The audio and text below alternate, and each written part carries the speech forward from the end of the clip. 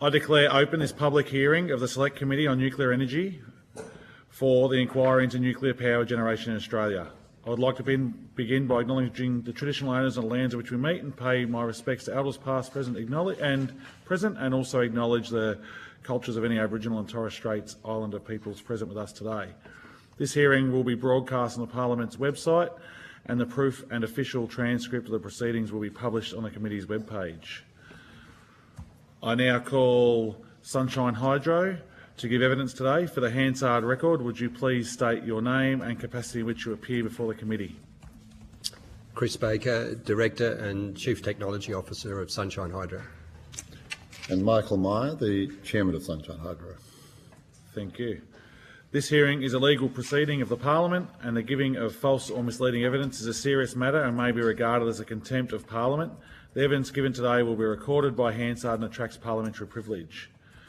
Today, the committee authorised a recording of the proceedings by the media and individuals, but may withdraw this authorisation at any time. Any recordings are subject to the Parliament's resolution on 9th of December 2013 on the broadcasting of proceedings, which specifies that recordings are not permitted during suspension of proceedings, shall not interfere with the conduct of proceedings, and must be made for the purpose of making a fair and accurate report on proceedings. Recordings cannot be used for political party advertising or election campaigns. Further details are available from the Secretariat. Before I invite you to make a brief opening statement and then we proceed to discussions, would you please state if you're a current or former member of a political party or a union or an investor in the renewable or nuclear industries? I have been a member of the Greens in the past, and I'm an investor in Sunshine Hydro, which is involved in renewable energy. Yeah, very good. Likewise, Mr Chairman, I have been a member of the Greens in the past, but am no longer. But yes, I am involved in the development of green energy and green fuel industry. Excellent, thank you. I now invite you to make a brief opening statement before we proceed to questions.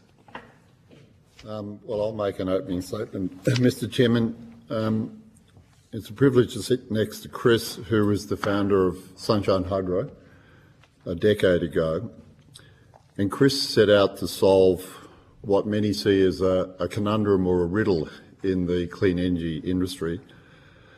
And that's the question, how do you produce firm green energy when the wind does not blow and the sun does not shine?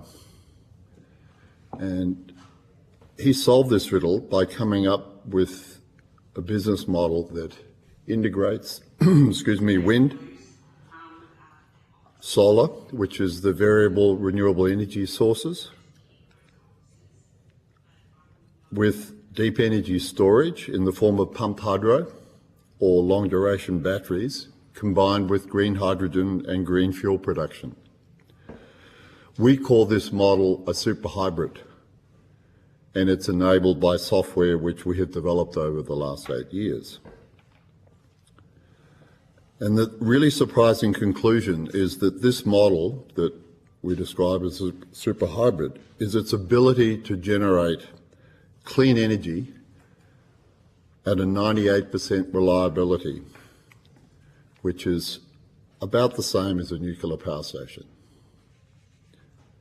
And in our submission, which you have before you, we're looking to compare generating affordable and reliable 24/7 carbon-free energy at scale between a super hybrid model and the nuclear power option.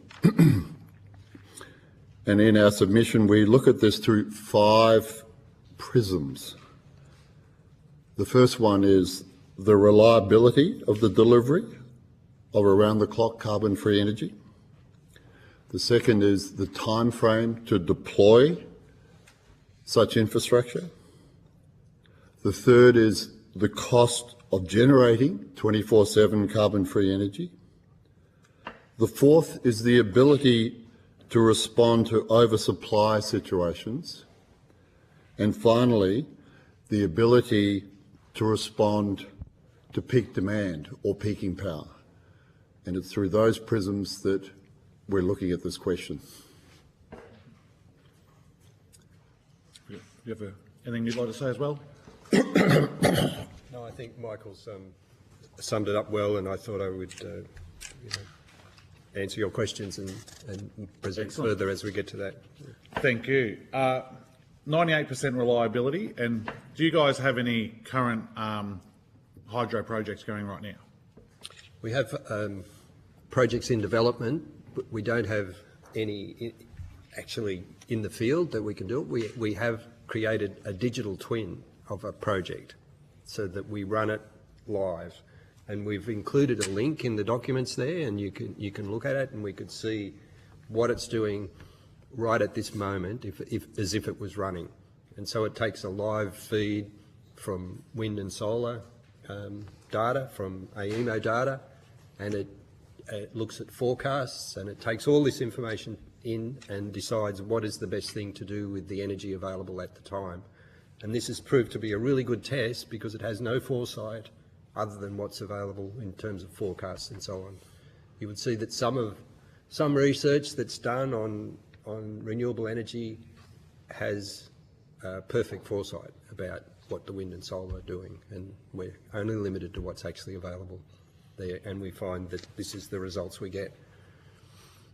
No worries, thank you. You've outlined that one of the issues with nuclear is that you can't turn it off. Can you explain what you mean by this, and why is it an important point? So, nuclear power stations, including the ones that are suggested, even small modular reactors, the BWRX 300, in their technical data, they say that it can ramp from 100% to 50%. The AP1000 can ramp down as low as 15%, which is quite remarkable for nuclear power stations, and the APR 1400 can go to 50%. So the power stations, the nuclear power stations that are suggested, will always be running, even if they can be running at a reduced rate. So even the AP1000 running at 15% is 150 megawatts. And so to squeeze that extra 150 megawatts into the grid, we have to shut down, say, 75,000 solar rooftops or something like that, because it's got to squeeze in somehow. So that's what we see is the difficulty of not being able to turn them off. On the other hand, with a superhybrid, which is a mixture of energy storage and hydrogen production, you can provide a load at that time and allow even more solar into the market. You think that would upset a lot of residents with solar panels, wouldn't you? I expect that might be the case. Very good. We recently saw the celebration of the 4 millionth solar panel in Australia. What does the high penetration of rooftop solar mean for nuclear energy in this country? Look, I think it makes it tougher because of what we've just described, that somewhere there needs to be other energy that doesn't come into the market if nuclear is there. So the objective of nuclear, I can see, makes sense to have power on 24/7, but there's another way to do it, and that's what we'd like to show here. Thank you. We've heard a lot in this committee about a debate between baseload power, or as AEMO have said, whether we've moved beyond baseload power. Where do you stand on this debate, and what role does hydro play in this? Look, I'd like to talk a little bit about baseload power and look at it from the 2 points of view. We see baseload power looked at from the point of view of the kinds of power stations that we've seen, like coal power stations and nuclear power stations. And the idea of baseload power is that they're always running. On the other hand, can I also look at the point of view of baseload power from a consumer, such as a data centre that needs to have a flat availability of power, say 300 megawatts every day, every hour of every day. An aluminium smelter, it also needs that flat power. So we've got, on the one hand, customers who need continuous power delivered every hour of every day, and on the other hand, we've got what seems to be a good answer is a power station that delivers that. But when you fit it into a renewable energy grid, where sometimes you've got way more renewable energy than what you need, and sometimes you've got less than what you need, it's not a continuous power station that you need. You need continuous delivery to the customer, but you don't need continuous production from a power station you can't turn off. What we think is ideal is the combination of technologies, which is long duration storage, and in our case we consider pumped hydro as that, but it could be flow batteries, and there are other thermal methods of storage. There's air, compressed air storage. There's quite a few different ways to do energy storage, but the key to it is long duration energy storage, and in our case for Queensland and New South Wales we think it needs to be 18 hours of the nameplate capacity. But long duration so that we can go through multiple days of low wind and low solar. Could I just stop for Yes. a second? Sorry. Excuse me. We can't have signs in here, sorry. No signs allowed in here, sorry. You're allowed to be in here, but just no signs. Cheers, guys. Thank you.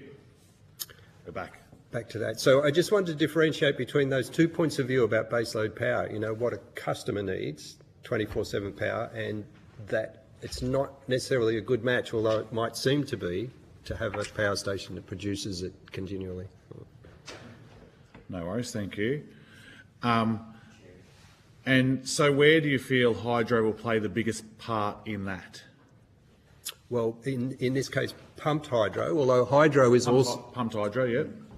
Hydro is also useful because it's highly dispatchable. There's quite a lot of hydro that Snowy has and Tasmania Hydro have, and they're really also useful because they can be dispatched very quickly when they're needed and turned off at other times.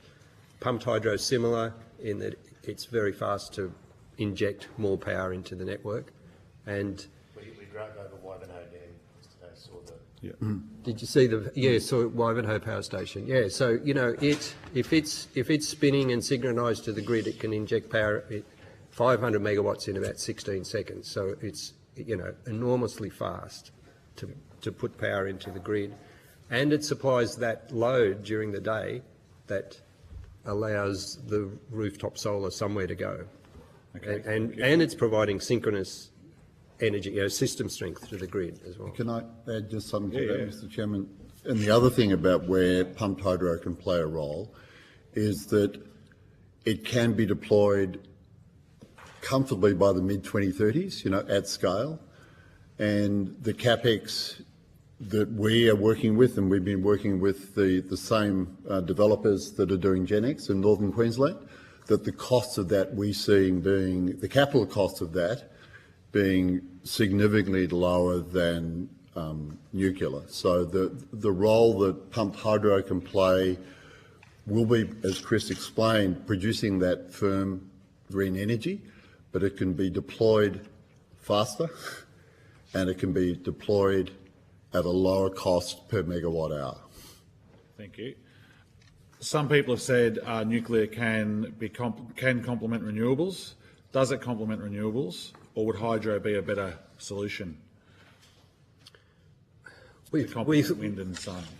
So we think the hydro is better because it provides the two things that we need: a load and the ability to generate. And we also think that that pumped hydro should be operated in a way that looks ahead to the future, the wind patterns and so on, and so that we can deliver the kind of baseload power that a nuclear power station can deliver, that flat load, and really I should say that a data centre needs, or an aluminium smelter needs. And sometimes the pumped hydro, whilst delivering that net power, will be pumping, and sometimes it'll be generating. And that's what you need. And you can see from our chart that we've got on the second page, that it shows that the green line on that chart, if I can just spend a moment to talk about that, the background green shape with all the spikes is from January this year, a simulation of the super hybrid that we planned for Queensland. You can see that the green continuous line going through there is the delivery of that power 24/7, a baseload type power, and the spikes are the peaking, delivering it into the afternoon peak. The blue line, the blue graph that's overlaid, you can see it's more or less the same shape, just slight variations on when it's contributed. That's a plot of Callide B Unit 1, it's cold turbine, and the spikes are coming from Braemar gas turbine. So what we see here is if we put the things together well, we can substitute for coal and gas, and that's using the deep energy storage, and we also include hydrogen production, which is a variable load. Okay, thank you. Mr Kennedy? Yes, hello, gentlemen. Just to make sure I understood, I think you said that we do need 24/7 dispatchable power in our system. Was that correct? Is that directed to me? Yes. Yes, we do need that. Yes. And, yes.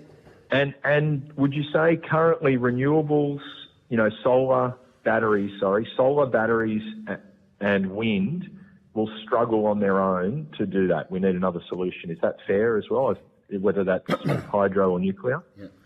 Yeah, that's right, and that's exactly what our proposition is, a solution to that, how to provide the combination of wind and solar and deep energy storage, pumped hydro, so that it can provide dispatchable power 24/7 with the same reliability as a nuclear power station. Good. But just so I'm clear, that's your expert opinion that solar and wind and batteries on their own will struggle to fix that problem. Is that a fair statement? Batteries at the current state, where they tend to be only 2 hours, 4 hours storage, those levels. I think we expect that to change over the next decade with flow batteries coming down in price, and maybe even lithium and other types of batteries will be able to supply deep energy storage. But for the moment, it's things like pumped hydro that have deep enough storage to do that. Yep. And the other thing I heard you say is that you thought by the mid-2030s you would have your hydro available. Do you think it's a problem having new energy storage coming on in the mid-2030s, or are we such at risk at our targets for 2030, 2035 and 2050, we need investments that far out? So I'm not following the question. Yeah. No, could you say, Bruce? I heard one of you gentlemen say by the mid-2030s you thought we could get pumped hydro on board. Is there any issue with getting new energy storage in the mid-2030s, or is that still a sensible thing to be looking at, large upticks of energy in the mid-2030s? Yeah, I think it's well achievable. There's quite a few pumped hydro projects proposed by private developers in Queensland, not only us, and in New South Wales, Victoria. So they're already well into their planning process, and yes, early 2030s is quite achievable for a lot of storage. But that timing is not a problem. Getting new energy in the mid-2030s, that's not a problem. It's not too late. That's the faster we can do it, the better. We'll have to keep. But you just said mid-2030s. Should we not be investing in your technology because it's happening in the mid-2030s because it's too late? Well, we see that we can do it around 2030, 31, and the other projects that we see that are on the books can be delivered at either the end of this decade, the end of the late 20s, or early 2030s. So you think that's fine delivering energy in the 2030s, mid to early 2030s? Well, it'd be good if we could do it faster, but if we could get more investment, that'd be great to get it to happen earlier. Okay. Yeah. And then are you familiar, I heard you talk about AEMO, and the digital twin you have uses AEMO modelling and numbers. Yeah. I'd just like to ask a question about AEMO. I think you said you have 98% supply reliability. But I'm looking at AEMO's ISP here, And under its base case step change scenario, it says that hydro will achieve a maximum capacity in 22-23 of about 8,153 gigawatts, which will never be surpassed. It has that as the maximum and then drops to 6,800 gigawatts in 29-2030. Given this, where do you draw your confidence of hydro increasing and also its the 98% confidence rating? So there's a few things in that question. The hydro, I'm not sure whether it includes pumped hydro in those hydro estimates. The confidence that we have is because there's a lot of pumped hydro projects well advanced in Australia, and they could be brought into the market, and pumped hydro is the cheapest form of energy storage at the moment.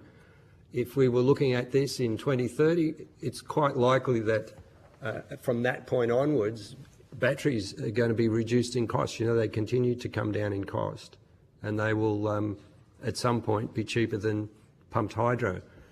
So I'm confident that there will be an increase in pumped hydro in the market over the next 5 to 7 years. Does that answer your question? My understanding is that does include pumped hydro, but so you're suggesting then AEMO's modelling showing pumped hydro in peaking in 2022-23 is wrong? Yeah, look, I'm not familiar exactly that prediction that you're talking about. When I mentioned AEMO before, we're using live data from AEMO's feed. That was the reference that I was making to AEMO, rather than their predictions. I would have to take that on notice to look at that detail and. Yeah. Okay. Yeah.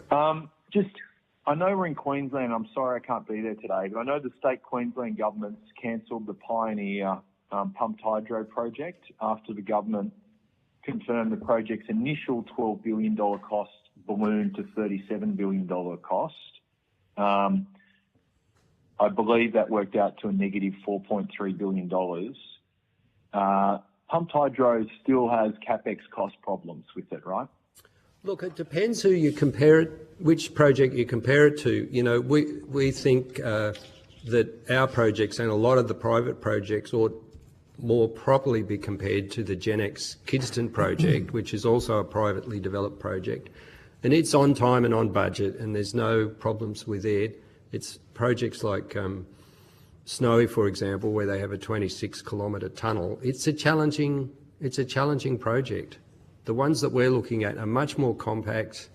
The geology can be well specified and understood, and if we look at the Genex project as a good yardstick, one of the things that Professor Bent Flivberg says in his papers about how to get big projects done is that you use contractors and methods that are people that are familiar with the project. So if those contractors from the Genex project moved on to another project in Queensland, they already have the staff and the techniques and to get the job done quickly and economically.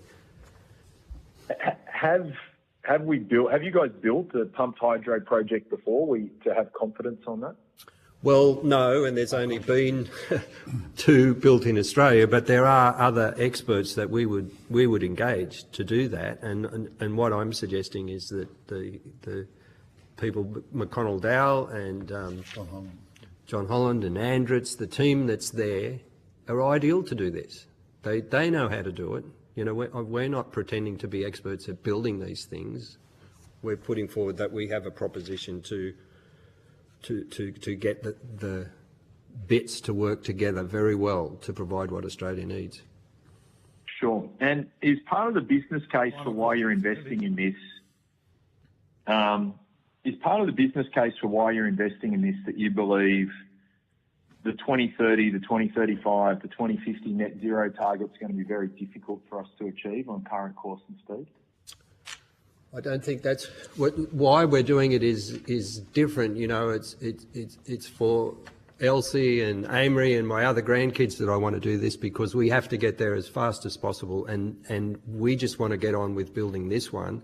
Whether the more we do projects like this and other carbon zero projects, the sooner we get to the net zero target, it's going to be difficult. And final question, given all the blowouts in, cost blowouts in hydro, with Snowy Hydro and the Pioneer, are you surprised by reports today that the current AEMO costed plan could be as much as $500 billion underreported? I think that's related to transmission cost estimates, and so I expect it's difficult to get costs of anything, whether it's a nuclear power station or a pumped hydro project or a cross-river tunnel.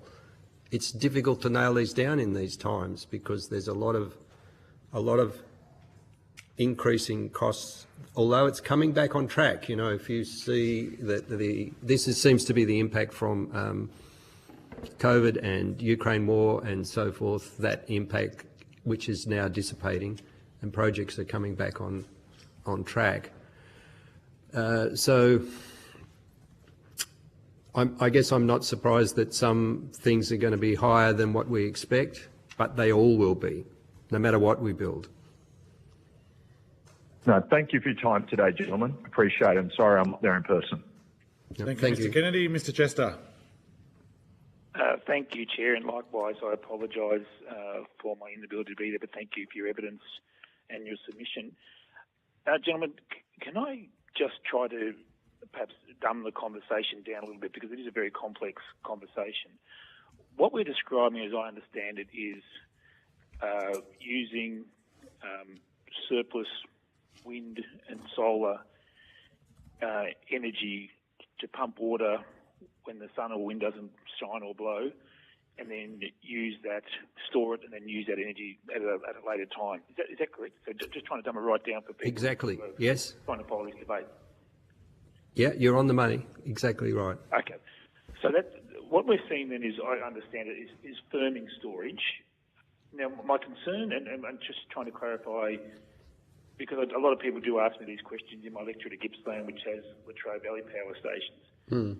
When we talk about baseload, and I understand the way you described the interaction between renewables and baseload, is it true that we'd have to actually overbuild the number of wind towers and solar farms, and consequently having a bigger footprint on the landscape, and using quite limited resources to do that in order to achieve the capacity we're talking about, when none of the wind turbines or solar farms actually achieve their full capacity, do they? No, they like coal-fired power stations and nuclear power stations. They don't run at 100%, and wind and solar is more like 30 and 25%. But it's a really good question you ask about overbuilding, because this combination of assets that we're proposing doesn't overbuild. We get to use all the energy. There's very little spilt energy in this ecosystem because we include the production of hydrogen as a flexible load. Our objective isn't primarily to produce hydrogen, but to make use of every electron in this. And on days when there's lots of wind, we use the hydrogen production. Being a flexible load, it can follow the variable production from wind and solar, and it can help the pumped hydro by filling in the gaps, because pumped hydro pumps are either on or off, and the in-between can be covered by hydrogen. And we also think that hydrogen should be delivered as methanol, because it's a much easier thing to handle than hydrogen. A lot of the difficulties with hydrogen is finding a market for it. There's a clear market for methanol. Hydrogen can be used to make methanol. So putting all these things together, we end up with a really secure grid, not wasting any electrons, and making some green fuels, as well as producing the baseload power that this country is going to need for the green industries that we can succeed with. Can I add a comment? And don't take this as a criticism, but just, and I'm not derogatory at all, but we're talking now a theoretical grid. We haven't actually done this yet, have we? So we've created a digital twin of so we're looking at, say, a piece of the grid. So we've created a digital twin which models a little ecosystem, which is some wind and solar, pumped hydro project, a small green methanol-powered peaker and hydrogen production. And that we know with great certainty because we have a model that runs every 5 minutes and simulates the dispatch that would happen based on AEMO's data that we get every 5 minutes. So we're very confident, happy to share with you this simulation. You can have it on your phone, you can see how it's running and gain some confidence about how this might work. Okay, understood. Now, I'm not sure whether it was Chris or Michael, but someone referred to the term clean energy.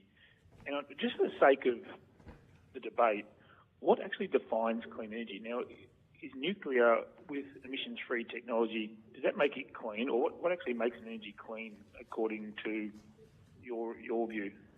So I guess our view is is what we call carbon-free energy. You know, it's not creating a carbon footprint, and indeed nuclear is excellent for that. And so we would see that from that point of view, nuclear is equally beneficial. So no problems with that. We just want it to be compared on a level playing field with the other things that we can do here. So your position is that nuclear would earn that title, in inverted commas, clean, but you want to be able to compare it as in the full cost of energy projects, whether it's wind, solar, coal, gas, pumped hydro. You want to compare the full life cycle cost of all the different technologies. Indeed, yes. And we... Sorry, this is my last question. Thanks, Chair. Yeah. Just in relation to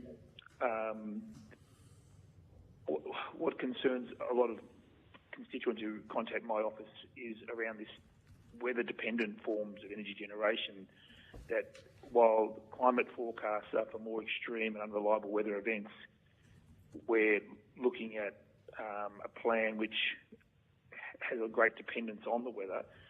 Are there any comparable developed countries in the world which are going for that same level of reliance as the current government's plan is? And how do you reconcile your plan with these forecasts of more unreliable weather systems? Good question about the weather systems. We've modelled this using historical data, but we've also applied a wind drought to our modelling so that we can understand how would it stand up if we had even less wind than what's coming at the moment. And it can stand up to that, and we can adapt it as well as time goes on. In some places, the wind will increase in the future, and some places it will decrease. It's not clear cut, you know, how that will work. So what we've thrown at our modelling is different scenarios to see how it stands up, and that's the kind of stress testing that we want to do. And we can get to that 98% reliability under most of the conditions that we're able to throw at it. Thank you, Mr. Chester. And sorry, Chair. Just quickly on the wind drought, we do have wind droughts. What about water droughts? Is there any issues around water droughts with a pumped hydro model, or can it sustain prolonged drought? Look, it's not as big an issue with pumped hydro because it's just recycling the same water. So all we need to make up for is evaporation and some seepage. In our project in Queensland, we propose desalinated water as a top-up during extended dry periods. In other projects, we've got different approaches, but it's not a big amount of. When you consider how much water is used by agriculture, for example, it's just a drop in the ocean. And in fact, it uses less water than nuclear power. That's the interesting thing, that nuclear power stations actually require more water than a pumped hydro project does for its top-up. Thank you. Thank you, Mr. Chester. Mr. Perrott. Thank you for your evidence. And just further to Mr. Chester's questions about water. So you've got a site picked out in Miriam Vale, is that right? Yes. And have you got an interest freehold? Freehold, lease? it's freehold land. Yeah. Freehold land? Okay. Now, we were up in that neck of the woods, and I'm not exactly sure of where in Miriam Vale it is, but the South Burnett, Nanango area has been drought declared 10 times since 1964. Banana Shire, which is a bit further west, 11 times since 1964. So could you just talk me through that water? You just gave a bit of the detail. Is it a closed system? Is it only evaporation? You know, So it is a closed system, and so far we've assumed normal evaporation, and so we could even cover the reservoirs to reduce that. But in our calculations, cover it with solar panels, maybe. maybe with solar panels, yes.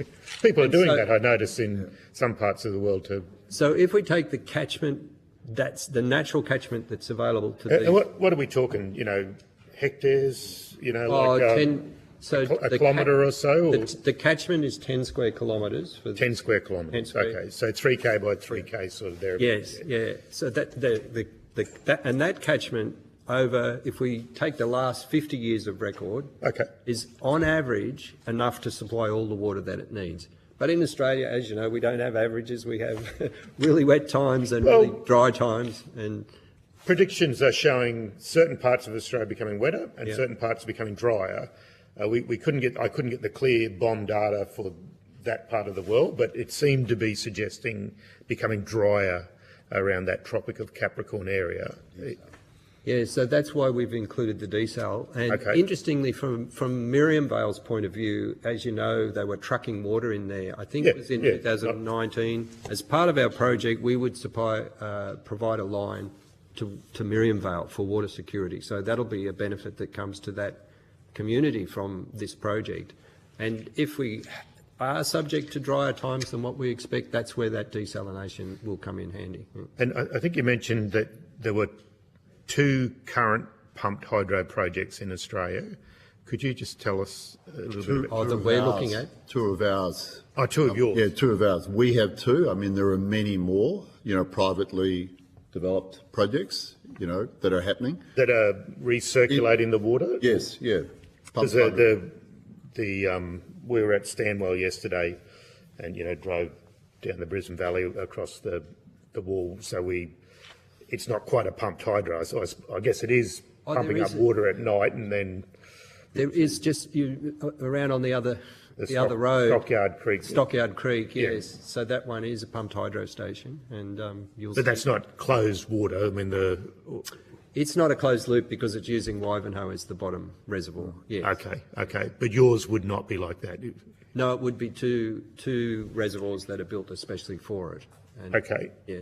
And at Stanwell, we heard, so Stanwell's in the business of power. We saw their batteries.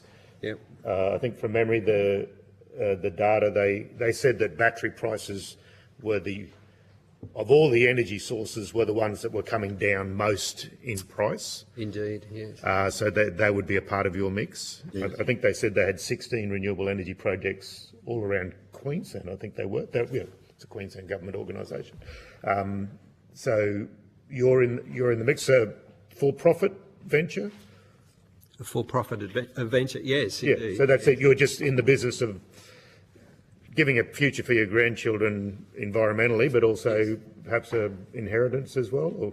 I would hope so. Yes. You don't have to answer that. I'd love to get paid for this work, so that'd be great. Yeah. So, Final question, Mr. Perry. So you don't see water in such a closed-loop system as being problematic?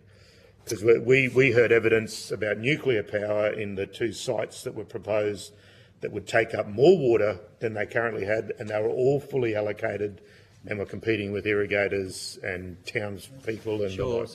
So because because there is a natural catchment available to those reservoirs that we'd create. Yeah, so it's just overflow water like any farmer, basically. Yeah, it's like a farm, a big farm dam. You know, in Queensland, lots of farmers build reservoirs of this size. Yeah. So it's not outlandish what we're doing here.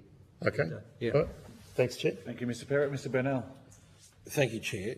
And thank you for providing evidence today. I'm just interested to get your thoughts when I look at the Coalition's plan, a 6-page document. So that's, I think, the Deputy Chair clarified yesterday its policy. So based on their policy, they talk here how we'll get started, and it says that they're on a road to zero emissions nuclear energy program will consist of 2 phases, starting with 2 establishment projects in the mid-2030s, followed by a build-out of projects through to 2050. Now, I note that under that proposal, the speculation is that it would be around 4% of the market required by 2050 that would be supplied by nuclear energy. What is the consequence of going all in on nuclear, and what happens to the renewable program, the other firming power that's required during the short gap of our coal-fired power stations that are due to go offline between 2023 last year through to 2047 being Loyang B, but that's also noting that there's a 10-year gap between that and the previous last being Tarong going off in 2037. So, like, if I'm not an expert, but I would assume that there's going to be a fair drop-off in power generation in this country if we are to divert at such a important point in time where we're trying to firm the grid up. Yeah, I would hope we could do some projects like this, which will provide the same result for the grid as what is hoped that nuclear energy would provide, and offers some advantages as well, and we can do it faster, cheaper, provide a load during the day, which is what's needed for solar, provide peaking power to replace gas. All these things could be done, as well as offering the same thing as what nuclear does. And we could be getting on with it today. We don't have to wait for removing the regulations that are currently in place and building new regulations. We have all the skills and the ingredients that we need to build that solid power system that we need. Like, look, Microsoft and Google are both writing blank checks for starting up nuclear power stations to do data centres. We could provide the energy that data centres need, 24/7 energy, by getting on with this kind of thing, and we can do it today. This is such a strategic opportunity for Australia to become a data centre centre for the world, because we have renewable energy that we can put together with storage and deliver the reliability that they need for a data centre at half the price. And Can I also add to that, Chris? The figure used is correct. If you look at the EMO forecast, currently the grid in Australia is about 186 terawatt hours on the east coast. EMO forecast by 2040 it'll double to around 380 terawatt hours on their base case, and on the superpower case you're talking 900 terawatt hours. So the proposal for 7 nuclear power stations is about right. It's about 4% of that grid. And if we did 7 of these projects at the scale we're talking, would be about 8%. So that's 12%. So there's still a massive amount of power that needs to be generated. If you combine our projects with the nuclear, you're at maybe 12%. So the scaling that's going to be required is an order of magnitude again. So even if you embraced both outcomes, which is yes, we'll do nuclear and we'll do super hybrids, we're still a long way short. You know, we're still massively short of where we're going to have to be to decarbonise. You know, the scaling of all these elements, wind and solar and deep energy storage and nuclear, is an order of magnitude. Bigger is in order to require. And that's if you accept the 900 megawatts. If you take Ross Garneau's thesis, and he presented at the Press Club this year, when he said, no, if Australia is to capitalise on its green aluminium and green steel and green fuels opportunity, it's not 900 terawatts that's going to be required, it's 1,800 terawatts that's going to be required. which is 10 times the current size of the East Coast grid. So even with all our ambitious targets for super hybrids and nuclear, it's still only touching the side of the bucket. Final question, Mr. Binner. I just would like to get your opinion, your position. Do you actually think that it is achievable to go through all the legislative requirements, if we have a change of government next year, to get through the legislative requirements to establish a nuclear energy program? Is it achievable to deliver or start delivering on that program by 2035 or thereabouts? Look, we're not nuclear experts. We're here to offer what we see as something that will provide a similar product to what nuclear would do, but faster and cheaper, and offer other advantages. Faster and cheaper. Faster and cheaper. Thank you. Thank you for your time today, both of you. If you've been asked to provide any additional information, including questions on notice, please forward it to the Secretariat by Friday the 29th of November 2024. Please note that responses to questions on notice will be published on the website as submissions to the inquiry. You will be sent a copy of the transcript of your evidence to assist you with answering questions taken on notice today, and you'll have an opportunity to request corrections to the transcription errors. Thank you very much for coming. Thank you. Thank you. Thank you so much.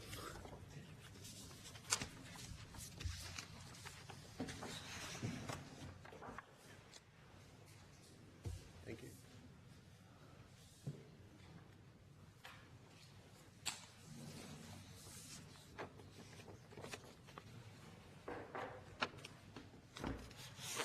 Just on that, guys, can we just get on the record 4% claim of nuclear energy is coalition policy? Whether we do that now or the start of the... We couldn't hear what you said there. We'll wait till the start. There's just a bit of noise going on in here, Simon. Or Mr. Kennedy, sorry. Yeah, no, all good, mate. Simon is. I've been called much worse than Simon. I now welcome Queensland Conservation Council, We Planet and Rainforest Reserves Australia to give evidence today.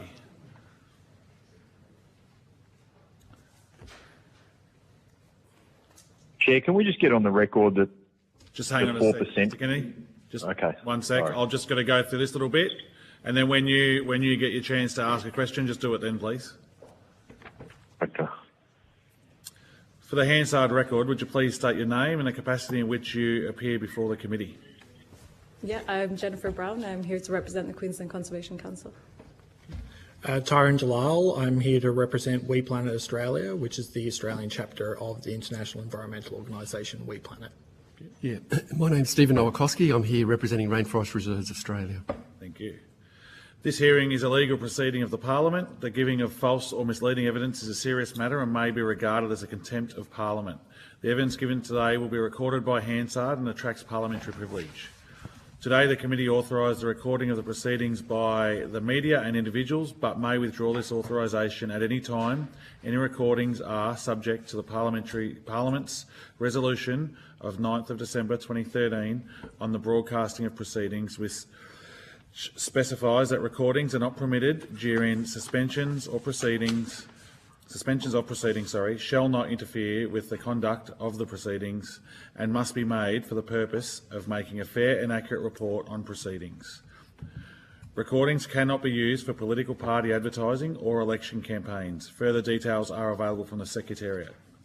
Before I invite you to make a brief opening statement and then we proceed to discussions, would you please state if you're a current or former member of a political party or a union or an investor in the renewable or nuclear industries? No. I used to be a member of the Queensland Greens and ran against Peter Dutton in 2013. I'm currently a member of the Fusion Party and not a member of any unions. Yep. I'm a previous member of the Australian Greens and ran twice for the Australian Greens. Thank you. I now invite you to all make a brief opening discussion. Opening statement, sorry. Good morning, and thanks for allowing me to speak. As mentioned, I'm Jennifer Brown from the Queensland Conservation Council, the peak environmental organisation for Queensland. We represent over 60 organisations across the state.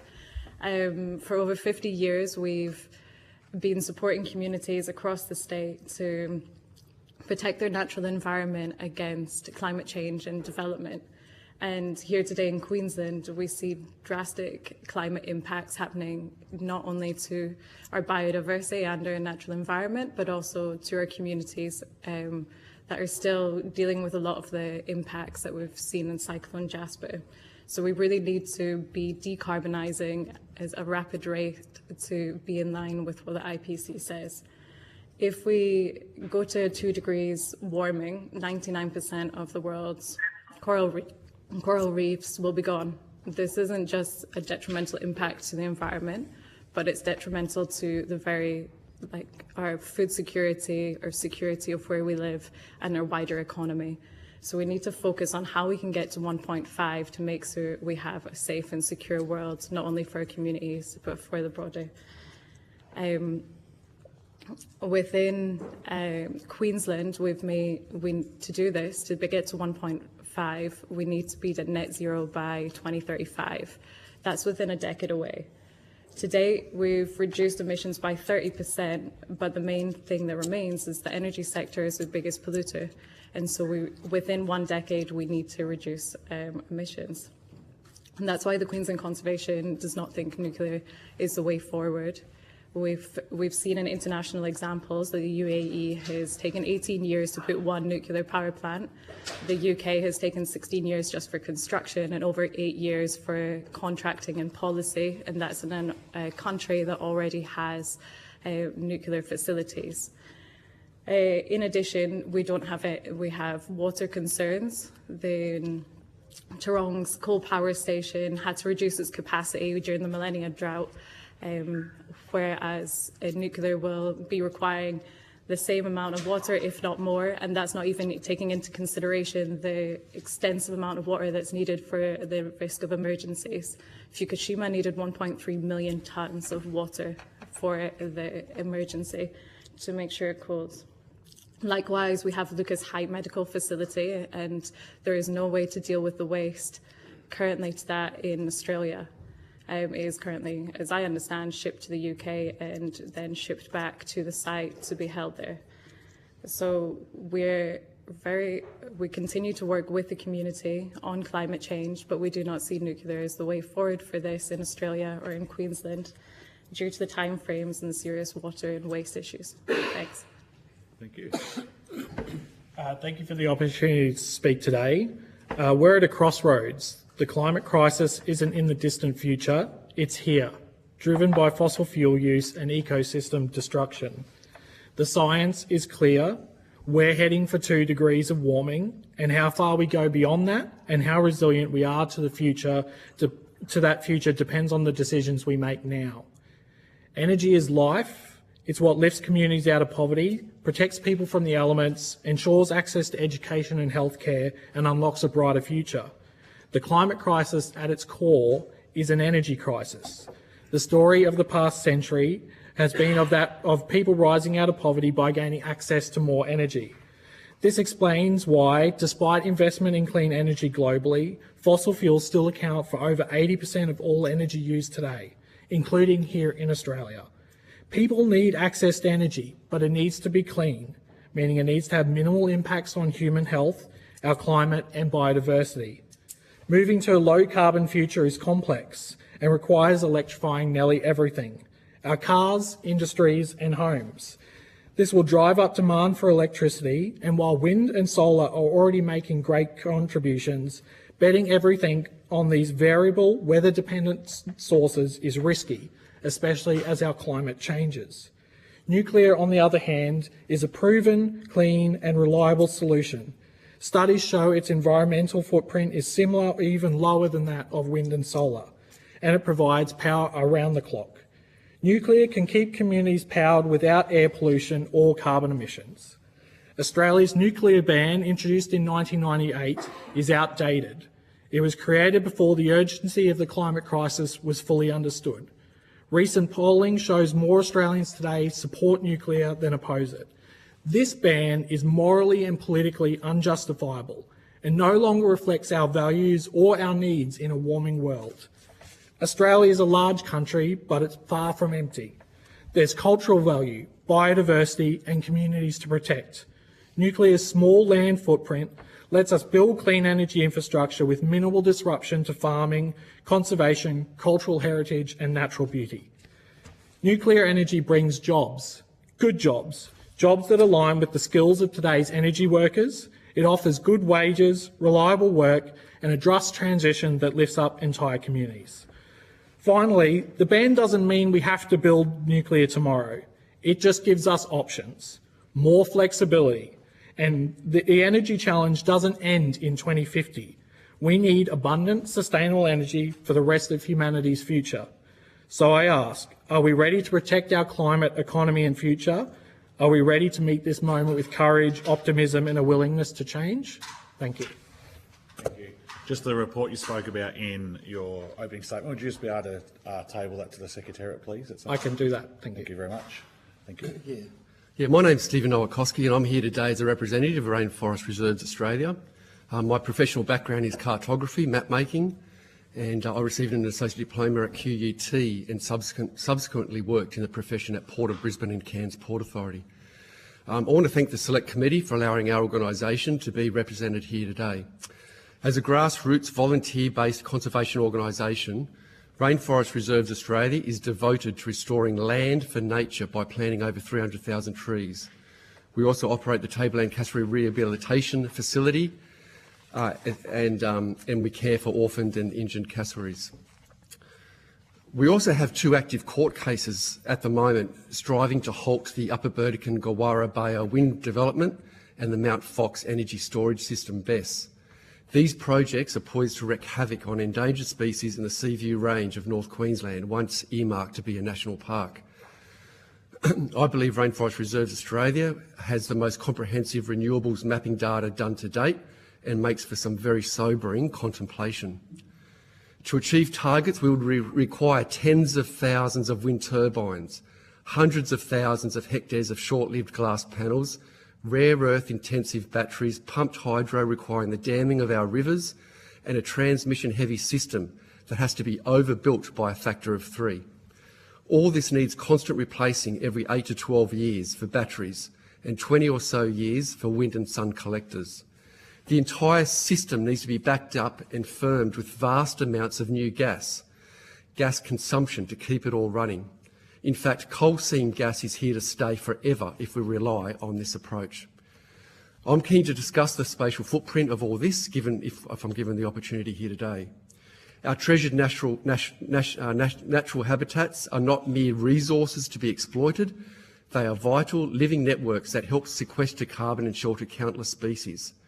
We have witnessed high biodiverse habitats such as Caban, Mount Emerald and Clark Creek wind developments become vast energy zones that have become inhospitable to native wildlife. This raises a pressing question. Why are we as a nation committing ourselves to this path of renewable energy at such a cost? Our current trajectory seems to put wind and solar solutions above the vital contributions that our natural ecosystems provide in mitigating climate change. There are also economic implications with this strategy. The financial burden of transitioning from a reliable electricity supply to a reliance on intermittent and costly wind and solar systems is becoming unsustainable. As we desperately seek to meet ambitious government targets, we are left scrambling for the mineral resources needed for these technologies, and this sets us on a precarious and potentially perilous path. Transitioning to nuclear power could revitalise Australia's energy landscape as we phase out of coal, and nuclear facilities could go alongside retiring coal plants. We can utilise all their existing infrastructure.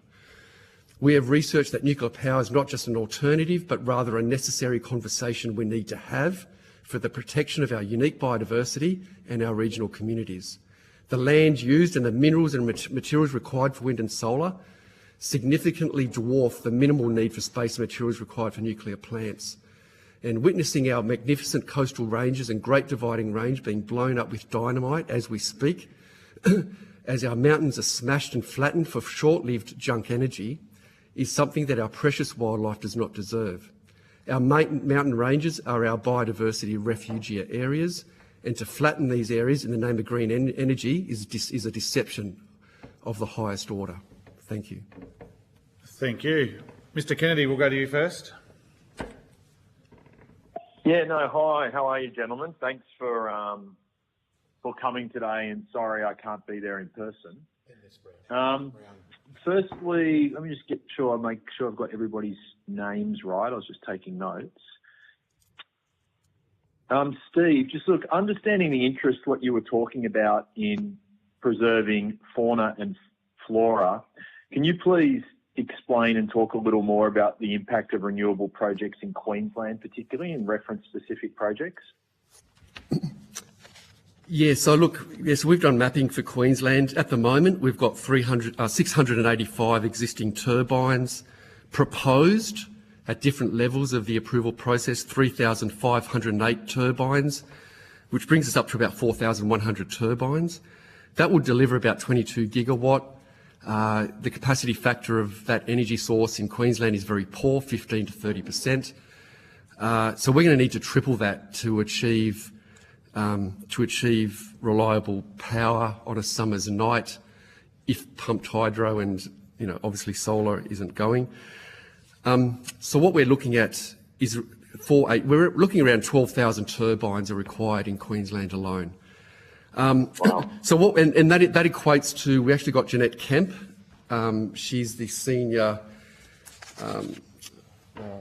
don't have the document. I don't have the document here. Yeah, I'll table the report. She's mapped, using our data, about 118,000 hectares of classified remnant forest to be impacted upon. 118,000 hectares in Queensland to be impacted by renewable projects. Yep. And can you just contrast that for me with, if Australia developed a nuclear industry, what would be the similar land impact? So you've got 118,000 kilometres. What would the nuclear sort of comparison look like? Well, 118,000 hectares of classified remnant to be impacted by renewables.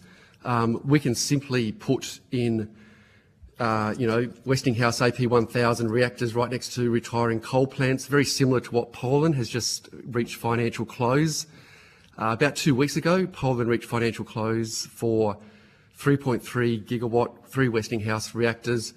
They'll be commissioned by 2032, and that's going to cost $30 billion US.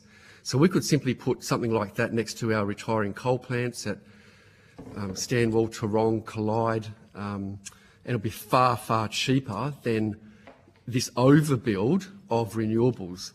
And we even heard a speaker just recently, just before us, talk about pumped hydro, and he said the overbuild is, he said 10 times is what the overbuild is required.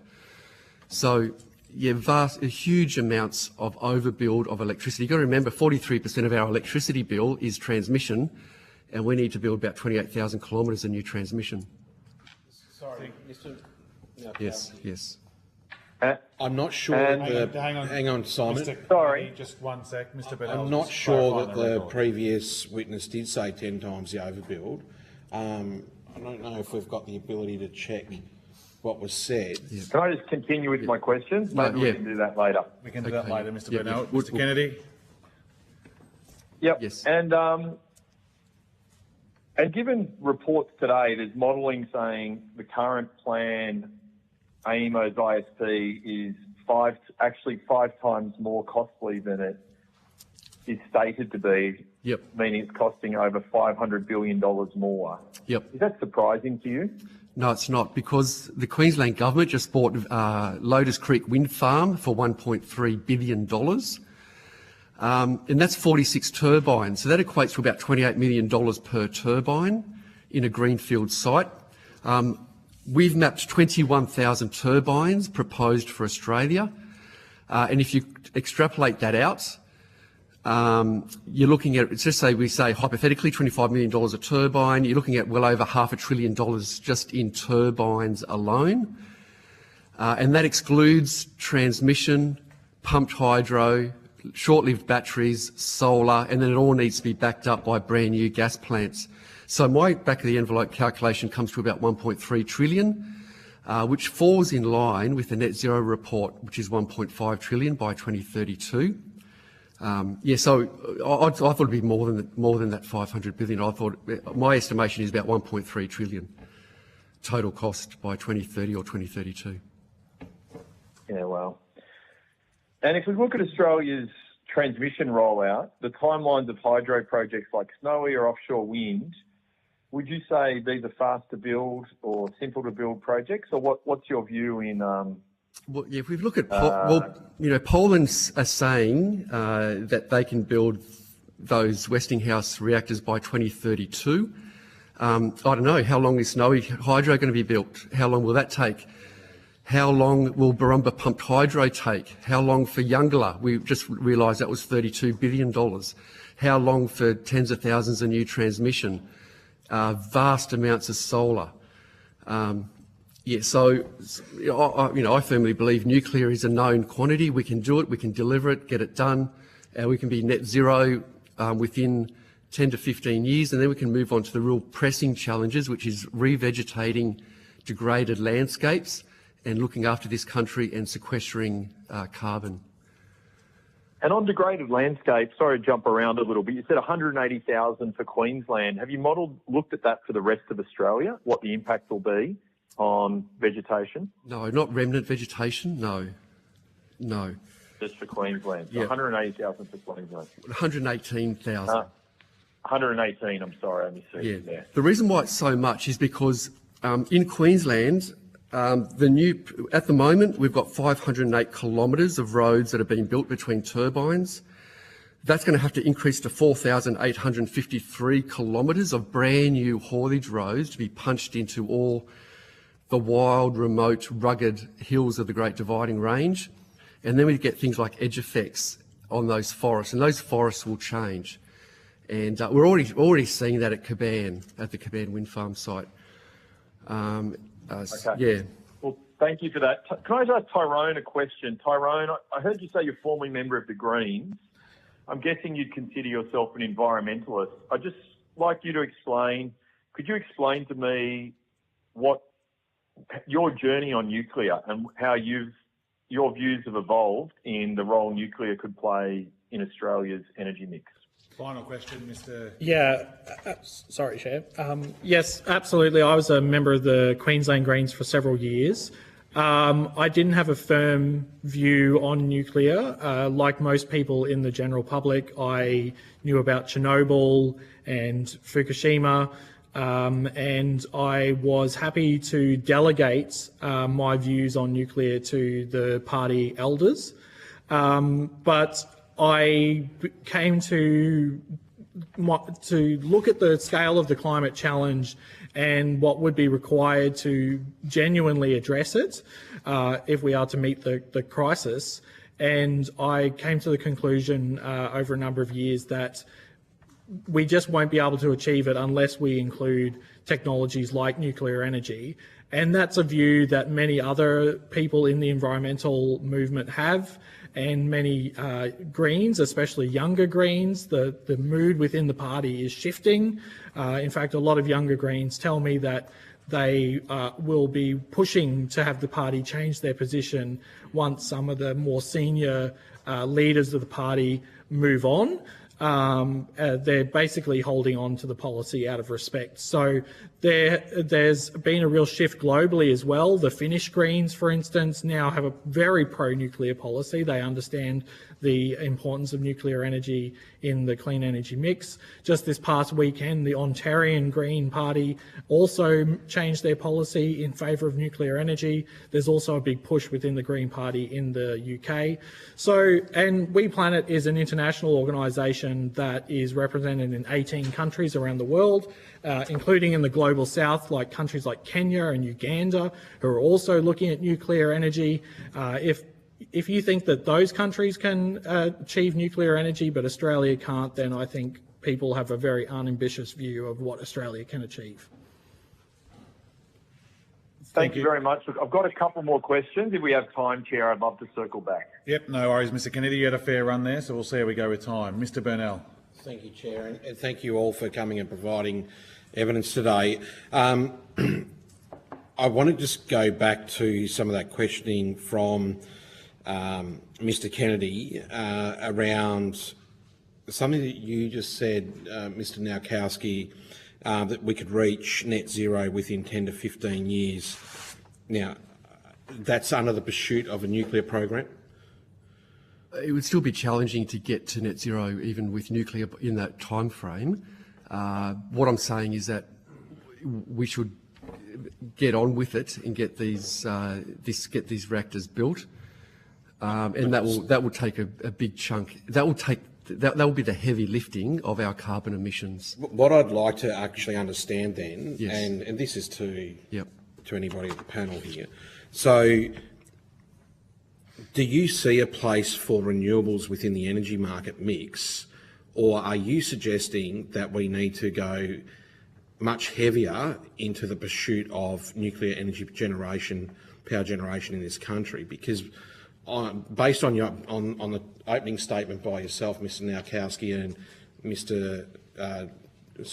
Delisle, I got the impression that you don't see a place for renewables, and if there isn't a place for renewables in the energy mix under your vision, then I'm assuming that that means that there has to be a pursuit under a wholehearted effort to go all in on nuclear.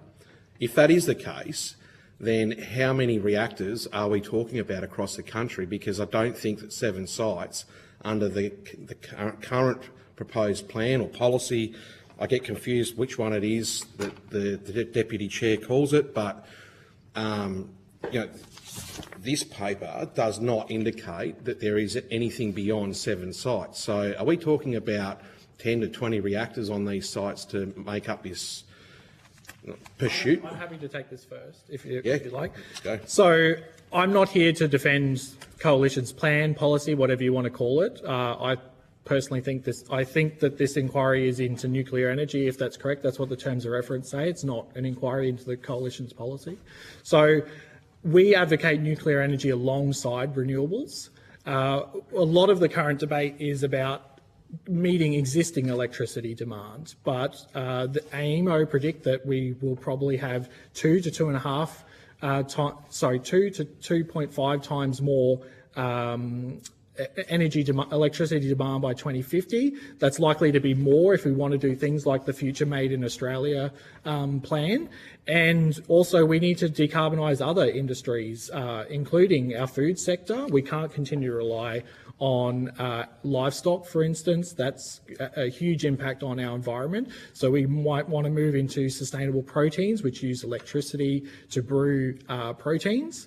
So we don't know what the future will hold in terms of energy demand.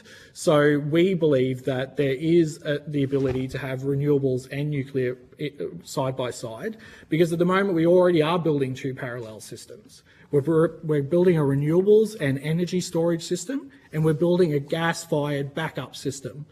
That doesn't get talked about. How are you going to pay to have those reserves sitting there, and what's that going to cost in terms of emissions? Even if you're not burning that in the gas power station itself, you still have to extract that gas. There's leaks all along that fuel cycle.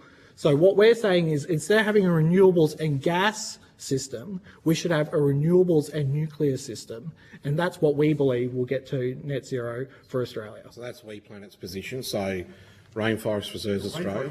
So this is a step change chart.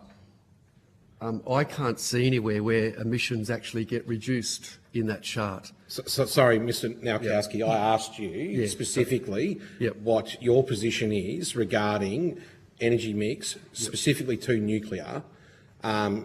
Do you believe that the current proposal being put forward by the Liberal National Party under their policy document meets the expectation that you were talking about before around the unacceptable destruction that is being caused by renewables?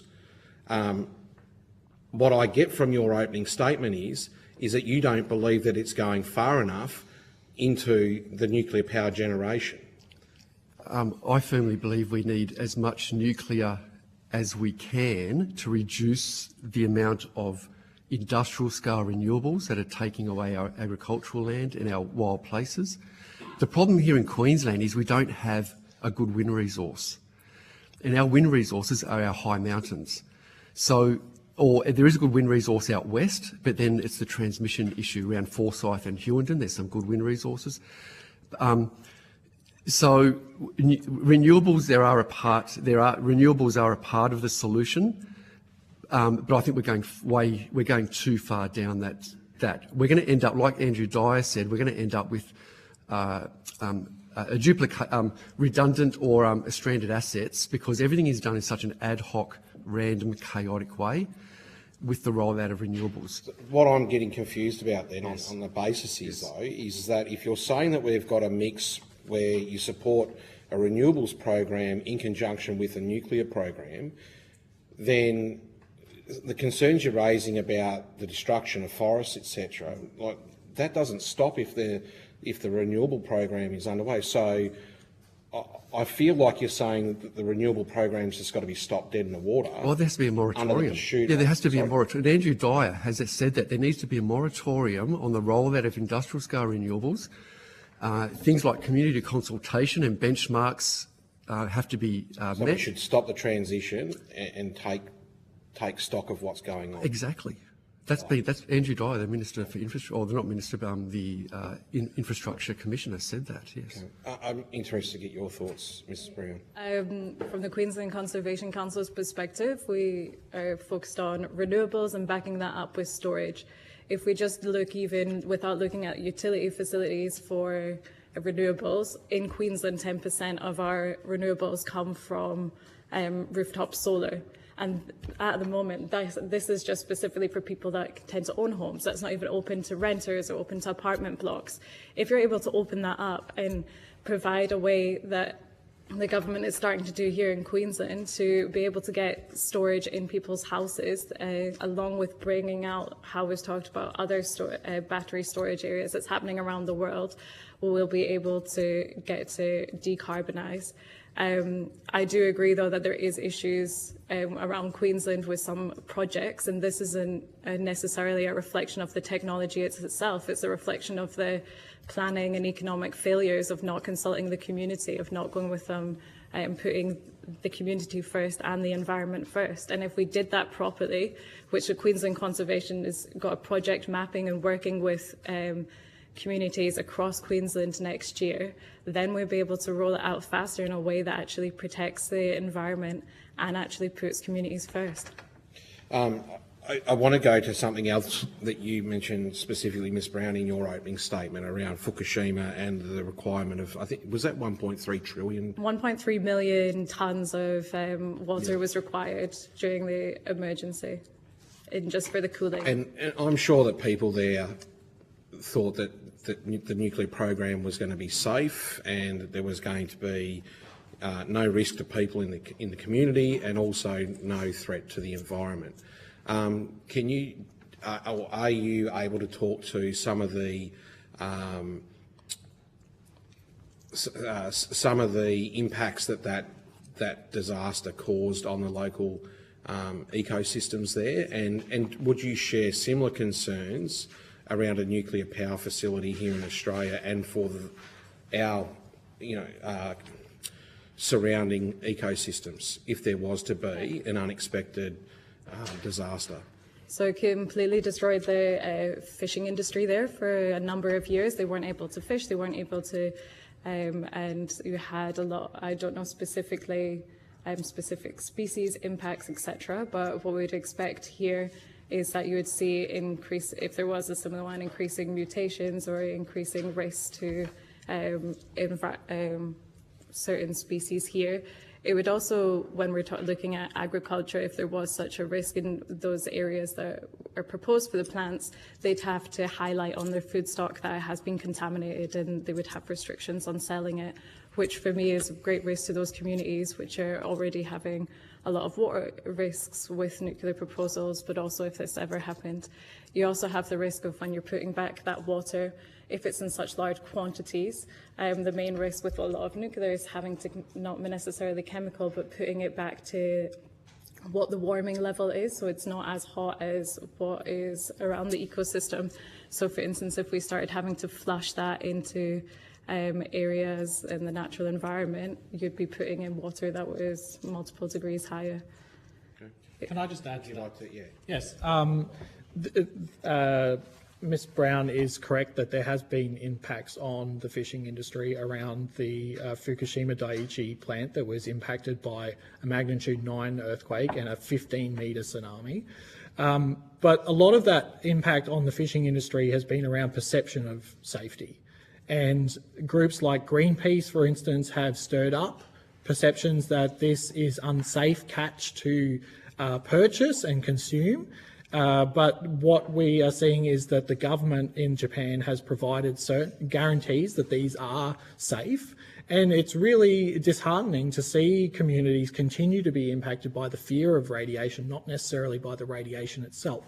So I think that the government of any government of the day needs to ensure that there is proper public awareness of nuclear science and nuclear matters, including radiation. For instance, we saw something come off a mining truck in Western Australia, and there's a great panic about that.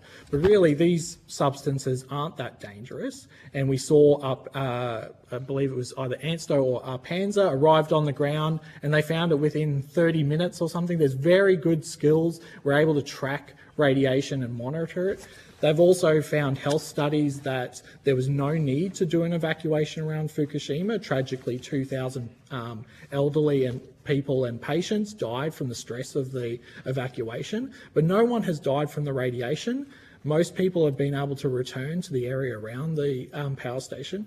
We have to remember also that this is a 1960s era reactor.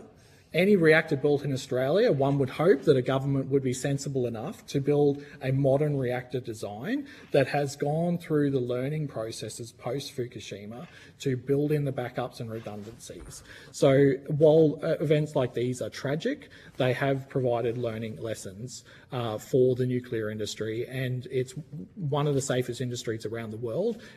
If you look at life cycle impacts on human health, nuclear actually has lower deaths per terawatt hour than wind, and only very slightly higher than solar. Thank you, Mr Burnell. Mr Chester. Well, Madam Chair, thank you to the witnesses. I apologise I can't be there. Just for the sake of clarity in relation to the Coalition's policy, which is very much focused on a balanced energy mix.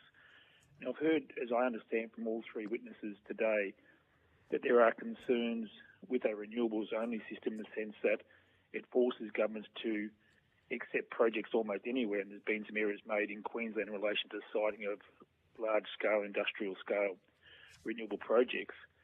So our view is that supporting renewables with nuclear will lessen the reliance on the renewable projects and mean governments can be more selective. So I'm interested, Mr Delisle, in your comments regarding the movement within the younger Greens that, in essence, they believe that opposing nuclear energy on environmental grounds is outdated thinking, and that Australia's ban on nuclear energy should be removed.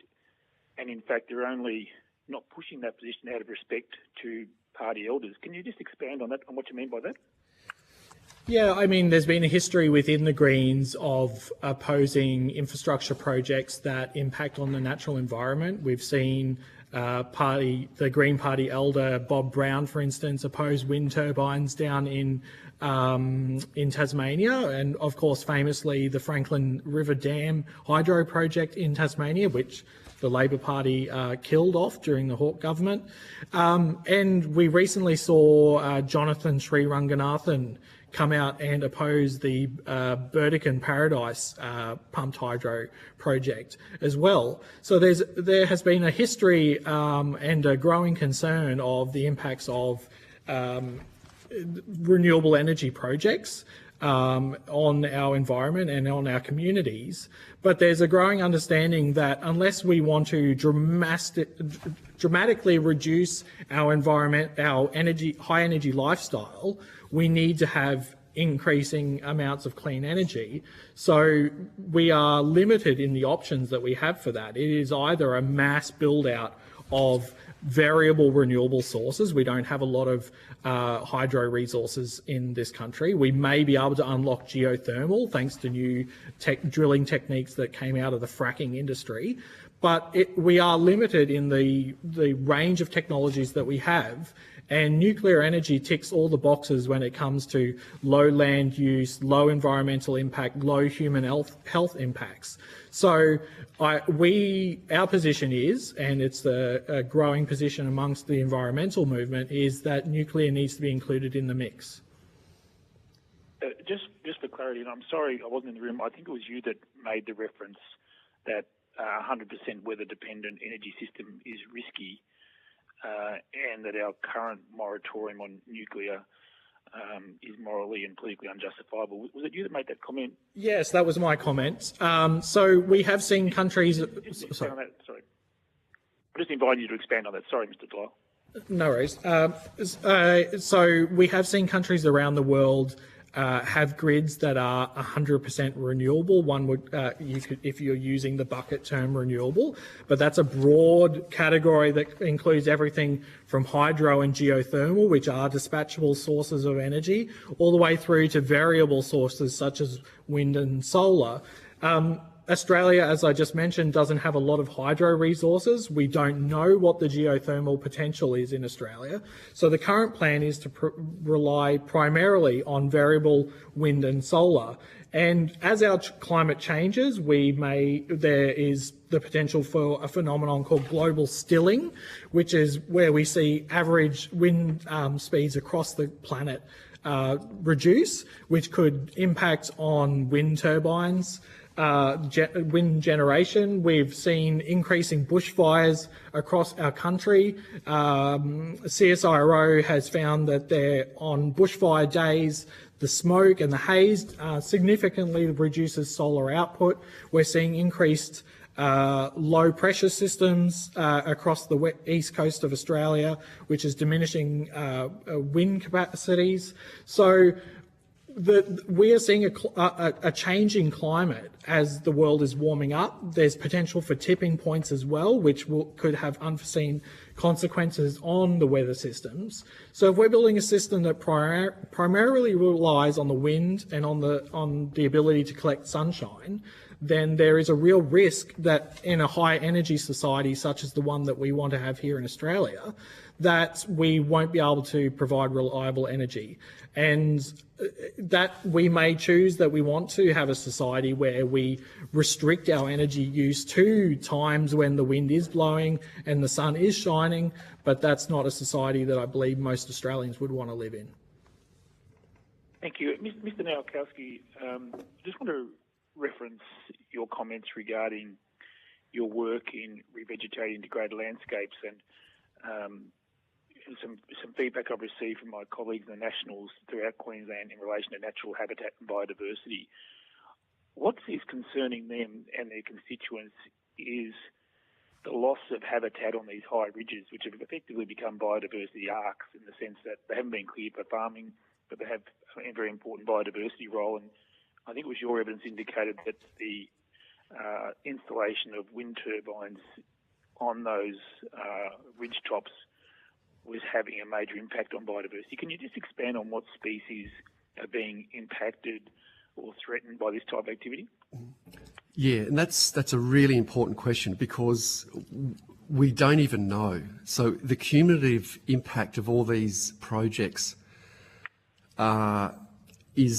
we don't know what that is happening. So there's a researcher up in North Queensland called Dr. Roger Martin. He's a retired mammal expert, and he's taken it upon himself to try to monitor the impact on koalas with wind farms. And he's finding what's happening. He's doing radio tracking up at Caban, where there were koalas. And what he's finding is that they're now exiting the area and not coming in within 4 kilometres of wind turbines. It's pushing koalas away because what's happening is there's the low frequency sound, and also too that the male's mating call is being masked by the low frequency sound. And that's just koalas. We have no idea what these turbines are doing to other mammal species, and we don't even know what's happening with amphibians such as frogs, because males need to croak at night to attract females. They now need to compete with low-frequency sound. And none of that research has been done. We have no idea whatsoever what these impacts are on Australian wildlife. And it's very troubling. And like I said, we've got about 4,100 turbines earmarked for the coastal ranges and the Great Dividing Range, and we don't know what that impact is on amphibians and mammals. So it's quite scary, really. I'll just add also the impact on bats. So bats are vital to the forest ecosystems across Queensland, and bats are choosing to avoid areas where these wind turbines operate, and ones that do stray into the area are often killed by the turbines spinning. So if we lose the bats across these forested areas, we will have significant impacts on the health of those forests. Can I pick up on three things that we've been discussing? So I'll go straight to the wind farms you mentioned. So yes, bats are affected, but for instance, I know that the Caban wind farm, the compliance report in the EPBC has said that this year 336 bats have died from the wind farms and 61 birds. But when you've looked at pre-construction and post-construction, because now they have enough information, the populations have not been significantly impacted. You can also compare that to a climate-induced heat wave that happened around the same area that killed in 2018, that killed 23,000 flying foxes. So, there has to be a comparison of we are still getting, if we are not rolling out renewable energy, and if there is issues with wind turbines, we are still going to have impacts on biodiversity and the environment from climate change. When you also look at the land needed from renewables, we believe at Queensland Conservation Council, Queensland has enough space and sunlight to actually be able to do this. When you compare what the land clearing is in Queensland on a yearly basis for renewables, it is within the infrastructure section, so 0.5% of land clearing. When you compare that to 80% is for agriculture. So that's a tiny percentage of what it is. Overall of what the land clearing is. And again, we do need better planning legislation, there's no doubt about that, but hey, it's pretty good opportunity for those of you in the room that get to look at the EPBC reforms this year. So maybe once you go back down south, you can have a look at that and try and sort it out for us lot up here. Sorry, Mr. Nowakowski, I realise the time is short, and I wonder... Final question, Mr. Chester. Thank you, Mr. Nowakowski. I want to reference your commentary regarding the use of existing proven technology, such as the Westinghouse technology, and contrast that to the evidence we heard previously about a computer-based model on a hydro scheme. What is your understanding of how that existing proven technology in nuclear energy, how it could be rolled out in Australia and effectively reuse or recycle the existing transmission lines without having the environmental impacts of new transmission lines? Is it your understanding that that sort of technology could be applied to the existing transmission network quite readily in the future? Yeah, I'll answer that. Just with regards to Caban, that's only 1 year of data. We're finding that raptors across the Mount Emerald wind farm have declined over time, so we're only looking at 1 year of data for bats. In terms of agriculture, most of the land that's been cleared in Queensland is Category X or re-veg. It's not remnant forest. So we're talking about two different things here. Getting back to your question about nuclear, I didn't really actually catch it too well, but the beauty about nuclear is that we can put them next to retiring coal plants and use the existing infrastructure, and that way we don't need high voltage transmission lines cutting through state forests and national parks and fragmenting all of what's left of our remnant forests. So that's the beauty about nuclear, is that we can use that existing infrastructure, if that's what your question was asking. Yeah, that was the reference, just in the sense that it was proven technology that could be applied to existing transmission rather than requiring the new transmission and the environmental impacts that would follow. Well, that's right, yeah. So up North Queensland, for example, there's a high road wind farm. That will need about 12 kilometres of high voltage lines to cut through the Bluff State Forest, and there's greater gliders, magnificent brood frogs, and all sorts of rare and threatened species in that state forest. But the old school conservation groups are happy to sacrifice that for clean green energy. Yeah. Thank you, Mr. Chester. Mr. Perrott. Thank you. Mr. Narikowski, could you just tell me how many square kilometres of rainforest is in your current package, that Rainforest Reserves looks after? Well, I can't tell you that. We have just approximately. The Marine Nature Refuge. Is that the only one you have in your portfolio? That's right. Yes, yeah. We don't go and buy land and then hold on to it for conservation. No, we re-veg people's degraded land. Okay. Yes, and so we run a nursery. So how many hectares is that one? Marine Nature. I can't tell you off the top of my head. Approximately. Is it bigger than a backyard? Is it? Oh yeah, probably 12 hectares or something. 12 hectares. 20 acres. Okay. I just noticed that you focus on the impact of renewables on vegetation. I'd heard evidence earlier from the Queensland Conservation Council, not today, Ms Brown, but that one of the biggest concerns was the clearing of vegetation for meat production, as touched on by Mr Delisle. Yes. Irrespective, the koalas don't really care what the category of land is, but if the vegetation is being cleared for meat production, then the koalas are impacted, and the bats and every other thing. Why particularly focus on renewables? Can you back up what I just said? As I mentioned, between 2020 and 2021, 350,000 hectares were cleared in Queensland, and 80% of that was indeed for land and agriculture, which predominantly is meat production. 0.5% of that. Which would seem to be a lot more than the areas you're talking about. And I'd love to haven't gone on to the 86 coal mines or the... so I'd love to answer that. Please, thank you. Why focus on that, Mr Narikowski? Because what we're seeing in North Queensland, in central Queensland, is the clearing of ridgetop refugia forests that have not been touched before for industrialisation, urbanisation and high-value agriculture. And secondly, with renewables, there is no end game. This is the end game. This is the net zero report for 2050. This is the end game. 7 times the spatial footprint of the state of Tasmania covered in glass and steel.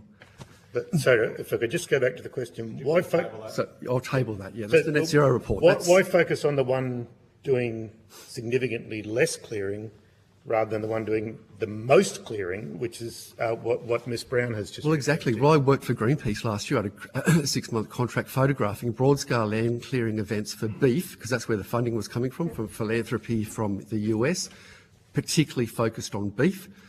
And yes, it's clearing a lot of land. The issue there, though, is a lot of the land is Category X or re-veg.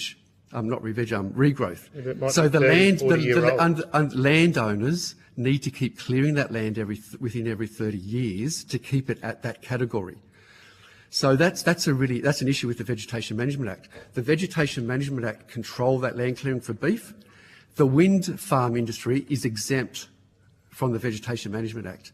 But not from the EPBC. I think you suggested it was, didn't you? You said no. I think your evidence was that there is no consideration of the impacts on So animals. Wind and solar go through as code accessible at local council level. Yep. They go to state. Yep. Through State Code 23. The vegetation clearing then gets referred to State Code 16, which is a free kick.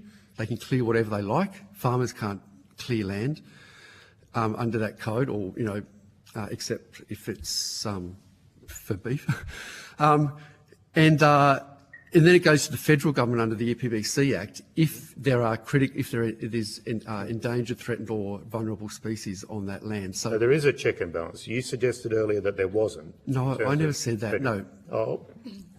Can I just add to that as well? Yeah. We've had an update to Wind Code 23 that he referred to on the state level that has increased environmental assessments for threatened species, and the government also just put out a new regulation framework proposal for renewables. So we accept that it's an issue, and we are, as we've said, working with communities, but on the renewable aspects, there is a bit of movement and we're trying to improve it.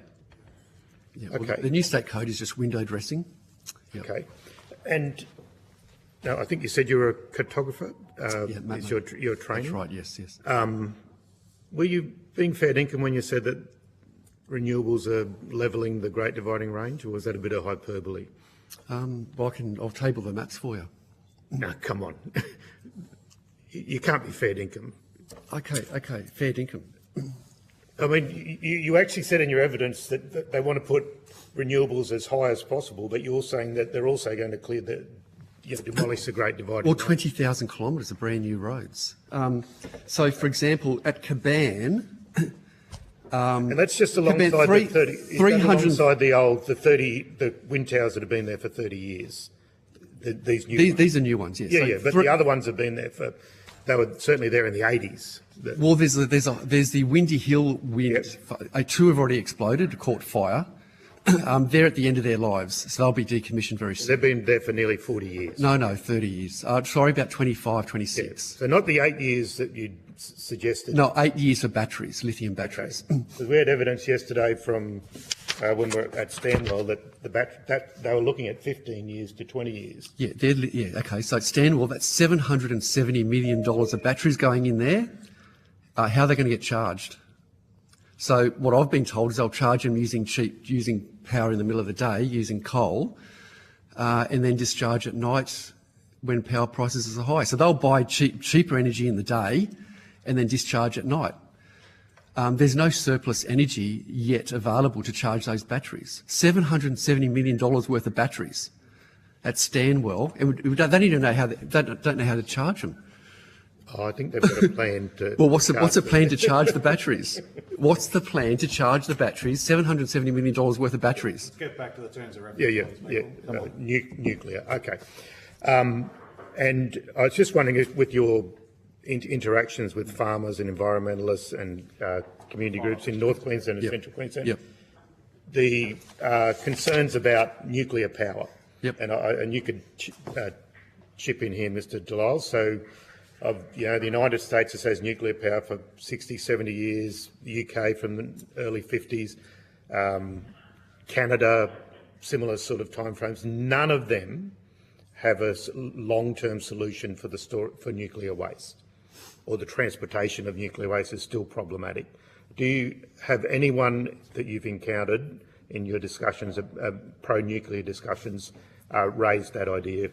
How we're going to store stuff for 100,000 years, or what is it, 4.8 million years, the half-life for some of the isotopes? Yeah, I can take that first. Your first part of your question was about farmers and their concerns.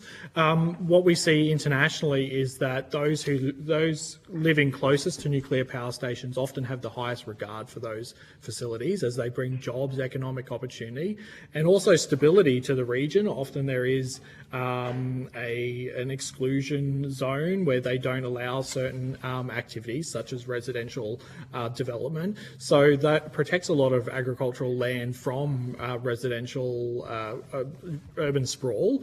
It's unsafe for people to live, but they'll let them farm nearby. Well, it's not unsafe. It's just a regulation of the whatever that particular based on an arbitrary regulation, or based on some science? No more follow-up questions, Mr. Barrett. It's based on best practice. So they're in nuclear science, there is a theory called the nonlinear no threshold theory, where it suggests that any exposure to radiation is dangerous to public health. But we know that that's incorrect because we have data points. You are radioactive, I'm radioactive, a banana is radioactive. We know from people who live near power stations or who have been accidentally exposed to radiation that there is a limit to that the human body can can resist to a point before we start seeing health effects coming on. So a lot of these regulations are based on that out of an abundance of caution. It doesn't necessarily mean that it is unsafe, it's just out of an abundance of caution. So it will be up to whichever regulator in Australia or overseas to determine such outcomes. When it comes to the waste, that is often the most pressing question that I get from members of the community. And it's one that's often based on misunderstandings of, for instance, The Simpsons. We've seen some Labor MPs share green glue goop from The Simpsons and three-eyed fish, for instance. But I think there might be more science behind it than The Simpsons, Mr. Delisle. Yes, I agree, and it's disappointing to see some MPs share misinformation like that. So if we are to have an informed discussion about nuclear energy, then we need to inform people about how waste and radiation works. So a lot of this waste will immediately become less dangerous because radiation naturally decays over time. And in fact, the longer the half-life, you often hear 4.5 billion years, the longer the half-life, the less dangerous the element is. And most of the radiation decays rapidly in the first few hundred years. So within about 500 years, the high-level waste that comes out of the reactor has decayed to a level where it's safe to stand around. After that point, you would have to crush the metal rods up and ingest it or inhale it for it to be dangerous. But to that point, we still believe, based on this linear no threshold theory, that the best way of addressing the waste question is to place it in a deep geological repository. We heard from Geosciences Australia in their testimony to this inquiry that Australia is the most stable geological continent. So what they do is they drill down below the water table and they place the waste in there. So we're seeing Finland, for instance, opening the world's first deep geological repository. Their government is actually considering importing waste from other countries because they see the commercial value in offering that service. We saw the Labor government down in South Australia go through a Royal Commission to consider that. Unfortunately, the politics messed that up, but that could have been a good opportunity for the people of South Australia. So there are options. There's also a closed fuel cycle. So countries like France and Japan, they recycle their waste. Up to 90% of the uranium and energy within the used fuel can be recycled into new fuel. And there's other types of reactors called breeder reactors where you can then continue to recycle that fuel through. Estimates, for example, of the used fuel currently stored in the UK could provide 500 years of the current demand if we just recycled the fuel there. So this waste is not something for us to be fearful for. It's actually a strategic reserve for the future, and it will be up to us as a society whether we engage in evidence and facts or if we go down the road of Simpsons and three-eyed fish. Thank you, Mr. Parrish. We are out of time, but I have just a couple of questions. So you said you want to have an informed discussion. I absolutely. Do you think the coalition should be giving us an informed discussion and informed information about these 7 sites and about how many reactors are on each site? We've had Mr. Nowakowski say that we need to stop renewables right now and we need to build nuclear power stations right now. You have said that. Yeah, so we need to take stock yep. because we're going to end up with a duplication of assets or stranded assets, as per Andrew Dyer's report. Yep, no worries. So you also said about the, let's just say the 900 gigawatt required for what we're going to later on in the 2050s, and there was also a lot higher amounts there. How many nuclear reactors are we going to be required to have in this country?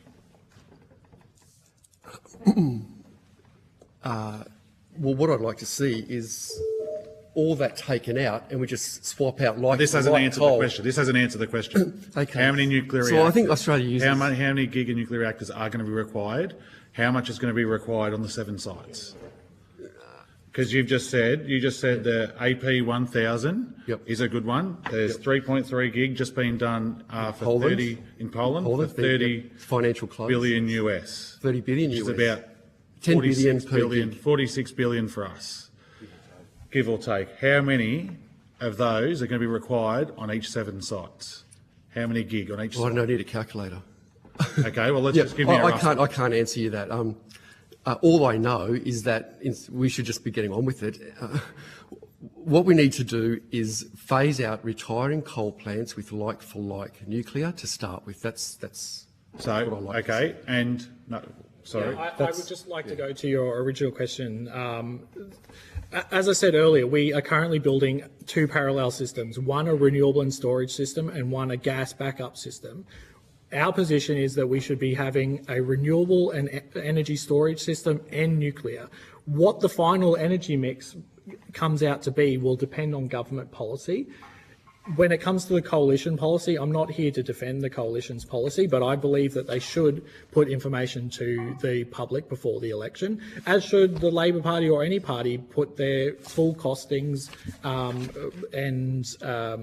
We have put our information full to- costings forward. It's the AEMO report, which is $122 billion. We trust the energy experts. That's what we do. We trust the energy So experts. Snowy's not in there. Snowy's not in there. Barumba pumped We hydro. trust the energy experts. Okay, right. Yep. All right. Okay. Thank you for your time today. If you've been asked to provide any additional information, please, including questions on notice, please forward it to the Secretariat by Friday, the 29th of November 2024. Please note that responses to the questions on notice will be published on the website as submissions to the inquiry. You will be sent a copy of the transcript of your evidence to assist you with answering questions taken on notice today, and you'll have an opportunity to request corrections to transcription errors. Thank you very much. Cheers. I now suspend the hearing until 10:50.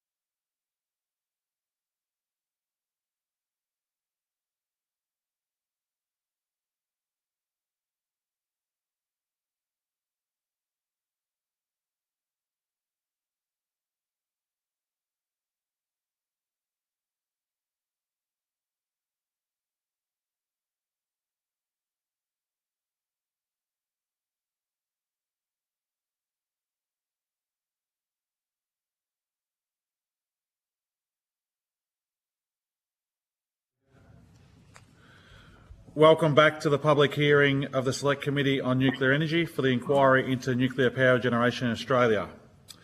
I now welcome Mr Quiggin and Mr Bongers to give evidence today. For the Hansard record, would you please both state your name and capacity in which you appear before the committee? My name is John Quiggin. I'm a Professor of Economics at the University of Queensland, but I'm appearing in private capacity.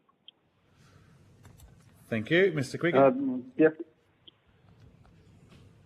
Jeff Bongers, appearing on behalf of Gamma Energy Technology, a company which I'm a director of. Thank you, Mr Bongers. This hearing is a legal proceeding of the Parliament. The giving of false or misleading evidence is a serious matter and may be regarded as a contempt of Parliament. The evidence given today will be recorded by Hansard and attracts parliamentary privilege.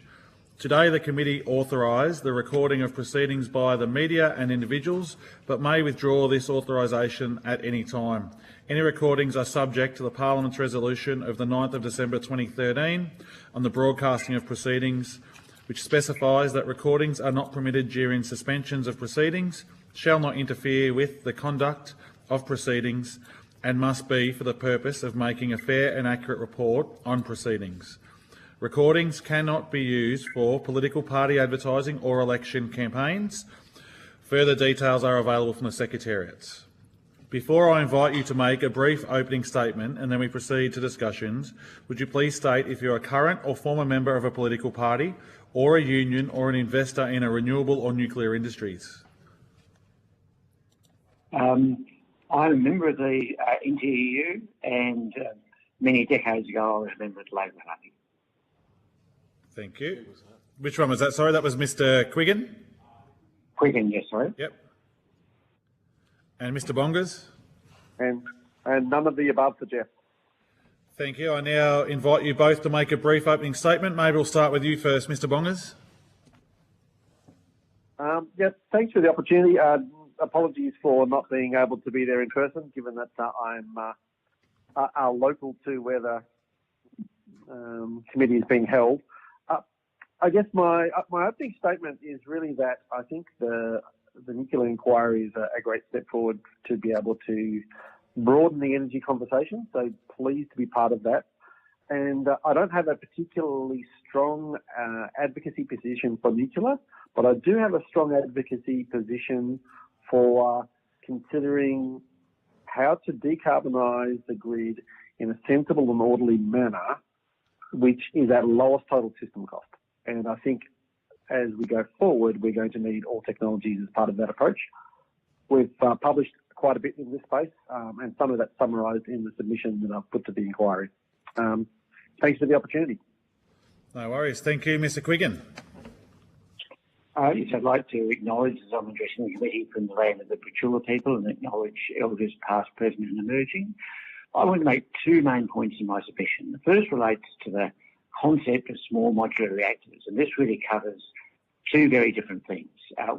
One, which has attracted the most attention, is the idea of reactors of less than 100 megawatts that could be built entirely in a factory and shipped to a site where they'll be installed. The leading proponent of that kind of technology is NuScale Corporation in the US, but they had a project which was abandoned for cost reasons. So they're still proposing, but we haven't seen any further development on that in terms of actual installations. What's most commonly talked about now are 300 megawatt or thereabouts reactors, which are essentially, well, exactly, cut-down versions of large-scale design. So a typical one will be the AP300, a cut-down version of the AP1000. These aren't modular, except in the sense that all third-generation reactors have some components constructed off-site and therefore are more modular in that sense than the 20th century reactors, which were constructed entirely on-site. Now, the crucial thing about a smaller version of a large reactor is that it loses economies of scale. This is a simple engineering fact, and it's the reason why in the 20th century reactors mostly settled on about 1 gigawatt. The only reason you would have a small reactor is if the grid is incapable of supporting a large one, in the sense that if it were turned off, you'd lose grid stability. So what we can say for certain is that the small modular reactors we've been talked about, the medium-sized ones, will be more expensive than per megawatt than the large reactors, which we have at least some experience of, the AP1000 and so forth. My second point is that there is a widespread view, I think it's still persisting from the turn of the century, that, well, nuclear is this well-established technology, solar and wind are new and untried, and that's the opposite of the truth. That is, we know that we had a bunch of experience with the so-called Generation 2 reactors last century, but that's really irrelevant when we look at the current generation of designs, Generation 3 and Generation 3 Plus. Only a handful have been constructed, all running over time and over budget, and we have only a tiny amount of operating experience. If we exclude China, around 25 years of reactor years of experience with these designs. So we really are taking a leap in the dark to the extent that we say let's build one of these, and we're not going to see any new reactors constructed in Western countries in time to get any more experience. So we really are taking a guess. By contrast, solar PV in particular, well-established technology with a long track record of lowering costs and at least a couple of thousand gigawatt years of operating experience showing how well it works. So when we're comparing new versus established technologies, it's important to realise that Generation 3 nuclear is almost entirely untried, and small modular reactors totally untried. Thank you. Thank you, Mr. Quiggin. We'll go to Mr. Kennedy first.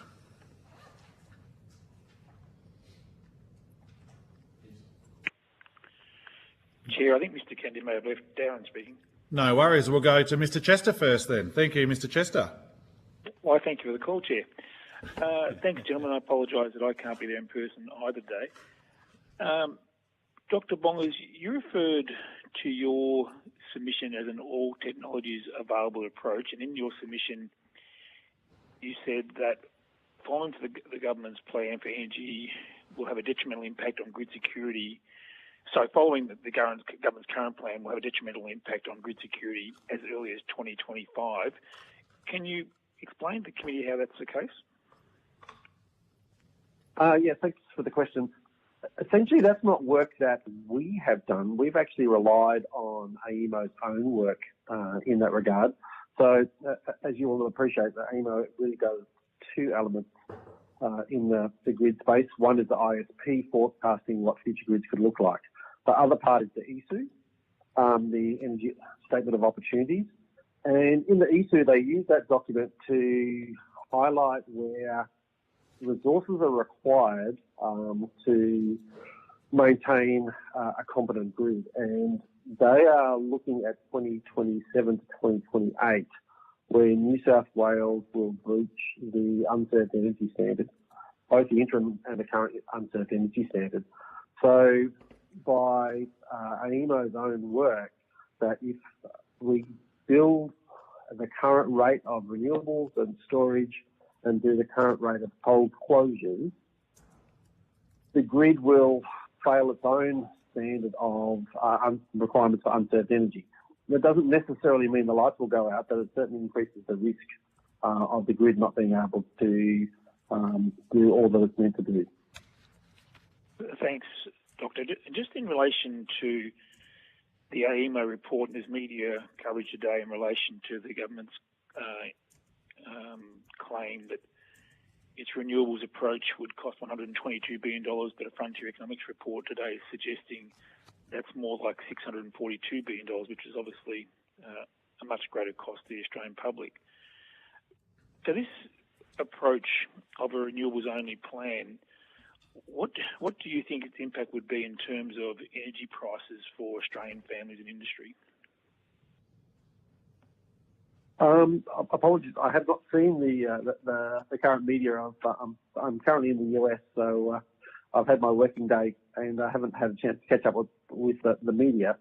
In terms of the work that we have done to date, we find that a heavy renewables focus to about the 80% decarbonisation, it pretty much tracks close to or on the lowest total system cost trajectory in terms of that approach. So if you had a system at 80% decarbonisation from 2005 to now, 2005 to 80% decarbonisation, so 2005 being our base year. If you have a high renewable scenario in that backed up by gas or unabated coal, it's pretty much tracking across a low total system cost trajectory. If it had some nuclear in that or some carbon capture in that, it would be similar at about the 80% decarbonisation mark. However, we find at above levels of about 85% decarbonisation, without firm dispatchable low emissions technologies, the costs start increasing relative to when you have other technologies in the mix. And it's quite difficult to estimate the impact on retail costs from the modelling that we do, in that there are a range of things that impact a retail bill, and the wholesale cost and the transmission costs are only some of those. We don't model distribution costs, which are a large portion of a retail bill. And then you've got retail margins, green schemes, other bits and pieces that fit into that retail bill. But we would say, I could confidently say that a very high renewables grid that delivers a 95% decarbonisation would be 10 to 20% more expensive at least, compared to a system that had a mix of other low emissions technologies in it. So just to that point, in your submission to the inquiry, you said the lower system cost solutions always have a mix of nuclear, carbon capture and storage, biomass and renewables. Could you expand on that statement to just the real life experience of that? So I know you just touched on them, but can you expand on it a little bit for me? So for systems that are beyond 80% decarbonised, to be able to do a 100% decarbonised system at lowest cost, we have and modelling is bound by the constraints that you put into it. So that's a caveat to the process. But we have always found that you need a base to the system that is low emissions and dispatchable. So it can get you through times when the wind and solar inputs are relatively low for extended periods of time. So whether that's carbon capture on coal or gas or nuclear, we found both of those important. But what we have found to be critical to the process is having some biomass with carbon capture. So we call that BECCS, biomass, bioenergy carbon capture and storage. Having some biomass carbon capture and storage allows you to offset adding some unabated gas to the system. So currently, for example, the ISP has 15 gigawatts of gas that backs up its renewables, but none of those emissions from the natural gas system are offset within the electricity system. They can be offset in other places, and I'm sure that EMO would subscribe to either buying some offsets or getting some offsets from a different industry. But when we do the net zero modelling to 100% decarbonisation, we find anywhere between 1 and 2 gigawatts of biomass with carbon capture and storage essential to be able to take up any emissions from natural gas-fired power plants, for example. So again, Doctor, I'm not asking you to advocate for any particular policy position. Your approach, or this all technologies available approach, is based on science rather than emotion. As I'm paraphrasing you now, you're suggesting we should be not ruling out technologies, but being prepared to consider them all. Is that the basis of your submission? Yes. And part of that rationale is that things that we do now will impact future decisions where we were able to make. So, for example, if we shut down all our coal fleet by 2035, being able to retrofit any of that coal fleet with carbon capture and storage would be impossible. Not saying we would have to do that, but if you've shut down all the coal plants, you've eliminated that option. That's the same if we have less gas available because we choose not to allow natural gas exploration, that would impact the amount of gas that you might have available. So there is some path dependency in some of the decisions we make. And given the long-term nature of electricity planning, the complexity of planning for a grid like ours, which is long with state boundaries and small interconnectors, ruling out options early limits our options later. And just on the point of transmission lines, and that's one of the topics that I'm frequently asked about in my electorate, where we have the Latrobe Valley coal-fired power station, but also plans for large offshore wind projects. There is a great deal of interest in actively reusing existing transmission infrastructure by both proposals. What's your sense on that, the reuse of transmission? Is that a significant cost saving to the community? Is it a smart use of existing infrastructure? What's your sense about the reuse of existing transmission networks? For me, it's a smart use of existing infrastructure for a couple of reasons. One, you've already thinking of the Latrobe Valley, which is my old stomping ground from my university days, that infrastructure is paid for. It already has its right-of-way sorted, and it's already in place. So from that sense, it's a very quick way to get that use of that infrastructure. For example, if you needed to build a new corridor from the Latrobe Valley to Melbourne, that you won't accomplish that in 12 months or 2 years. That's a long task. There's lots of planning that would need to be done, lots of consultation, and then you would start the build process, which wouldn't be that quick. So being able to use a piece of existing infrastructure is certainly quite handy. But the other part of that process is that some of the work that I'm starting to see in the US here is where they are upgrading and modifying transmission infrastructure that's close to its end of life, or there's additional capacity being brought to bear. They're finding an upgrade of those existing networks is cheaper and more effective and ends up reducing losses and can be done in quite a short period of time. So I would always advocate reuse if possible. And just on that point, just for clarification, that would be updating with better system, better technology, but still reusing the same corridor. Same corridor, and from what I understand, the towers would be the same, but you would end up changing some of the insulators and possibly some of the wiring, but mostly it's insulator work, so it's how the wires are connected to the pole.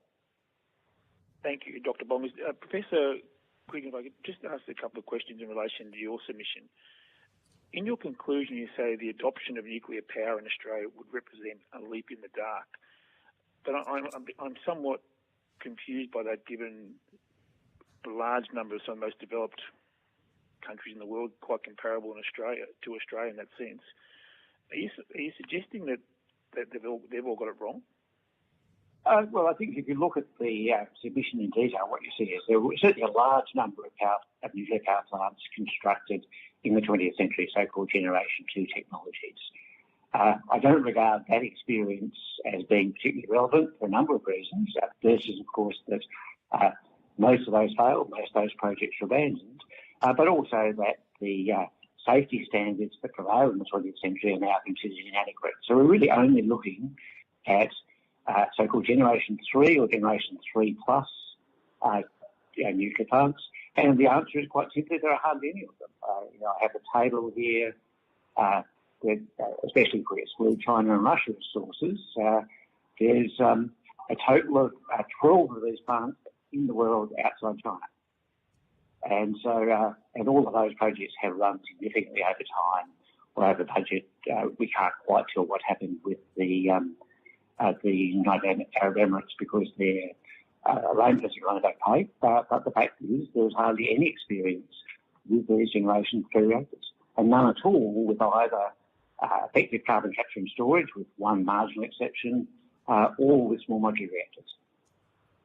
So given the Coalition's plan is looking at the modern larger plants, which there are over 400 around the world today and more than 60 under construction. No, there aren't more than 400. Those 400 are 20th century plants. But your argument then is we shouldn't be looking at technologies that are in development. But we just heard today about a hydro project, which is a computer digital model, which hasn't produced a single megawatt of electricity, which seems to have support from some of the government members of the panel. Can you also suggest to me we shouldn't be looking at that type of technology that hasn't been proven either? Or, for example, commercial scale floating wind projects, can you point to where they exist in the world, and should we be ruling those out as well? Certainly, I mean, continuing to look at them is a reasonable idea, but where we should be going, putting most of our effort, is in established and well-working technologies, which in the modern world is solar PV and wind. And the other evidence we've heard today is on the total environmental consequences or impacts of industrial scale renewable projects, particularly in a Queensland context, and a significant degree of criticism about the impact on biodiversity of some of these projects. Do you have any views on those in terms of the footprint of these industrial scale projects? Well, I think it's important. Longer term? Yeah.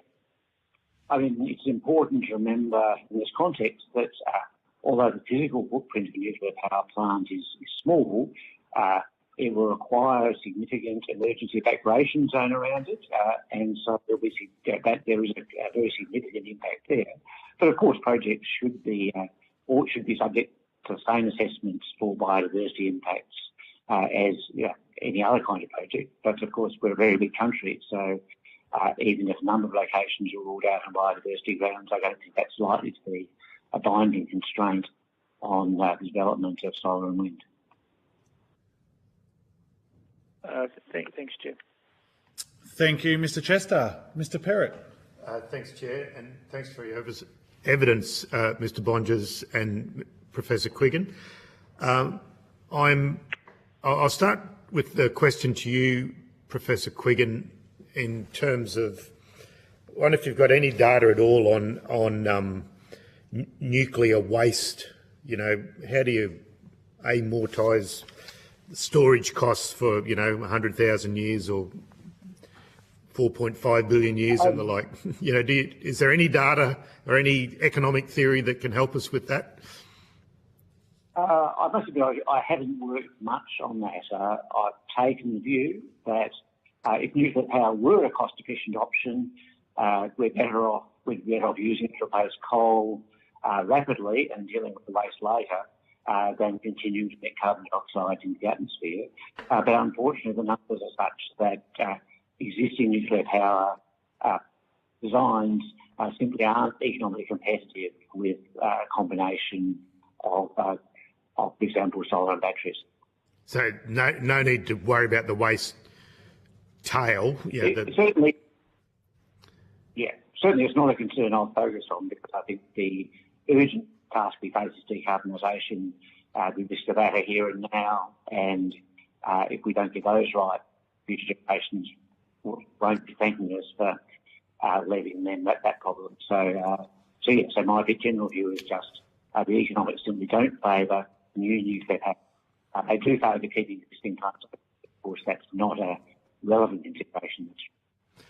Okay, well, going to more basic economic theory and markets and return on capital, I think you talked about leaving China and state-controlled entities aside.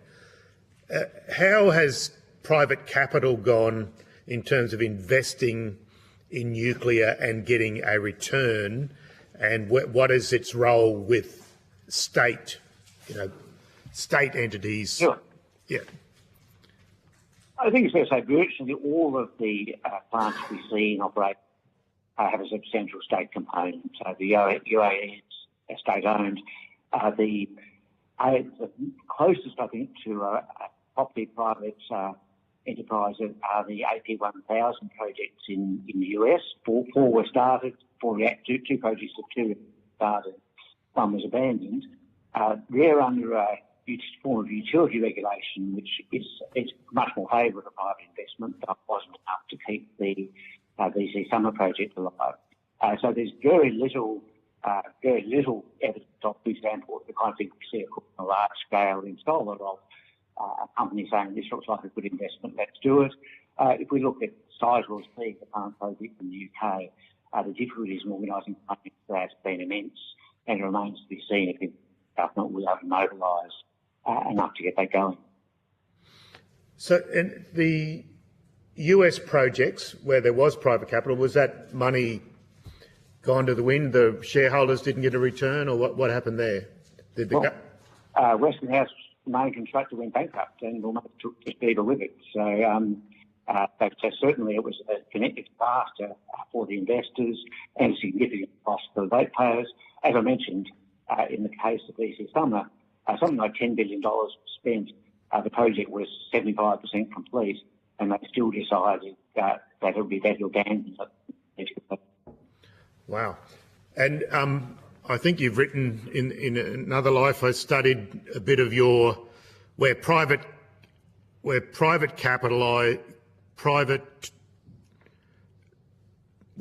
ownership went into private hands.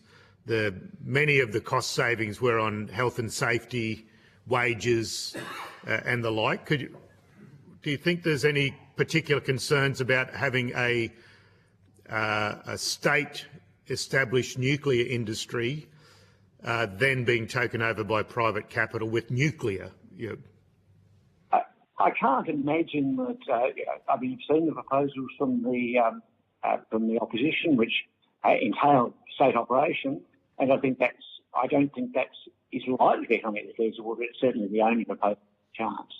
I can't imagine that we'd see a successful privatisation of a publicly owned nuclear. In fact, when the UK privatises electricity, they get nuclear in public hands because the package as a whole would have been unsaleable otherwise.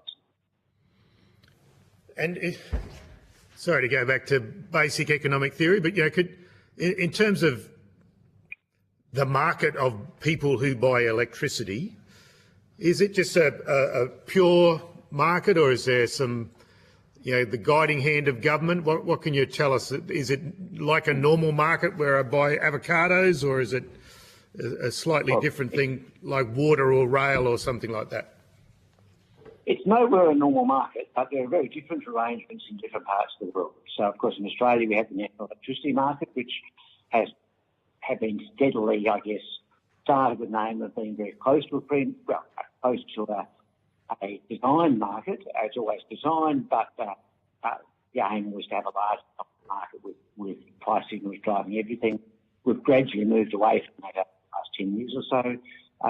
As I've mentioned, I think the market of that kind has been very unvaluable in nuclear. So where they have to actually invest, sell their electricity on the retail markets, that I don't think there are any proposals, any nuclear plants have in that context. And so, of course, that's a question as to how even publicly owned plants would integrate with the national electricity market, assuming it continued.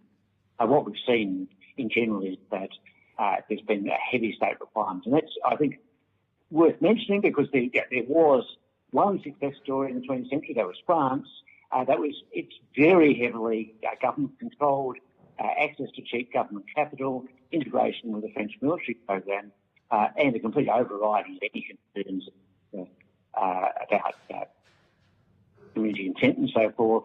In fact, the French government, after the oil shock announced plants were rebuilt, there was no legislation even passed through Parliament, but the concrete was being poured 10 months after that. I don't think that can be done today. Well, France, a market of 70 million people surrounded by another 420 million, can export electricity. Australia doesn't quite have those characteristics, a scattered small population over a landmass the size of Europe. Well, the other point is that France hasn't been able to beat that ship. They did in the 70s successfully, but their latest, their costs have gone up steadily, and their latest plant that opened at Renewable was an economic disaster. So there is some potential for export, but certainly it's a very different situation. But the main point I would make is it's a very different time in history, and one that can't be reproduced. Okay. Thank you. Thank you both. Thank you, Mr. Perrott. Mr. Chester. Thank you, Chair. And I would note, just in relation to waste, it is bipartisan policy as part of the AUKUS agreement to store high-level radioactive waste in Australia, and we've already heard evidence about the geological stability that's available in our nation. But my question is directed to you, Dr. Bong, is in relation to your submission. We indicate that if Australia is to remain competitive in a low-carbon world, it will need to reduce emissions at the lowest possible cost, and the electricity sector will likely bear a disproportionate load of any emissions reduction strategy. I just wanted to reflect, if you could, on this question of international competitiveness for Australia in terms of business, manufacturing, and such, to remain competitive in a low-carbon world, why you are so adamant about an all-technologies available approach. No, thanks for the question. In essence, the basis for the international competitive comments are really about the fact that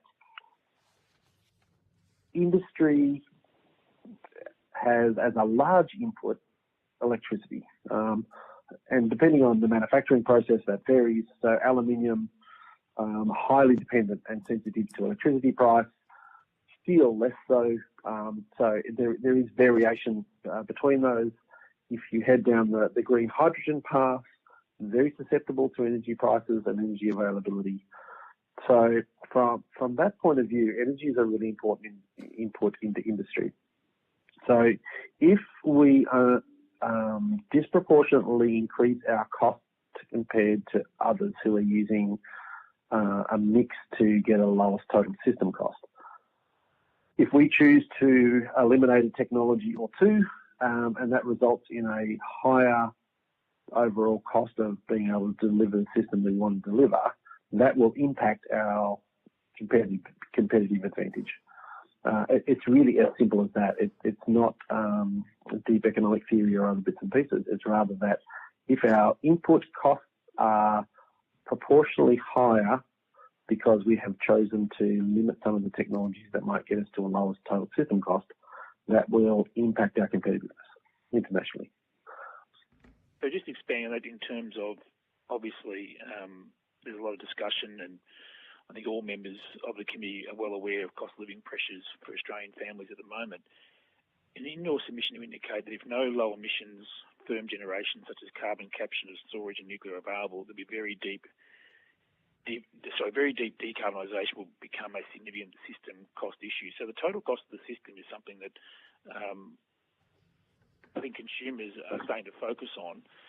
Can you comment on that? If basically, I'm trying to understand on what basis would you rule out certain technologies, and without putting words in your mouth, somewhat prematurely, if it's going to reduce our competitiveness as a nation and also impact on the cost of living pressures? So I think there are a couple of elements to that question, and just focusing on something that Professor Quiggin said too, that in terms of this approach, that if we just look at cost, keep unabated coal. If cost is your only metric, keep unabated coal. It has served us well, it is cheap.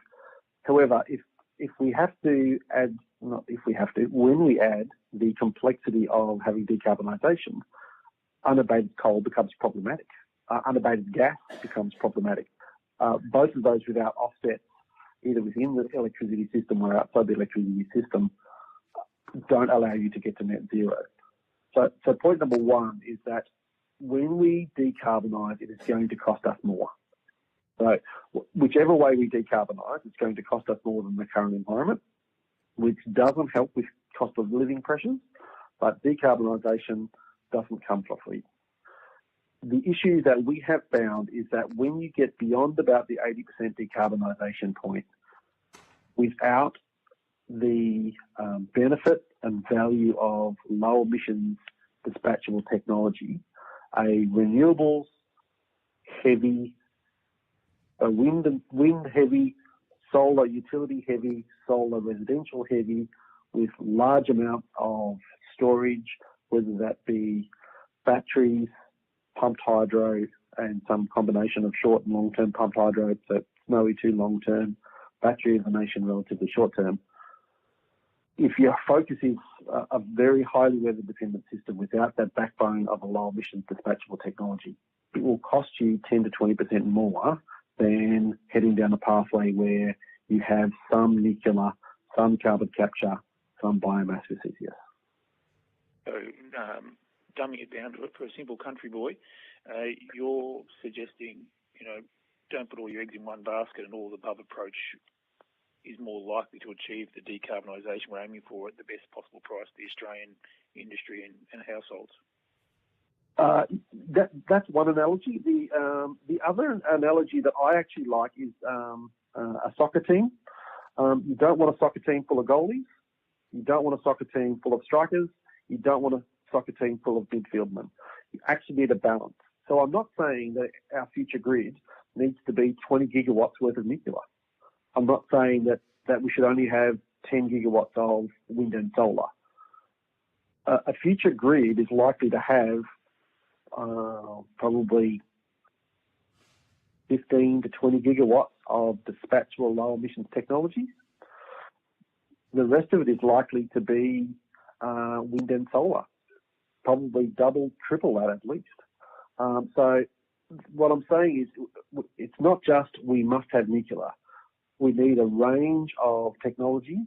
And I think we don't, where we are right now, I don't think we have all of the available information to us, especially in the carbon capture side. I know this is a nuclear inquiry, so apologies for that. But if we are eliminating carbon capture and storage, for example, because we are not confident we can store or transport CO2 safely, that would mean we'd need more nuclear. If we rule out nuclear because we prefer to keep it illegal as a nation, we're likely to require more carbon capture and storage. But we have found that the system will always need a large proportion, or no, a significant proportion of low emissions dispatchable technology. So we need more than one midfielder in terms of this process, doing the hard work in the middle of the pack, knowing that we'll have our open cycle gas turbine goalkeeper for when we need him. We won't use him very often, but when we need him, he's really important. So that's the analogy that I prefer to use, that the grid is really a team sport. And the more complexity we add to this process, the more important it is that the team will have to play together. So the more wind and solar that we have and the more batteries they have, the cleverer we're going to have to be to make sure those technologies work together well to optimise the system, minimise curtailment, minimise the amount of distribution grid we might need to build, be really smart about where we put transmission. So I do think we will have to be really clever as our grid gets more complex. Final question, Mr. Chester. Thank you, Dr. Bongas, for that. And you may need to trademark your analogy. It's something that you might see quoted in the future. Just finally, I guess you may not be in a position to answer this, but I'll ask anyway. In terms of the question around social licence, we hear a lot of commentary about that. Have you reflected on that much about as a obviously you as a science-based individual, how we create a social licence around any of these technologies, whether it's industrial scale renewables or indeed nuclear? What's your sense about how that debate's being played publicly in Australia? Oddly enough, I've had to play in that space a fair bit for a range of reasons. I think one of the things that I find really curious, and our grid is in a different place now than our grandfather's grid. If the grid was talked about on the front page of the newspaper 20 years ago, it would be because a state premier got yelled out because there was a blackout of some sort, or there was a ribbon cutting at some large event. But energy is much more part of the discourse as we go forward.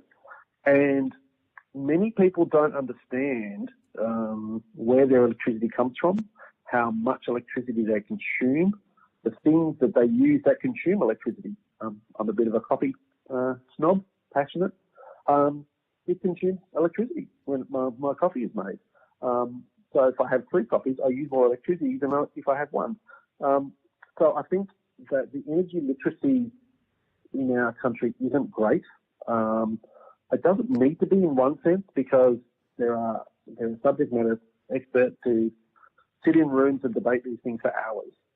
But more broadly, I think that it is very easy to lose public acceptance and license when it affects the local community. And unfortunately, sometimes it's easy to lose a political license, even if the science or the economics line up for a particular technology. So, and that's for wind, solar, offshore wind, transmission, coal, gas, the whole suite. The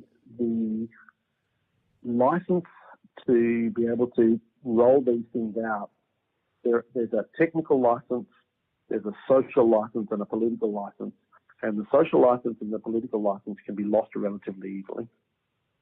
Thank you, gentlemen. Thank you, Chair. Thank you, Mr Chester. Mr Burnell. Thank you, Chair. I just wanted to clarify one thing that Mr Chester raised before I go into lines of questioning, and that was around a statement around a bipartisan approach for the storage of fuel. Yes, there is a bipartisan agreement around the storage of AUKUS-specific fuel from AUKUS submarines, not beyond that program. I just want to be really clear about that. That it is coalition policy that they will look at using a facility that may be denoted under the AUKUS program for the storage of future fuel generation from power plants, nuclear power plants.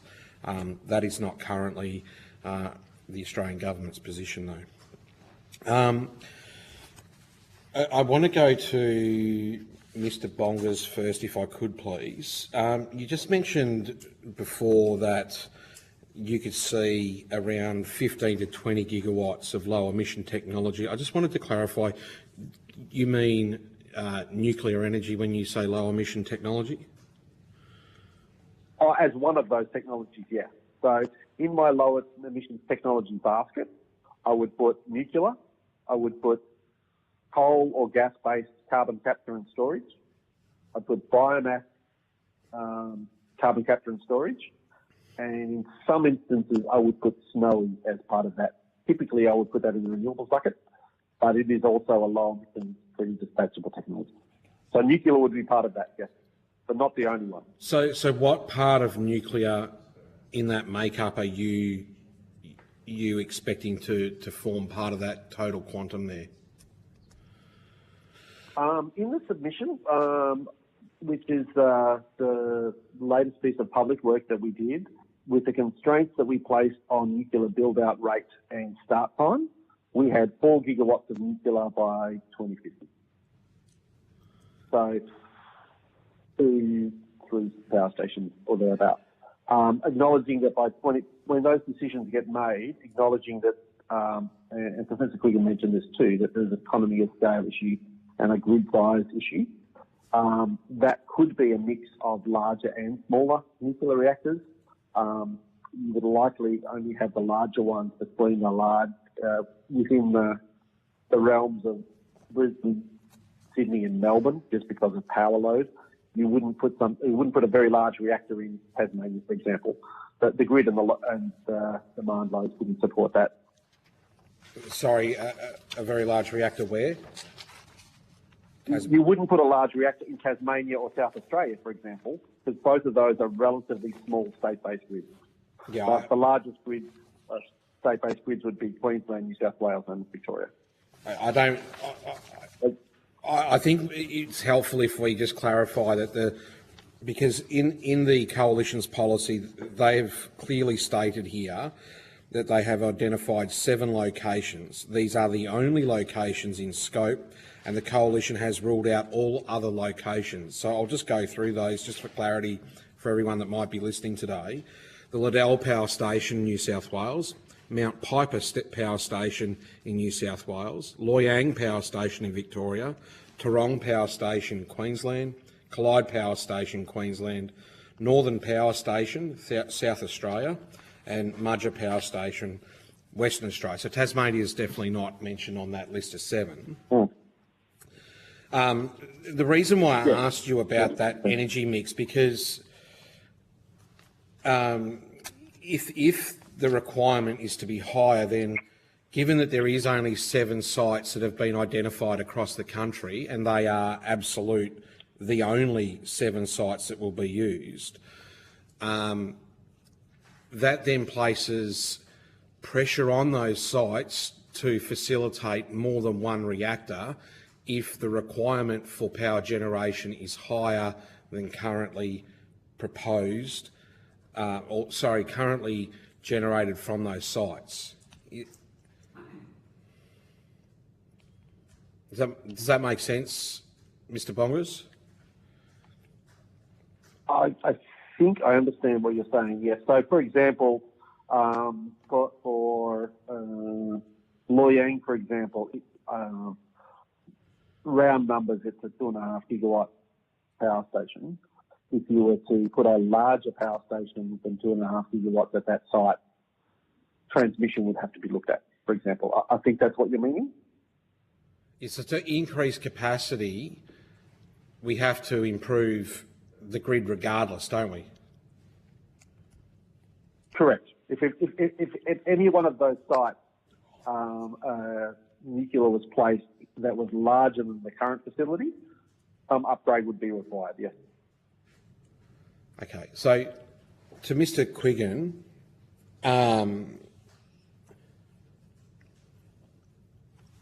I've just lost my page. Mr. Quiggin, what I would like to ask you about is the social licence issue Mr. Chester rightfully brings up, and there's been a lot of differing opinions on this over the previous hearings that we've held both in Canberra and around Queensland. But I'm interested because I think you're a professor in economics, is that correct? That's correct, yes. Thank you. So could you talk to me about what the economic impact would be on power if social licence isn't gained for a nuclear power industry? What would that do to end consumer in this country? Well, I think the issue really is whether we're going to make a commitment to nuclear now on the assumption that it can be delivered. That's something which we really don't know. And so some of the topics. The first one seems to be that we'll repeat the experience of other countries that have attempted this. The projects will engage in massive cost overruns and perhaps be abandoned altogether. But there's a further possibility that we could go 3 to 5 years down the track with these types and then discover that once people find out about the exclusion zones and so forth, or the emergency evacuation zones, that the project will run into social licence. Of course, any project has these difficulties, both in energy and elsewhere, but certainly some of those are going to be more difficult to resolve than, for example, compensating people who don't like having transmission lines run their property. That's actually fairly common. I wanted briefly to mention, in response to the other witnesses' evidence, that storage is a dispatchable low-emission technology. The whole point of the battery is you can turn it on whenever you want. That's right. I wanted to get a bit more of an understanding when I'm looking at your submission, Mr. Quiggin, and just looking at these abandoned cancelled projects. So there was 4 AP1000 projects cancelled, 1 EPR, 4 ESWBRs and 4 Toshiba AWBRs. So over what period of time have those been abandoned? So they've all been over the course of the 23rd century. So most of these projects were started in the first decade of the century. The AP1000, I think 2 were abandoned in the US, part of the way through construction. Most of the other proposals, a number of them are planned proposals in the UK, which were brought to a reasonably advanced level of planning and then dropped. And we also saw more recently an EPR project abandoned in, I think, Finland. No, the reason that I ask that is if we are to change direction, I have concern about the risk that we may end up in the same situation where we have an abandoned project. Like I go back to the LNP's policy document where they state in there that the federal coalition government will initially develop 2 establishment projects using either small modular reactors or modern large plants such as the AP1000 or APR 1400. They will start producing energy by 2035 with small modular reactors, or 2037 if modern larger plants are found to be the best option. And when I look at the list of sites, and I'm a South Australian, so I take particular interest in that, the Northern Power Station in South Australia, up near Port Augusta, is listed as SMR only. Could you just talk me through what the risks are associated with potentially pursuing a small modular reactor for South Australia from an economics point of view? The big economic risk is putting no project of this kind ahead of it. And so first of a kind projects have a huge range of issues. I should mention, just looking at feasibility of dates, Czechia, which has an established nuclear industry and which started its proposals for started searching in 2020, has just signed a contract of with an expected delivery date in 2038. We're at least 5 years behind there. So I think any suggestion that we could have plants of any kind operational by 2035 is just nonsense. Sorry, so what I was think that? the difficulty. Could you just clarify that, sorry? Well, I'm taking the example of Czechia, which is a country with a long-established nuclear industry, obviously all the legislation required to operate nuclear plants, an established regulatory authority and so forth. So in 2020, they began looking at building some new plants. Very recently, they contracted with the Korean company, KNHP, to deliver a reduced-size version of the APR. They're looking at delivery date of 2038. Now, we're at least 5 years behind. Wow. So the idea that we could somehow deliver a plant in 2035 is just nonsensical. The United Arab Emirates mentioned 13 years, but of course they don't have to worry about social licence or anything of that kind whatsoever. The guy in charge says they're building it here and it happens. So I think those difficulties, the timescales have been just massively glossed over.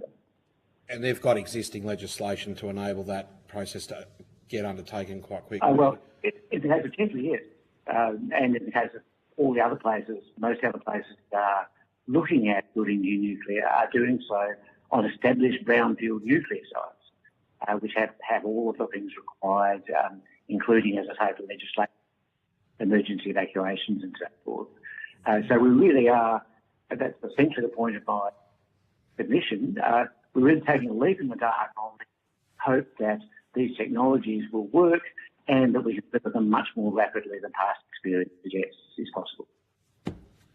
Thank you, Mr. Burnell. I've just got a couple of quick questions before we finish. We're just about at time here. Mr. Bongers, I just want to confirm that what you were saying earlier was if the coalition were to use the 7 existing sites where they are talking about, the only capacity they could go to at those sites is the current capacity that is already there in a coal-fired power station, because otherwise they would have to upgrade the lines. Is that correct? The transmission lines? That's mostly correct, yes. Yeah, well, that's been very consistent with what we've been hearing as well, with talking to some of the power station owners as well. So, thank you. Yep. I would like to add, though, just in terms of Loy Yang, for example, as might be true for some of the other locations. Like Loy Yang, you might only need to upgrade the line from the distance from Loy Yang to where your lawn is, because the line that goes all the way to Melbourne is quite large. So it is a bit horses for courses in terms of the extent of upgrade that might be required. No worries, thank you. Well, we'll definitely be checking that with those guys. Yep. It's not a one-size-fits-all, I think, per site. Yep, no worries, thank you. And do you think it's a bit rich of the coalition to come forward with this proposal when they had 10 years in government where they could have made a choice on this? That's a political play. That's beyond what I could answer. No worries. What do you think, Mr. Quiggin? How about we ask the Australian public? I don't have a political comment other than it certainly is a difficult situation that we've been putting off the decision on which way to go to the point where it's going to be very difficult to deliver significant nuclear before 2040 at this point. But we have no idea whether the technology we have in mind are going to work. So in my view, we've missed that bus, and we really have to push ahead with alternatives, which essentially the generation part of it is solved pretty easily with solar and wind. The issue is what kind of storage we use, whether we try and store electricity with the many technologies available or hope for carbon capture and storage attached to a bit of gas. So we haven't got everything we need there, but we have a range of technologies which are proceeding, batteries in particular, improving very rapidly. No worries, thank you. And we were just talking about social licence there, and Mr. Chester definitely brought up a good point, and social licence is something we've been speaking a lot about in this committee. Do you think it's acceptable for the coalition to have made an announcement 6 months ago and given no details on this to the Australian public since then, except for 7 sites of where they are proposing to put a nuclear power station? Well, certainly I think having nominated the sites, it's going to be imperative to secure a social licence around those sites, and that's going to take quite a while, I would imagine, that we'll have to have a framework for formalising those much more tightly before we can even consider getting such a licence. So again, we have this very large delay with the rules nuclear out at feasible option for Australia any time before 2040. No worries, thank you. And what about you, Mr. Bongas? I think that social licence is a tricky piece to negotiate, and I think from a social licence point of view, there is elements that need to be worked through. I think before social licence is considered to a large degree, I think there needs to be political licence, because currently nuclear isn't a viable option in Australia because it's not legal. So until that hurdle is done, there isn't really a lot much. You can get all the social licence you like to have a nuclear power plant on any one of those 7 sites, but you can't build one until the law is changed. So, again, beyond what I normally comment on, but certainly I think that there's a political imperative to get nuclear as an option, and if not for now, maybe in 2060, maybe in 2070. But ruling it out now seems odd. So you don't think that, we heard from a witness earlier saying that he thinks we should have a ban on renewables and stop renewable projects now. Do you think that's an acceptable case to go forward with as well? No, I think we're going to need more wind and solar than we currently have. So banning that and banning new transmission lines, I think, would be a bad outcome for Australia. No worries. Thank you, Mr. Bongas and Mr. Quiggin. We've unfortunately ran out of time. If you have been asked to provide any additional information, including questions on notice, please forward it to the Secretariat by Friday the 29th of November 2024. Please note that responses to questions on notice will be published on the website as submissions to the inquiry. You will be sent a copy of the transcript of your evidence to assist you with answering questions taken on notice today, and you'll have an opportunity to request corrections to transcription errors. Thank you very much. Thank you, gentlemen. Thanks for your time, Chair.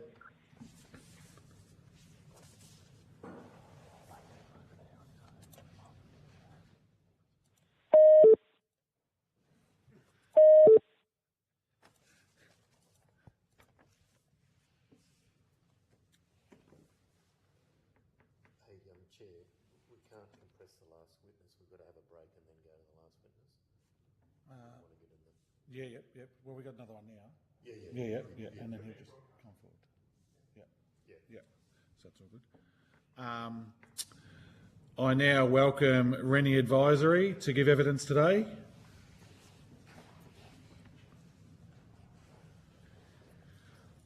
For the Hansard record, would you please state your name and capacity in which you appear before the committee once you've settled in there? Sure, thank you. So Matt Rennie's my name. I'm the co-CEO of a company called Rennie Advisory. So we're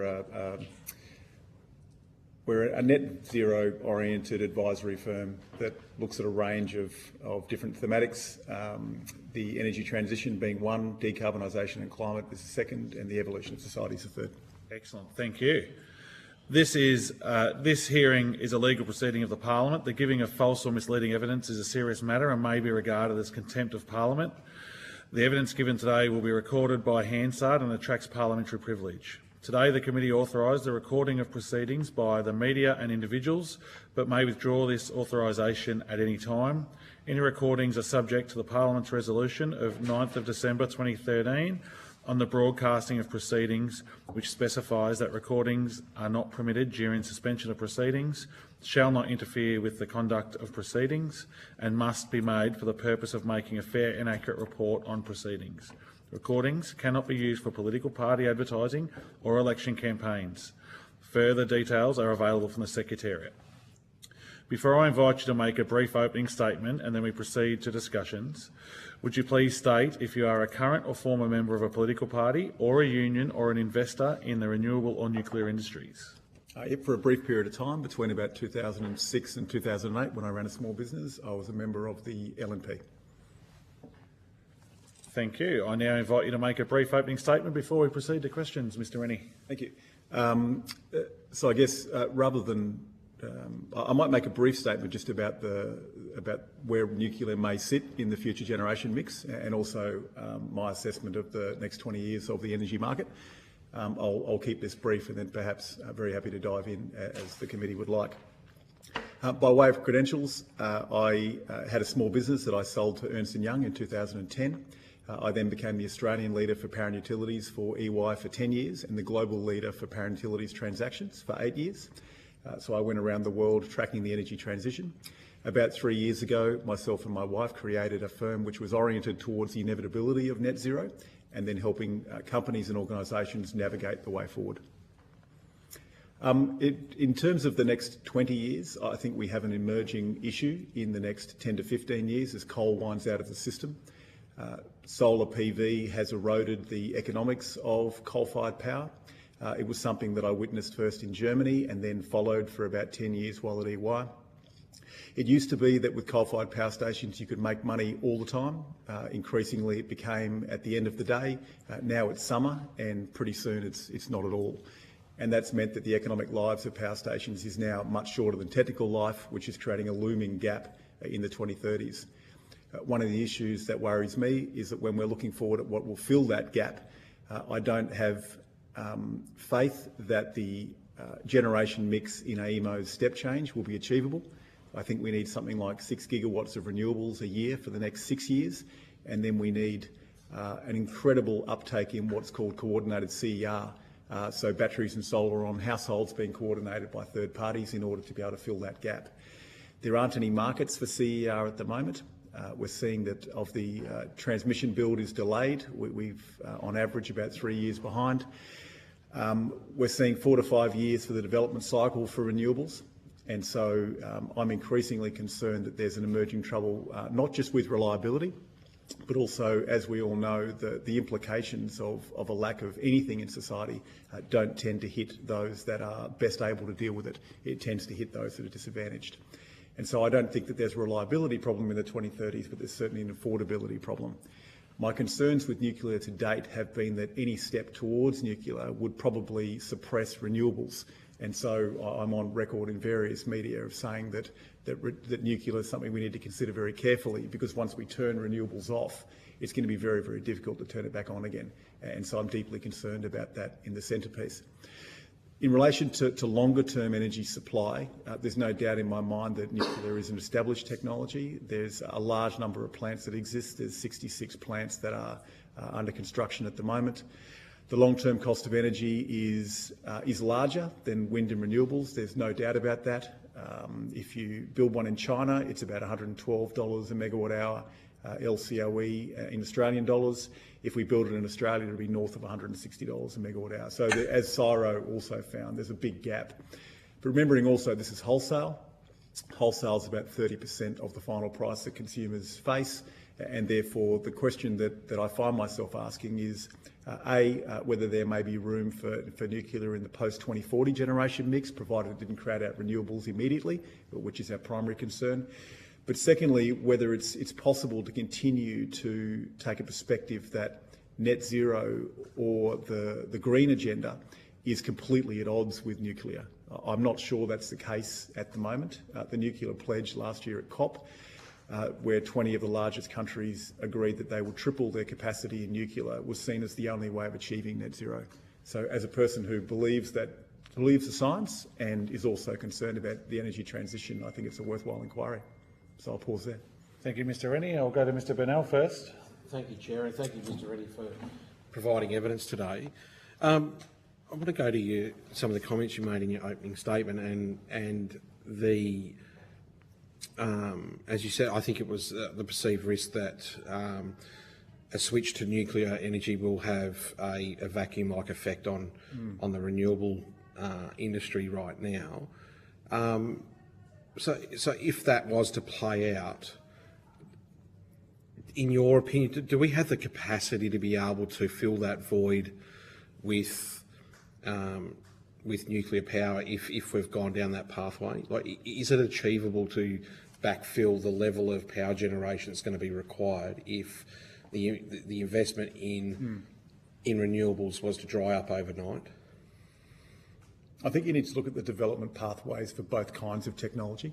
So at the moment for solar and wind, it's about a 4 to 5 year development cycle from the very first time you start talking to landowners to when you construct it. For nuclear, it's probably 2 to 3 years longer on the development cycle.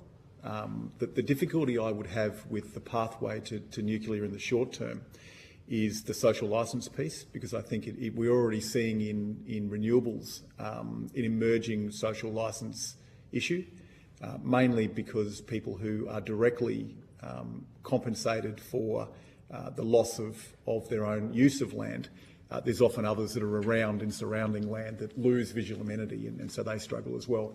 We're also beginning to see industries being created in EPBC and also in landholder representation, which is delaying those further. I don't think that we could get nuclear up and running in under and operating within about 15 years. If we were to begin now, then it would be a late 2030s question, which would miss the vacuum that will occur from about 2030 onwards. Right. Just to confirm, there is no doubt in my mind we should build as many renewables as we can, as fast as we can. Right. Because I wanted to just touch on your time as a small business owner and your transition to Ernst Young. I'm interested to know, because under the Coalition's policy here, they're talking about a nationalised power system owned by the government, run by private enterprise. In your day-to-day dealings, have you come across private investors that are talking about the desire to spend their capital in the pursuit of nuclear energy in this country? In short, no. The reason for that, I think, is that the development of any new power station requires a number of ingredients to make it happen. The first is land to be able to be secured, which can be permitted. The second is connection to a network. The third is the offtake, and the fourth is to get construction contracts. When we're thinking about nuclear, and I was involved on the periphery of the Hinkley Point nuclear power station in the UK, there is a need for very, very long-term power purchase agreements, which often can't be written by the private sector. And so for that reason, and also the very long build time, which is akin to a toll road in a way, but where you don't have the guarantee of offtake, there's a long financing obligation there, which would necessitate some role in government, either in grouping together the purchasing arrangement in order to provide a long-term PPA, and that could be dispersed out to the largest retailers, for example, but also there would need to be some sort of funding to support, I suggest. Okay. I had one other question. It's just eluded me for a second. Maybe go to somebody else. I'm sorry, I've just lost my train of thought. Thank you, Mr Burnell. Mr Chester? Thank you, Chair, and I guess thank you to Mr Rennie for appearing today. And just further to the question from Mr Rennie about private capital being available for development of nuclear energy, and you listed, I think it was 4 reasons why it's not occurring at the moment. There's actually a critical point I would have thought that currently it's against the law to progress such a project in Australia. Given that, and given your international experience, does it strike you as a bit odd that Australia still has a moratorium in place? Odd, no. There's a question around, for me it goes to the heart of the question around whether environmental commitments are inconsistent with nuclear. And I can genuinely say, in my personal capacity, I'm quite vexed by that question. I do appreciate that there is a social difficulty that people have with nuclear. Indeed, the end of nuclear and the way in which waste is dealt with is a concern from a localised perspective. I have to also acknowledge, though, that solar cells presently cannot be recycled and are buried. And if you were to stand on the top of a cliff and look out at the construction of a 500 megawatt wind farm, it would probably look like something out of Second World War France. And so I don't think it's odd that there's a moratorium. I do think that at the moment I'm deeply concerned about the electricity supply in the 2030s. I think that renewables are the only way that we can do that. But I think in the 2040s and onwards, I do find it difficult to reconcile my commitment with net zero with my belief that we can have an entirely renewable and battery system at that point and still have baseload power. So per that point, and I appreciate the vexed nature of this very complex problem, you seem to be taking what I'd regard as quite a technology agnostic approach in that you're willing to look at large-scale industrial renewables as well as nuclear at some future point. So is it your view that there will be a time in the not-too-distant future, whether it's 2030s or 2040s, where Australia could in fact need emissions-free nuclear technology to meet its energy demands? I believe so, in order to meet both its energy demands and its net zero commitments. There's almost 500 nuclear reactors around the world at the moment and almost 70 that are under construction. It's about 9% of global electricity supply at the moment. The question about whether it's a viable and useful technology, I think I'm unable to say it's not. One of the things that does worry me about the future energy system is that as we begin to ban natural gas reticulation and we begin to move away from natural gas for environmental reasons, and we also begin to move away from fuel into EVs, the total amount of electricity demand in the NEM, just for complete transparency, moves from 60 gigawatts today, so 60,000 megawatts, to 200 gigawatts by 2040 and 300 gigawatts by 2050. If we assume that each renewable station, a large one, is a gigawatt, but to be honest, the sweet spot is between 300 and 500 megawatts in terms of ability to deliver, and each one of them takes 5 years to do. I'm genuinely concerned that we won't have to keep coal running in the 2030s, and I think we will. And I think there is a role for gas that I certainly didn't envisage 2 years ago, which is emerging. So I guess I go back to my original question about it being a little bit odd that we still have the moratorium in place, but at some point in the future, it's likely. Yes, sorry, it is. It's likely that we are going to need some nuclear energy capacity in Australia, and having the moratorium in place really stops that from progressing past first base. So if it doesn't strike you as odd, it certainly strikes me as odd. Can I ask, perhaps in relation to the questions around social licence, and you reflected on what a large-scale industrial renewable project looks like in terms of the scale and the landscape and the footprint required, and you've just indicated that with increased energy demand in our nation, that footprint will only get larger. I'm wondering this question around the difference between a greenfields project and a brownfield project in terms of the plan the coalition's put forward is to have renewables and continue with renewables, but also have an active reuse of existing coal-fired power station sites. And I live in Gippsland, Latrobe Valley, so that's the perspective I'm bringing to the question. The people in my community are quite used to large transmission semi-generating capacity on a brownfield site. I wonder whether you've had any experience with your company in relation to social licence around areas where it is a brownfield, not a greenfield location. Yes, we have had experience in that. There is a difference. Sorry, didn't mean to cut you off, Mr. Rennie. No, please. There is a difference between brownfields and greenfields, absolutely. There is no doubt that once a site has been established, permitted, and a development agreement has been established, and there is a permanent connection agreement that a permanent connection with a certain capacity that is established there, that the siting, permitting and licensing parts are achieved. So there is an absolute difference in both time frame and also cost from brownfields versus greenfields. And just reflecting again, and I share some of your sentiment around the likelihood of coal making up some of the energy mix well into the 2030s.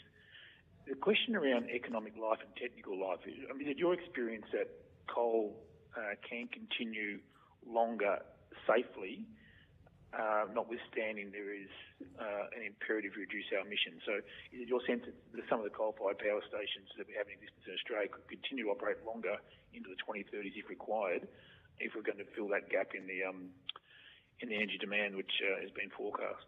Technically, yes. Economically, no. And on the technically, yes, I would say that if you were to split shift or two shift a coal-fired power station, you can expect, based on advice that I've received over the years, to halve the estimated physical useful life of the asset. It's not a healthy way to run a coal-fired power station. Economically, it's very difficult to make enough money out of a coal-fired power station to run it as a peaker. And so I think there would inevitably need to be government support around the continued operation of coal-fired power.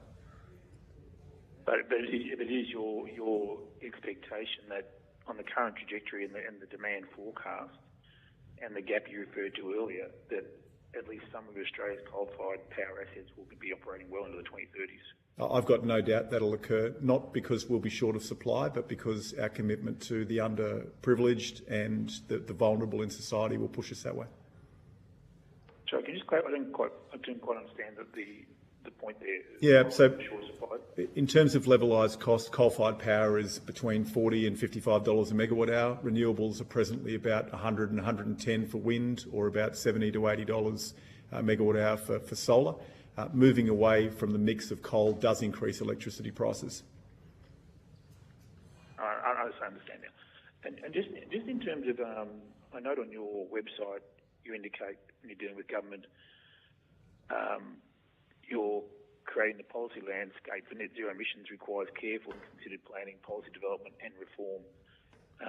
I'm wondering, given the evidence we heard previously regarding Australia's international competitiveness, what is the advice you're providing to your local, state and federal government clients in terms of the future role of nuclear? We haven't provided any advice to state or federal governments in relation to the future role of nuclear. What we do try and provide to all of our clients is a non-evangelical assessment of what we believe is most likely. We look at a number of scenarios. We think the most likely scenario is that 1.5 degrees will be unachievable.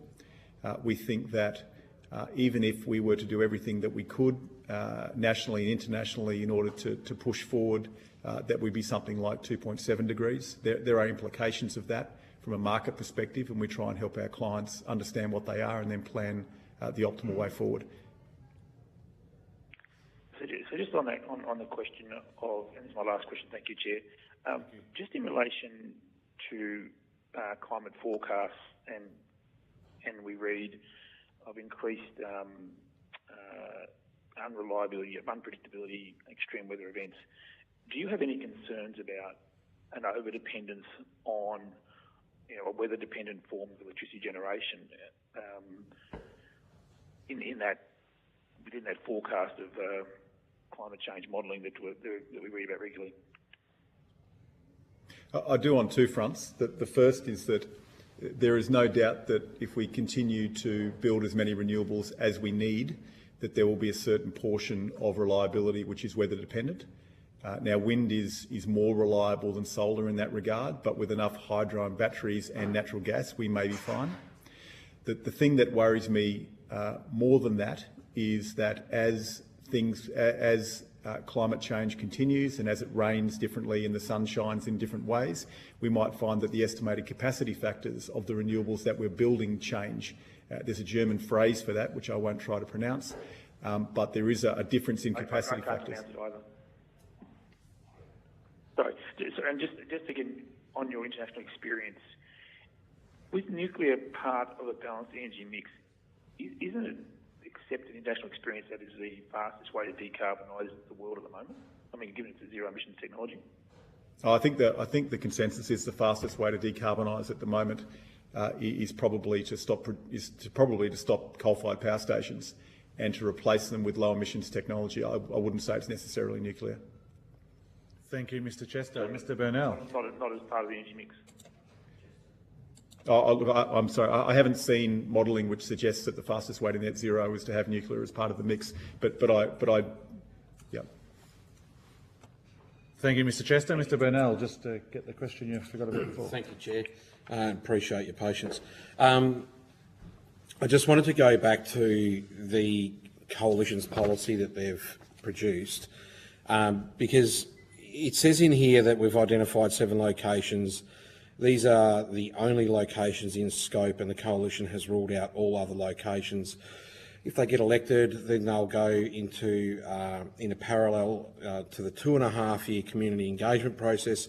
Comprehensive site characterisation study will be undertaken, including detailed technical assessments. Is it a little premature to say that these are specifically the 7 sites and not have undertaken a broader scope study that potentially would have identified other locations? Because it's pretty explicit here that there are no other locations being looked at. If a couple of these sites get knocked off, then the perceived build on those sites then won't be there. Then we're back to square one again. To me, that looks like there's quite a high level of inherent risk there. I'm not across the basis that they chose those sites, except to say that of the 6 things that are necessary in order to develop a nuclear power station, licensing, financing, fuel, social licence, and supply chain, that the site selection is one that is the most difficult to accomplish. And it does make sense to me in a similar way to what you would do with renewables, that you would choose the site first. I think that makes sense to do. Normally, if you were building a wind turbine or a future solar development, you would begin with good land, and so it's conceivable that you would do that. Often developers will focus only on one site and try and develop a project from that. So I guess the selection of 5 doesn't appear to me to be unusual from a development perspective. Okay. But there is an inherent risk that there could be sites come off the availability list based on future scope studying, doing the geotechnical surveys, etc. Yeah, I think project development of any technology involves risk, and for that reason we see the value of developments be very low when we're at site selection, and then go up to being very high at the point that PPAs are signed or network connection is there. It's not unusual to me that it would be very high risk at the early stages of it, and that we would lose sites, and also that some would come off. Okay, Thank you, Mr. Burnell. Mr. Perrott. Further to that line of questioning, Mr. Rennie, you mentioned all of the characteristics of the site, and I realise you're not an expert in the LNP's policy, but they're all existing coal-fired power stations. But my understanding is none of them are near water the way that most nuclear around the world that I've seen are near water. Do you have any, you had some experience with the UK, which has got a little bit more water than... I can't profess to be a technical expert in nuclear, yes, so I apologise. I couldn't comment on the sites. I was just interested in that as a consideration, because we heard concerns. We've had competing evidence that they use the same amount of water as coal, or slightly more water than coal, and all of the sites we've inspected the last 2 days, they were at capacity with water, so they'd be taking water off townsfolk or farmers or the like. No, look, I can't comment, I'm sorry. I've read a bit of your CV, but in terms of, can you make any comments on social licence generally? Like, is that an area that you'd be comfortable with a line of questioning? And China aside, but where let's say democracies, where the public are involved in government, shall we say, with all respect to our friends in Beijing, how do people around the world go? Are there ever, well, in Queensland, we've had referendums at the local government area as to whether or not they will have fluoride in the water. Okay, it's a bit weird in Queensland, but that's something that we've done. Other states, just the state government decides basically and everyone gets fluoride. Queensland, it's patchy around the state because we've had these things. How do the providers of electrons deal with that?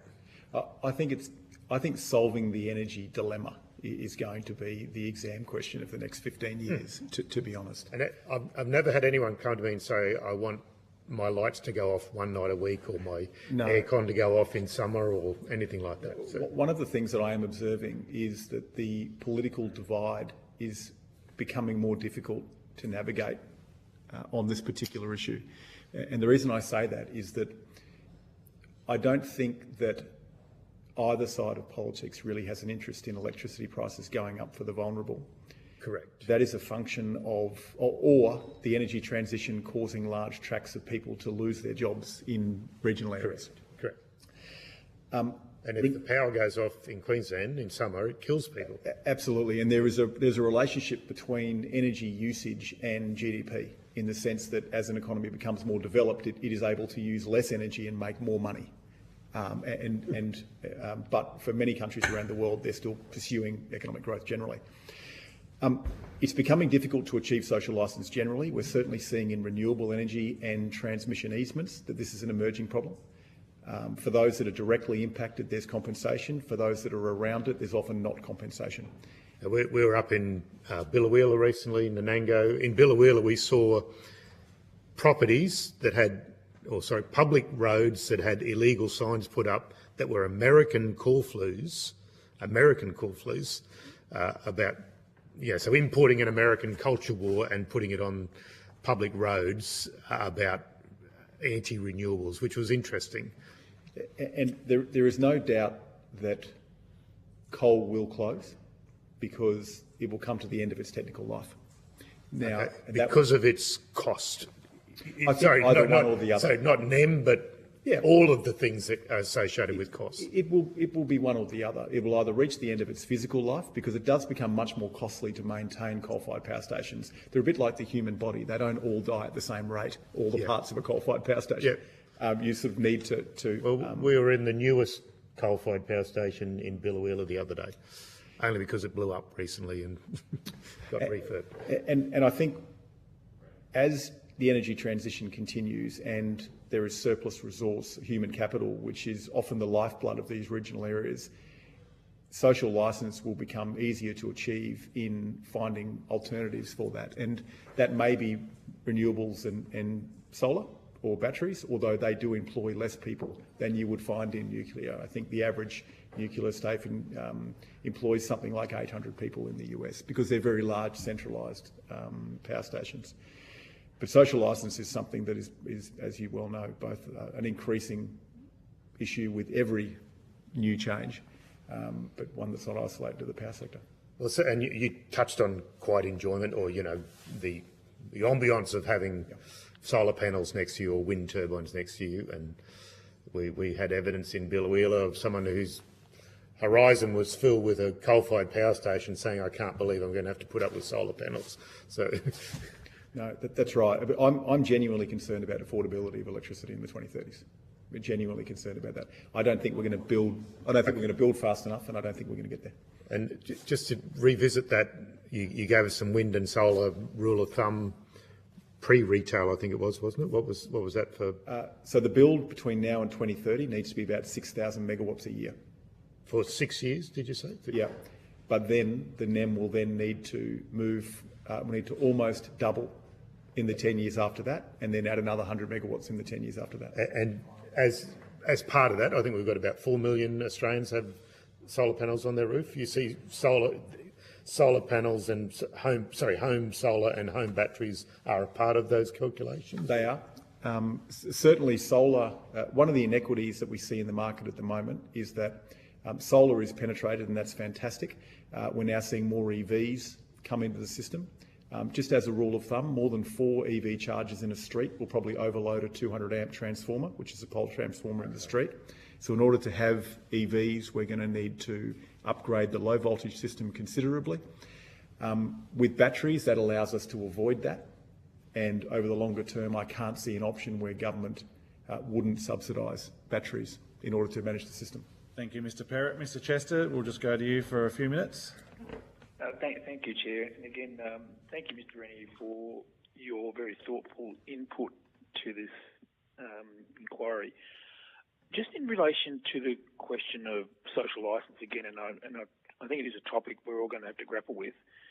In a community like mine, where there is quite a high degree of energy literacy because they've had coal-fired power stations for the past 100 years, in comparison to going to a decentralised generation capacity where you're going to have a lot of industrial-scale solar and wind in more rural and regional locations, do you have any advice about how we manage this at a government level in terms of how you manage this conversation with the community? I think it's going to be very difficult. There is no option than to build renewables, solar, hydro and gas, and to have more batteries on households to solve the problem in the 2030s. We will not be able to build enough renewables fast enough, nor will we be able to build enough transmission lines, and especially given the rising costs of doing that. At the moment... Sorry? So I just want to explore the question though. What I'm seeing, and it's by virtue of the fact I'm a regional member of Parliament, obviously, there is a growing city-country divide now where a lot of the regional people are feeling that they're carrying the burden of this industrial-scale renewable projects, and for the metropolitan end user, well, it's out of sight, out of mind for them. So, I mean, how do we grapple with this question? I mean, is it greater compensation or community benefits in those communities that are hosting these facilities, or is there another international experience you can point to about how you've managed to build social licence? I think there are some extraordinarily good ideas being produced at the moment around grouping up landowners at council level. We see things like some of the newer ideas like RAPAD and the like in Queensland, which are looking to sort of bring some of these things together. Perhaps there is time to change the model in the sense of individual landowners being directly compensated for the impact that they are, from a property rights perspective, receiving, and to think more about visual amenity at a local area. But certainly the question you ask around whether regional Australia is bearing the brunt for power generation under the renewables ecosystem, the answer is absolutely yes. And just further, just a clarification point around coalition policy, and Mr. Burnell referred to it. There is a 2.5-year process after, if the coalition is successful in this election, after the identification of the brownfield sites, existing coal-fired assets. So it's basically a first-pass process where we've identified these are the most likely sites. But in that 2.5-year process, which would extend after that, the point would be to have a full examination and consultation with communities, including an economic benefit package. Is that the type of approach you've seen used in terms of building social licence in other projects internationally? I think consultation is the key, absolutely. And when it's combined with an understanding of what the inconvenience will be, what the realistic safety issues are, what the jobs will be as a consequence, and then more generally, government takes a perspective on how this plays into long-term energy supply and affordability. It's the first step. So in terms of site identification, it's not unusual to have a first pass process where there's a limited amount of detail available at that point and then to explore it further in conjunction with the community. No, not at all. Not at all. In fact, that's the way that most power projects are developed. Thank you, Chair. Thank you, Mr Chester. Thank you for coming in, Mr Rennie. So, do we have time for one final question? I was going to ask a couple. No, okay. Yeah, if that's okay. Can I just slip a couple in? Thank you, Mr Perrott. You knock yourself out, Chair. Thank you. So our policy going forward is obviously renewables, backed up by storage, backed up by gas. Do you see that as a good strategy going forward in what we're doing? Because you're very concerned about power in the 2030s and beyond. So we have the firming guarantee there with gas to firm up no matter what. Yep, I do. I think it's a very comprehensive strategy. The backstop to that, because even that plan relies on a certain role being played by coordinated CER of batteries and solar on rooftops. So therefore, that in itself will need a backup. And also, I'm not 100% sure that it'll be built on time. And so the backstop to both of those to be all-encompassing would be to think now about what would happen if you were to keep coal open for longer, so that the economic implications of that aren't awful, in the sense that it doesn't happen at the last minute and the consumers need to pay more. And we've seen that happen already. Araring Power Station, for instance, in the Hunter, they have gone into an agreement now with the state government to stay open for longer because they were meant to close Yes, that's right. Yep. in 2025. Yep. So we have seen this already happen. And there's only so long, though, that can continue to happen because the maintenance costs are too high. So that's why a lot of these companies, like Origin, like AGL, like many of the other power station owners, have their end-of-life plans for their coal-fired power stations. We have our 2050 and beyond gas plan, which I personally think is a great plan that we're working with there to make sure that we do have firming power within the grid. On that, do you believe, you said that you thought that the possibility of nuclear could be looked at in the 2040s. Do you believe the current technology for nuclear power is the right technology, or is the LNP looking at it a little bit too early? I can't comment on the precise technology. There's something like 80 different technologies for nuclear in various stages. I can say that I'm not sure that we are going to be able to build, that under the proposal that you've just outlined, there is a possibility that there will be, at the last minute, a very, very large role for gas, and that may not be the best long-term option as we move into the 2040s and beyond. If we accept that we are not going to meet our net zero targets, and we accept that we are one weather calamity away from what I would call non-linear policy response, then it makes sense to have a consideration of it as a backstop. Okay. Do you think we need to, we've got thousands of houses in our country, do you think we need to do more with rooftop solar and battery storage? I do. Within our city regions? Because Mr Chester is definitely right. I'm from a regional area as well, and regional areas do a lot of the heavy grunt work. Do you think we need to do more within our cities? I do, particularly on batteries. And the reason I say that is that it's not very well understood the impact of solar and EVs on the low voltage distribution system, so the little lines that go up and down the streets. So my own house, for example, has had a tripling in load because I removed my gas cooktop and put an induction cooktop and put an EV charger on. They tripled my own household, and with the buyback tariffs, I'm now paying less than I ever did for triple the load.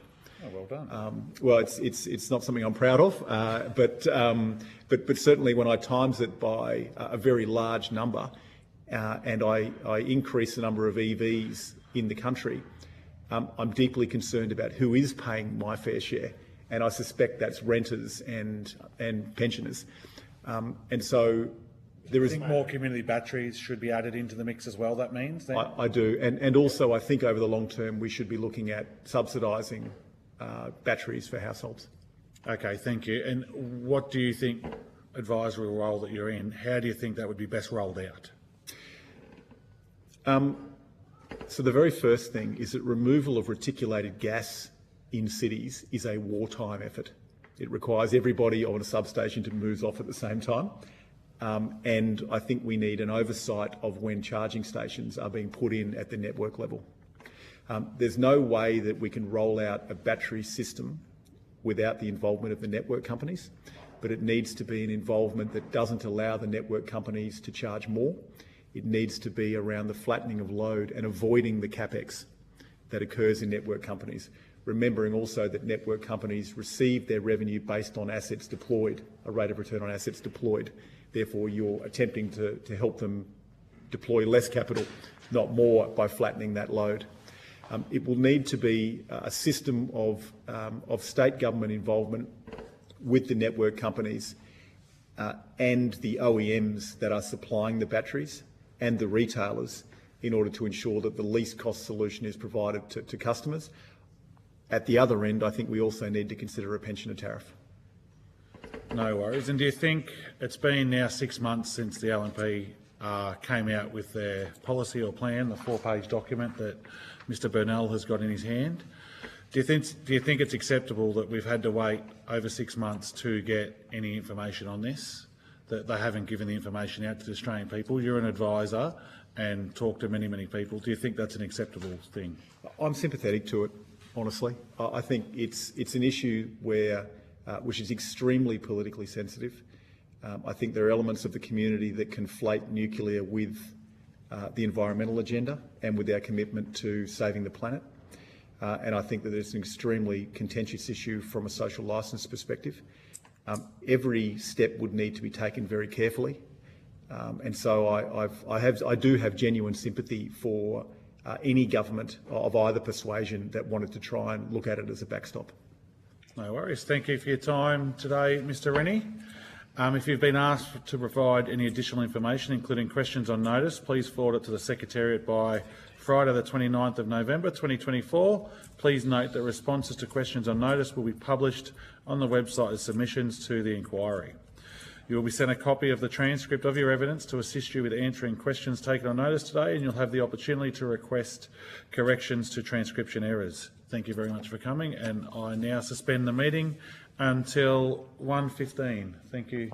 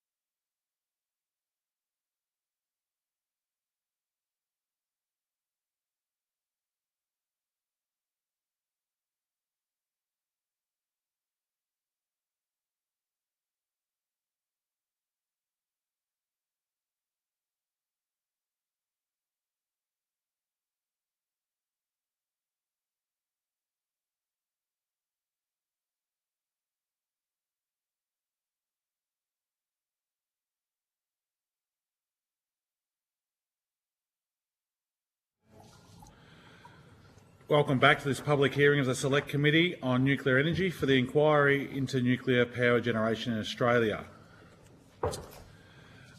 I now welcome Nuclear for Australia to give evidence for today.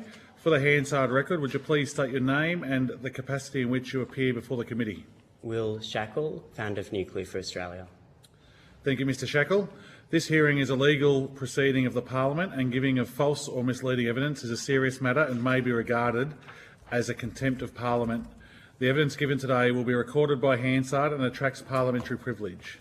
Today, the committee authorised the recording of proceedings by the media and individuals, but may withdraw this authorisation at any time. Any recordings are subject to the Parliament's resolution of 9th of December 2013 on the broadcasting of proceedings, which specifies that recordings are not permitted during suspensions of proceedings, shall not interfere with the conduct of proceedings, and must be made for the purpose of making a fair and accurate report on proceedings. Recordings cannot be used for political party advertising or election campaigns.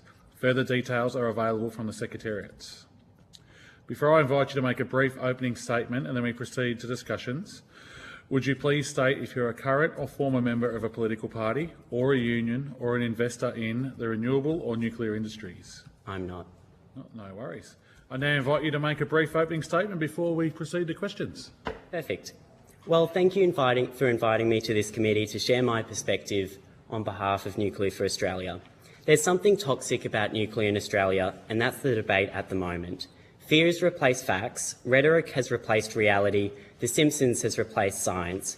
We've got politicians posting images of three-eyed fish and fear-mongering about earthquakes. We've got an energy minister suggesting nuclear waste is dumped in yellow barrels on grassy fields, and a Prime Minister who has suggested communities would be, quote, under threat living near a nuclear reactor. Our politicians are not treating this nuclear debate seriously at a time where the rest of the world is embracing it. 32 countries have nuclear power. 50 are looking to it for the first time. These include some of our closest partners, such as the United States, United Kingdom, Finland and France, and competitors such as China, which is building the most nuclear reactors in the world. As energy demand increases and climate targets grow nearer, the role of nuclear energy globally in delivering safe, clean, reliable energy is being recognised, sparking a new wave of investment. 31 countries have signed to triple nuclear power capacity globally by 2050, with the US recently at COP29 committing to 200 gigawatts of new nuclear by 2050. 14 of the world's largest banks and funds, including Goldman Sachs, Morgan Stanley and Barclays, have recently committed to supporting nuclear, and companies such as Microsoft, Amazon and Google have also announced major investments in nuclear to power their data centres. They recognise that nuclear must be part of a balanced energy mix. Yes, no country is 100% nuclear, but equally, no country is 100% solar and wind. Yet, in Australia, our archaic nuclear ban restricts us from even having the option. This is in the context of an energy, climate and cost of living crisis that will have huge impacts on generations like mine. I was 16 when I started Nuclear for Australia, committing to lifting the ban and thus reuniting Australia with the rest of the pragmatic world.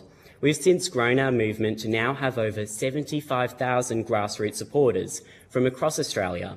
We've reached millions of people through social media and grown an expert team, some of whom this committee has heard from, ensuring Australians can access their important expertise. More recently, we've held information evenings in communities across Australia, including Lithgow and Collie, and we'll be holding an event in Kingaroy tomorrow night.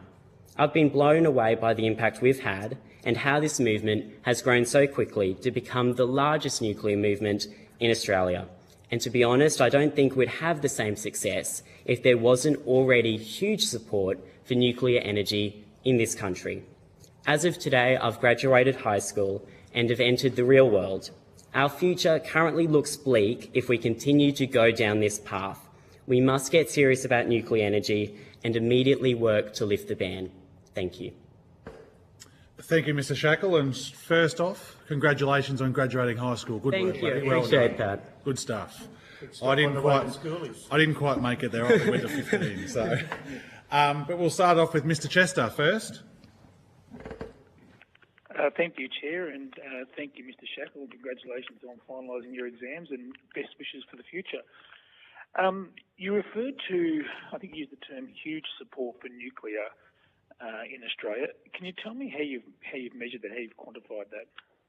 Yeah, so thank you for the question. The first thing you can obviously look at is that the majority of polls suggest that a majority of Australians do support nuclear energy. In addition to that, I think anecdotally I could probably suggest with a lot of confidence that the evidence I see from our support that we've received, we've had over 75,000 people now sign our petition to lift the ban on nuclear energy. This was a petition that I started 2 years ago as, you know, a 16-year-old with very limited resources, certainly fewer than any political party, limited to my bank account really. So to be able to get that kind of grassroots support in 2 years and to, you know, have opportunities like this in such a short amount of time, I think is really testament to that grassroots support. Obviously, I also am able to meet a lot of our supporters across Australia, and they're very clear to me in their support of nuclear energy. You've had the opportunity to talk to some of them, such as David Nunn, who I know that this committee spoke to. He had us up in Callide and Gladstone earlier this year. So I think it's very clear from both the polls and also anecdotally that there is support for nuclear in Australia. And I think that's quite profound, given that we haven't had a major information campaign in Australia up until this point, and also considering that we don't have the benefit of having a nuclear reactor that people live nearby, or a large amount of nuclear experts, noting the fact that we still do have nuclear expertise in Australia, despite not having nuclear power currently in this country. Yes, thank you. And rather than a large information campaign, I think we've had a large disinformation campaign, but just in terms of the work you've done to advance the public debate on peaceful use of nuclear science, which is what's referred to on your website. Yeah. How's it been going in terms of advancing the public debate? What's been the demand on your time or the interest from you or your colleagues in terms of people wanting to find out some more of the facts as you present them on your website? Yeah, so we obviously conduct a few activities. Obviously, we do a lot in terms of social media, which I'm sure everyone's probably aware of. I think there's a huge appetite in the moment in Australia for more facts in terms of nuclear energy. I think it's been disappointing that there has at the same time been a disinformation campaign ran against nuclear energy, which I don't think is in the best interest of Australia. But certainly I can definitely see that there's a lot of appetite for information. Obviously, with our information evenings that we've been holding, we've had people who are both pro and anti-nuclear at those information evenings. We've had a really positive reception when people have been able to have their questions answered and be able to hear from experts on nuclear energy. And I think there's a huge appetite. You know, obviously, I'll be the first to admit that, you know, with all that I do personally as well, and through Nuclear for Australia's accounts on social media, we have many different receptions to what we post publicly, as I'm sure everyone here could imagine. I'm sure some of the members of this committee have dealt with much worse than we have, but, you know, certainly there's mixed opinions, but I think broadly it's very supportive, and I think people just appreciate being able to be pointed to the facts. And one example I would give is our fact sheets that we've released, and I can provide them to the committee. I can. I don't have them on me at the moment. It's okay, but I just can give them to the Secretary, afterwards. that'd be great. I will. Thank you. But we've put together a series of fact sheets, and we're continuing to release them with the assistance of the experts on our team, which are very comprehensive in terms of dealing with issues such as waste, safety, security and safeguards, the basics of nuclear, impacts on industry and jobs, power bills and economics. And I think those have particularly been really well received. We've had people sharing them with friends and family, with our supporters. When we share them with them, they've been really grateful. So I think broadly there is a huge appetite for more authoritative information on nuclear energy in the community. Thanks, Mr. Shackle. From my experience in the electorate of Gippsland, I've found younger voters seem to be more open-minded about nuclear energy in Australia than the Prime Minister himself. So I'm interested to know how you would encourage members of Parliament to engage with younger Australians and their appetite for more facts. And we've had a lot of conversation in this committee inquiry already about the social licence and how you establish that or prove that. from your experience, how would you seek to engage with younger Australians to promote a fact-based campaign in relation to Australia's future energy needs? Look, obviously community consultation and information will be necessary, whether it's from the government or whether it's from groups like Nuclear for Australia, which can provide that for communities. I think specifically in terms of young people, obviously you have to meet them where they are, whether it's social media, whether it's other platforms. I think if young people were given the opportunity, if they knew that they could watch committees like this, I think that would be a huge benefit. And I certainly know of my friends, of the young people that I know, they really do want to have this debate, I think. Broadly, I would say young people are much more open to nuclear than other generations. I think with older generations, you either get them very, very in support of nuclear. I'd just generally say it's quite polarised. You've either got the certain cohorts of people who are very much against it, or you've got the cohorts of people who you don't have to even make the argument to. They're just completely fixated on their support of nuclear. So I think there's a bit of a diversity in that respect, but I think meeting young people where they are, and certainly if there was a nuclear policy, if the coalition's policy was successful, or even, as I hope, if the Labor Party was to introduce a nuclear policy, whatever party it was, whatever government it was, certainly would have to make efforts to meet young people, whether it's in information sessions, whether it's through social media engagement, all of those sort of things you can reasonably think of. I note on your website also you're strictly a non-partisan organisation with no affiliation with any political party.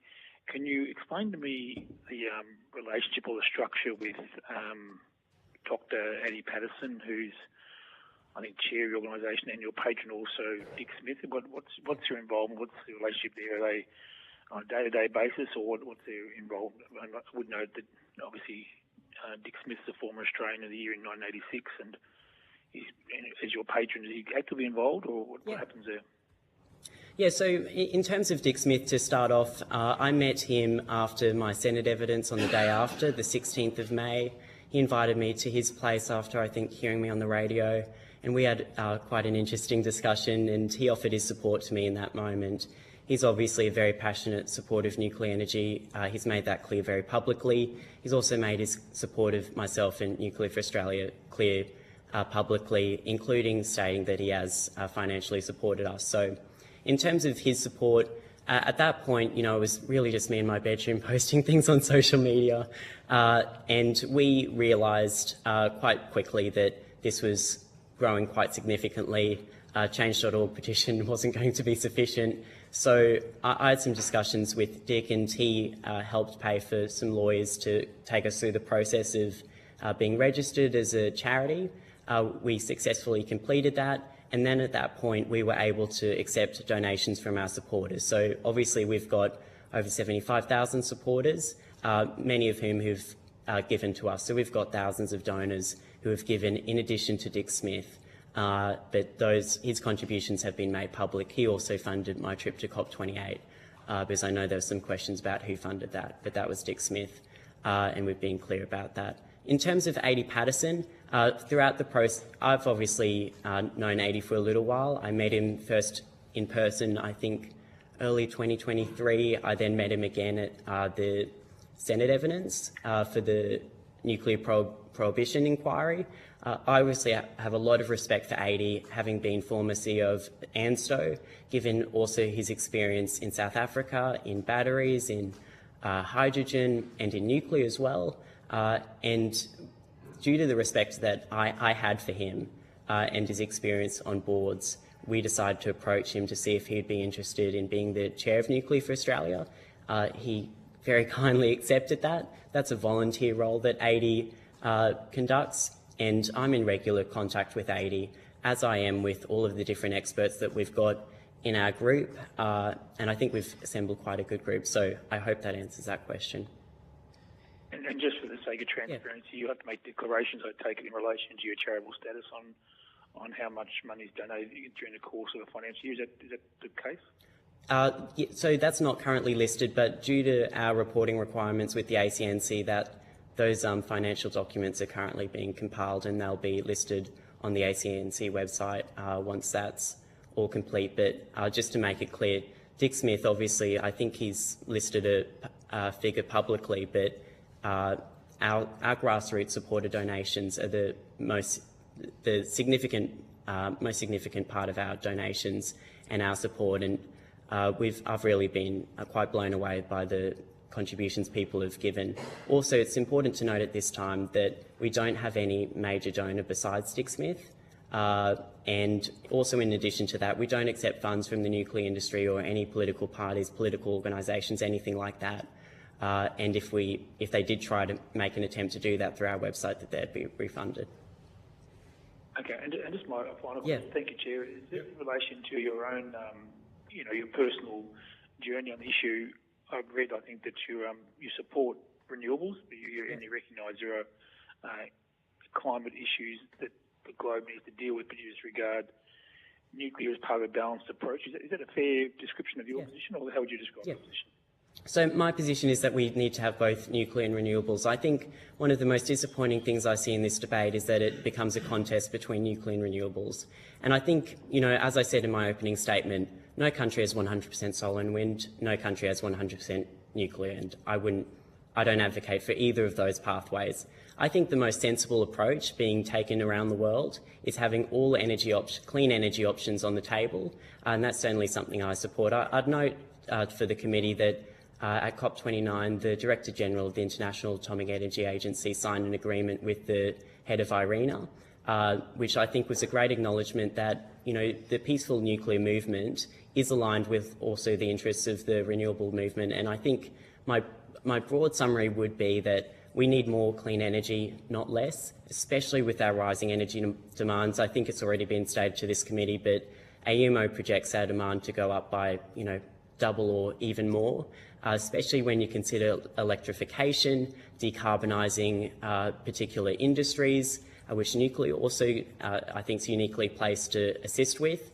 and also, of course, with the industries of tomorrow, such as data centres. So I think broadly, when I say I support nuclear, that's because I think it needs to be on the table, and I think we need to be putting our effort into that, but that doesn't mean we should be taking any effort away from investing and deploying renewables. Thank you, Mr. Chester. Thank you. Just a final point of clarification, Chair, and Mr. Shackle, thank you so much for your period today. But for the record, you now have 76,621 Australians signing your petition. You've got to stop selling yourself short. I guess I have.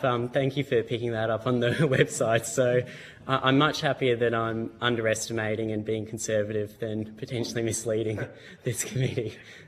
Thank you, Mr. Chester. Thank you, sir. Mr. Perrott. Thanks for appearing, Mr. Sheckle, and congrats on finishing Year 12. I just wanted to clarify I think you said you referred to members and people that signed the petition. Yeah. Are you a member if you sign the petition, or do you have to pay an annual membership or sign up to the rules of Nuclear for Australia or anything? So no, legally you're not. We don't consider those people members because there are certain voting. There's certain requirements that you have to have if you are a membership-based organisation, like voting rights and stuff. So we're not a membership-based organisation. If I describe them as members, obviously I'd withdraw that. Okay. They're supporters. So how many members in Nuclear for Australia? In terms of supporters, it's at 76,000. No. So how many members are in? How many people are in? Directly involved. So I guess you could only count myself and the board, which is comprised of 3 people. Okay. Is that a public? I assume it is. It is. Registered with ACNC. Who's on that board? It's Adi Patterson, my mum, who's here, Kylie Shackle, who kindly... Speak highly of the board, I imagine. Yes. And also Matt Faint. So that's also listed on the ACNC website, yeah. Okay, and I just wanted to go, and I realise you're not the world's #1 nuclear expert, but you know more about nuclear. No. And I particularly want to go to the LNP's decision to place nuclear reactors in 7 different locations. Yep. We've been to 2 of those locations. Yep. And they particularly, the locals expressed concerns about water. we had conflicting evidence. It was either nuclear power stations used the same amount of water as coal-fired power stations. Some said more, up to 20% or 80% more. The LNP have chosen locations away from the ocean, where water is a problem. In fact, the two locations we've been to have had 10 declared droughts or 11 declared droughts in the last since 1964. Yep. Could you make comment on them, on the LNP's decision to locate the power stations at those locations, and how that compares to the 32 countries that currently have nuclear power? Yeah. So obviously there are different water cooling options for different nuclear plants, and that's, I think, been expressed to the committee. From my understanding, I think it's a very similar amount of water used because it is for the same purpose of cooling. You know, nuclear power plant, like a coal power plant, is a thermal power plant, so it uses it for the exact same purpose. It is slightly more, and I think that's my understanding is that that's because of the reduced thermal efficiency of a nuclear power plant. Now, obviously, I think there has to be site-specific studies at those particular sites, and I think there are a lot of experts who are already doing some preliminary work on that. Do you think that was done before those sites were? I'm not aware. Oh, you're not aware? I'm not aware of that. So they haven't been to you or in the board or Mr. Patterson or no, anyone? the coalition haven't approached us. Okay. I can't speak for the individual experts in our expert working group, but you know, I think that probably the thing to emphasise is that, you know, even if water use was an issue, you can always still have a nuclear power plant at any given site, and that's because, you know, solutions like dry cooling exist. Now, I'm not suggesting that that's the most economically efficient way to cool or anything, and I know that's also been expressed to this committee, but I think there are always solutions for those kind of issues. I'd refer to the work of Tony Irwin, who has done a lot of work in terms of water cooling. And I think it's also just important to emphasise that there is a difference between withdrawal of water and water consumption. I think that there's a misunderstanding in the public when, you know, people are suggesting that nuclear power plants are thirsty. I think they'd be a bit surprised to, you know, find out that that water is then released after it goes through that cooling process, either, you know, at a higher temperature if you don't have cooling towers associated with that, or a similar temperature if you then do also have those cooling towers. So I think there's a bit of misunderstanding in terms of this whole topic. I'm not incredibly concerned. Obviously, those power plants are where they are because in many cases they do have access to water resources, but at the same time... also be constrained by that water, obviously. They could potentially be, but I think the important thing to underscore is that there are solutions like dry cooling, and there are many different solutions. Do you have examples of countries that have dry cooling? I don't have an example in front of me, but... But in terms of, have you heard of other nations using that technology at the, I say, coalface? You know? I don't have that information in front of me. If you are able to find I can take that on notice. The other constraint we heard yesterday at the Toronto Power Station was that the high voltage lines are at capacity, basically coming out of these sites, so that if the LNP were constrained to those 7 sites, and if they had extra units, they would have to put in extra power lines. Has that come up as a topic at the community consultations that you've done around Australia so far, or online? Because some people seem to have a real problem with power lines going through their property, obviously. No, I appreciate that question. So to be very clear, since I've been studying with Grade 12, I haven't been at our first 2 events. Oh, beg your pardon. So are you going to Kingaroy? I am going to Kingaroy, and I'll go to our other events as well. Better than schoolies, hey? Going to Kingaroy for a community meeting. I'm looking forward to it. But no disrespect to Kingaroy. Yeah. But just to be clear, like I haven't received. You know, we receive a lot of emails. We receive a lot of social media comments. I haven't seen that topic brought up. And I think, from my understanding, you know, if there were transmission upgrades required, I think the important thing to underscore is that it's not going to require, you know, any more land than the current transmission infrastructure, or at least not a very negligible. Might be an easement next to the current easement. It would be very negligible as compared to the current transmission infrastructure required for our current roadmap. So I think there's no argument in terms of nuclear and land usage compared to other energy sources. My final question refers to something that the Deputy Chair, who can't be with us today, he's called a community partnership arrangement, which is basically where, my words here, not the Deputy Chair's, but I'm assuming that there'd be something like a referendum in a local government area where a nuclear power station was going as to whether or not the nuclear power station should go there. I know you're talking to federal politicians, and I'm just talked about a local government. What are your thoughts on that in terms of the people in a local government area surrounding a power station having an input as to whether or not they should have a nuclear power station in their area? Well, certainly I think they should have the chance to have a say, and from my experience in these communities, because I haven't been to our events yet, and there's only been 2, but I have obviously had the experience of, meeting people in different areas like this, and obviously being able to engage with them remotely as well. And I think there'd be a lot of support in those communities. So I think certainly that they need to be engaged. And decide?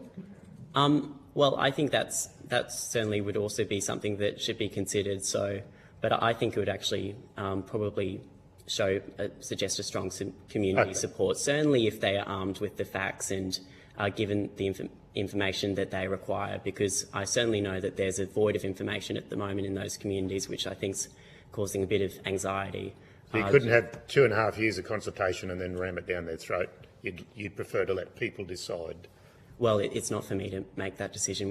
No, I'm just interested in your opinion. You've got 76,000 people signing your petition. So thanks, Chair. Well, I think broadly it should be based on the consent of the community. And what I would say is that if you do not have social licence at a nuclear, in the region of a nuclear power plant, it's going to be very difficult for that nuclear power plant to operate. But as we see around the world, there is a lot of support for nuclear power plants within the communities around them. I've been to 3 nuclear power plants, the one at Baraka in the UAE, the Vogel nuclear plant and the Diablo Canyon nuclear power plant, and the support that I could witness around those plants was quite substantial. So, certainly community does need to have to be engaged, but I don't think that would be a major obstruction. I think there's a lot of support in those communities, especially because I think there's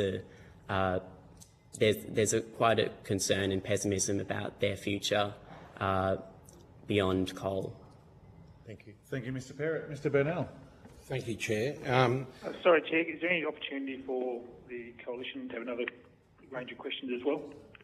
Can we just do Mr. Burnell first, and we'll come to you, Mr. Chester? Thank you, Chair.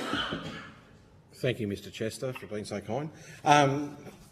Thanks for coming and providing evidence today, Mr. Shackle. Congratulations on graduating Year 12. Must be a very proud moment, and I'm sure your parents are extremely proud. You're a very impressive young man. So I commend you coming and providing evidence here today.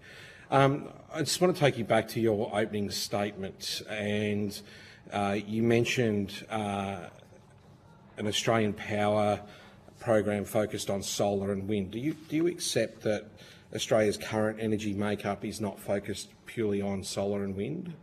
That it's certainly the current energy makeup, but I don't think there's any question that the focus, and certainly we hear this publicly, is towards solar and wind, obviously with storage and all of those other factors. But I think the public focus is very much on solar and wind. But you look at our current energy mix, and I'd argue there's obviously not enough clean energy in it. So I think it's a solar and wind dominant grid as compared to a nuclear dominant grid. But you do accept that there is a pursuit around storage, pumped hydro, gas firming? Oh, of course, but I think I think it's, to be honest, a shame that that's not brought up more often, because I think that this is in many ways the unconsidered part of the energy transition that most people don't hear anything about. I think most people just think that you'll have lots of solar panels and lots of wind turbines powering Australia, and I think it's a lot more complex than that. I'd argue that gas isn't a good solution for Australia in terms of our emissions, and that's certainly my view. and I think there's just there's not much consideration of those other elements which are going to have to support those renewable infrastructure like solar panels, wind turbines. So thank you for that response. But so I will. I'll go to the proposed plan by the coalition. It's in here. There's an outline of the 7 sites, and by some people, experts, they're saying that that'll equate for about 4% of the energy supply to grid by 2050 if coalition was to win the election next year and pursue a nuclear power transition. Do you think that 4% is enough to meet the energy needs if some of the other pursuits were to drop off? I wouldn't describe the Smart Energy Council as nuclear experts, and I certainly can't be responsible. I'm not going to respond to their work because I don't recognise them as nuclear experts. They've made multiple false comments about nuclear energy, including to this committee, in terms of misquoting the final figure of the cost on the Vogel nuclear power plant, in terms of waste storage and management options. So I've also heard that the numbers impacting that figure are based on the French EPR reactors, with Hinkley Point C being an example of that. So, and that's not a solution that anyone is mentioning in Australia. So, certainly, I'm not here to design the grid. I wouldn't ask anyone to ask an 18-year-old how to design the grid. 4% obviously would be unreasonable, but and I obviously don't have the information from the coalition to be able to assess whether that is an accurate amount, but I think it's absurd, to be honest, that figure, and I don't, I obviously take everything I hear from the Smart Energy Council with a grain of salt on nuclear. So, and it's a very valid point that you make about lack of information, because the announcement for this plan was made, or policy, sorry, was made on the 19th of June this year. So it's been just over 6 months since that announcement. Do you feel that it would be advantageous if the Australian public had a bit better understanding of precisely like the types of reactors that may be under consideration, the number of reactors, to better inform what the needs would be to integrate that into the future grid in a more informed way? Do you think that that would help with the public debate?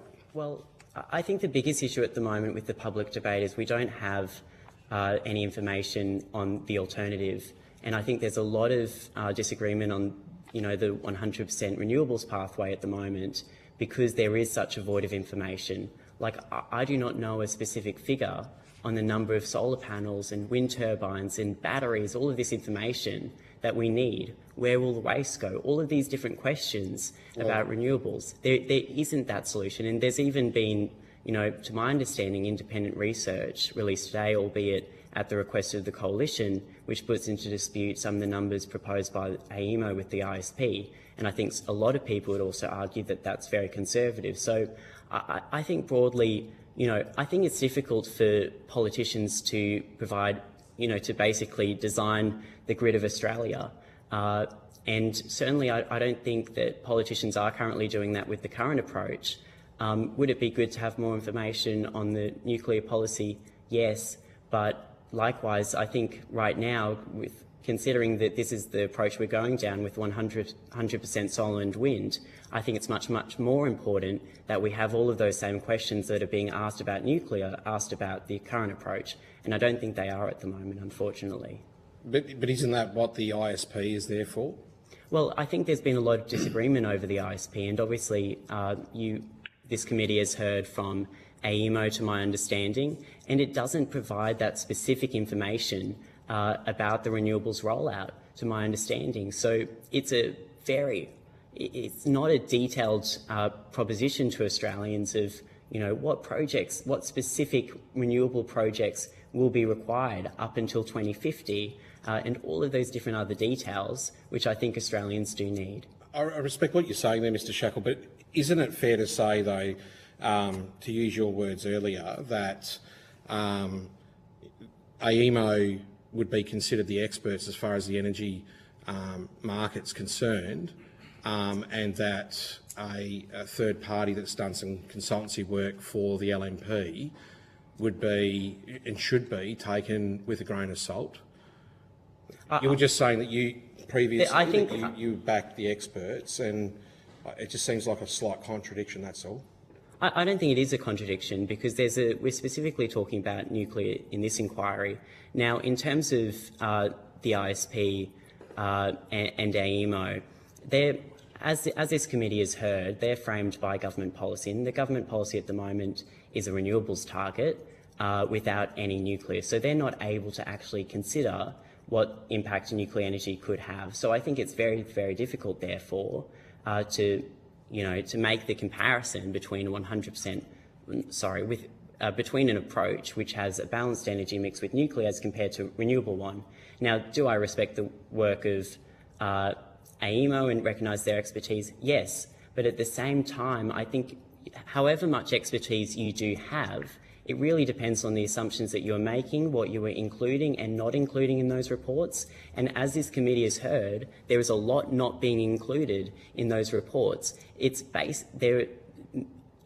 matters of opinion can still impact how different reports are framed, whether it's the ISP, whether it's Gen Cost, and regardless of how much expertise you have, it is those assumptions which will ultimately get you the results. So whether it's this new report by the Coalition, which I understand hasn't been released yet, which I obviously haven't had the chance to read, that's framed by certain assumptions, and certainly I would say I'd hope is guided by expertise. Likewise, AEMO is guided by expertise, but they also are operated by certain assumptions. And I think the biggest debates I think that everyone is having in this energy transition are what assumptions are reasonable and what are not.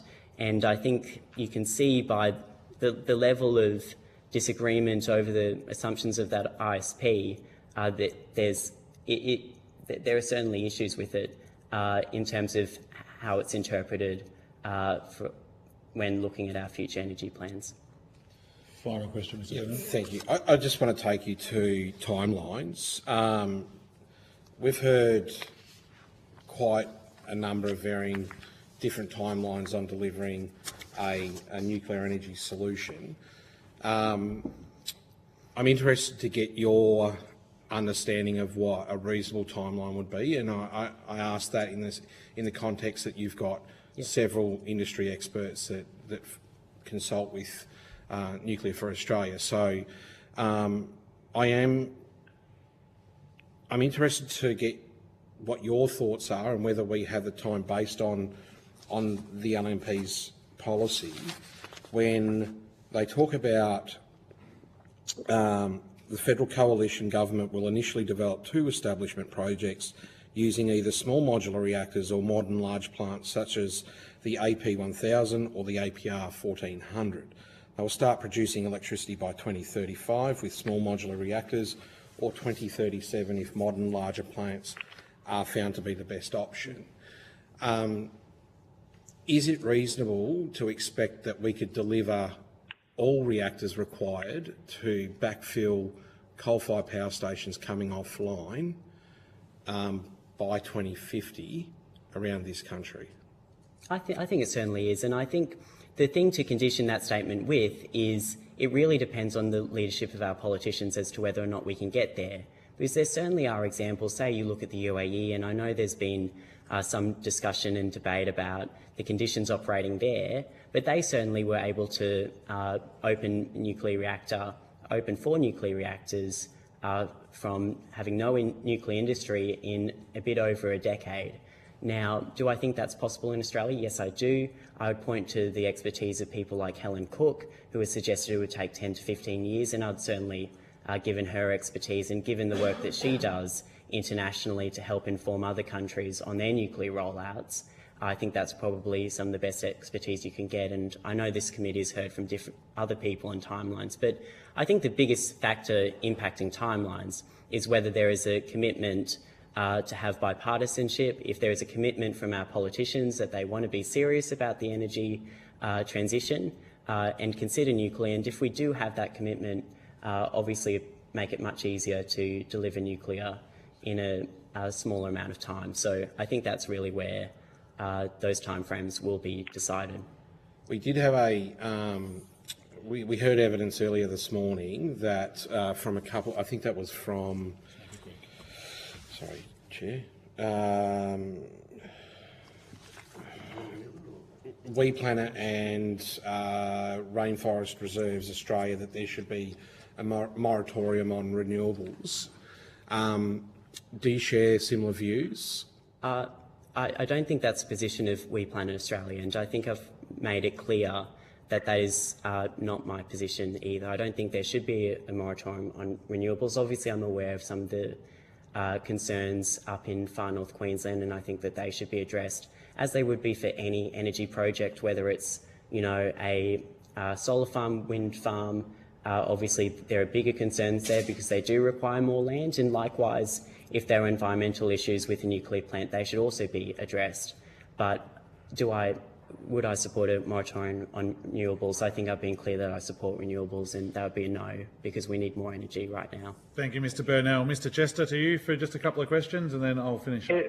Thank you, Chair, and thank you again, Mr Shackle. And I don't want to put words in your mouth in any way, because I think you're very articulately been able to frame your own contribution to the debate. But my sense is you seem to be quite technology agnostic on the issues, and you seem to be saying there's a bit of a false choice at the moment between either or, and you're saying that renewables plus zero emissions nuclear is the best way forward to meet our future energy needs and emissions targets. So if that is in fact where you're heading, what's your view, or what's your organisation's view on the legislation which currently prevents any severe nuclear energy? Do you believe that the moratorium should be removed and at least allow the nation to consider all options as I've described? Yes, I think that the nuclear ban is very absurd for Australia. I described it as archaic in my opening statement. Australia is the only top 20 economy in the world with a ban on nuclear power, and I think that just simply doesn't make sense why we wouldn't be considering it. Whether it is for nuclear in the grid, whether it's for nuclear off the grid, whether it's for nuclear for data centres, I think it is inevitable that we're going to need nuclear in Australia at some point.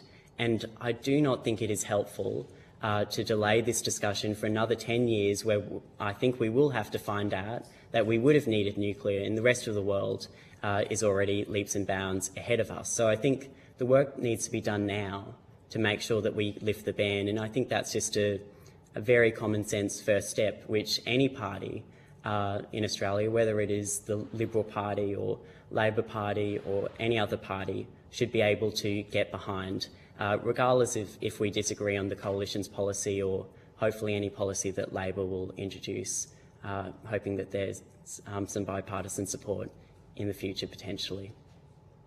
Thank you. And this is my final question. I preface the question by saying that I find it quite condescending and insulting to the intelligence of young Australians that some people are using cartoons to depict what is a complex public policy debate.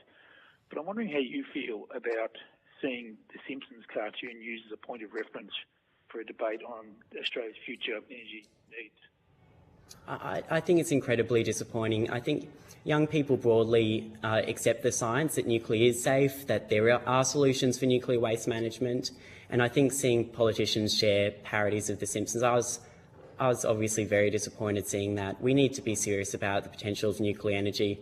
Like I said, 32 countries around the world have nuclear energy, 50 are considering it for the first time. I think it's silly that our debate in many ways is being guided by rhetoric from The Simpsons rather than science, and we're really lucky in Australia that we do have some of the world's best nuclear experts here. It's time we listen to them instead of The Simpsons. Thank you, Mr Shackle. Thank you, Chair. Thank you, Mr Chester. Mr Shackle, can I start by just saying that you started this at 16 when you were at school? It's quite impressive, I'll be honest with you there. At 16, I certainly wasn't thinking about anything like you were, clearly, so well done to you. My question is around, I'm from the Hunter, and we've had 48 seismic events in the last 3 months, and people are genuinely concerned. They are genuinely concerned, and I asked in one of the previous hearings to Geoscience Australia if they had been spoken to by anyone from the opposition, and they said no. And then the deputy chair said that he spoke to one of his experts that he knew in America. And people in the Hunter don't want to hear from an expert in America. They want to hear what Geoscience Australia has to say. So people are genuinely concerned in the Hunter about that, and they're concerned that is there going to be more seismic activity, is there going to be smaller ones, is there going to be bigger ones? Because as I said, we've had a lot. So people are concerned on that, and we are having a lot of correspondence into our office around that. And Geoscience, I find it disappointing they haven't been reached out to as of yet by the coalition on this. What are your thoughts on that? So Geoscience suggested that Australia, as compared to countries which do operate nuclear power plants, have extremely low seismic hazard. Australia has an extremely low seismic hazard as compared to them. So I think that's the first thing to underscore. Now, in terms of the coalition reaching out to them, that's obviously something to pose to the coalition.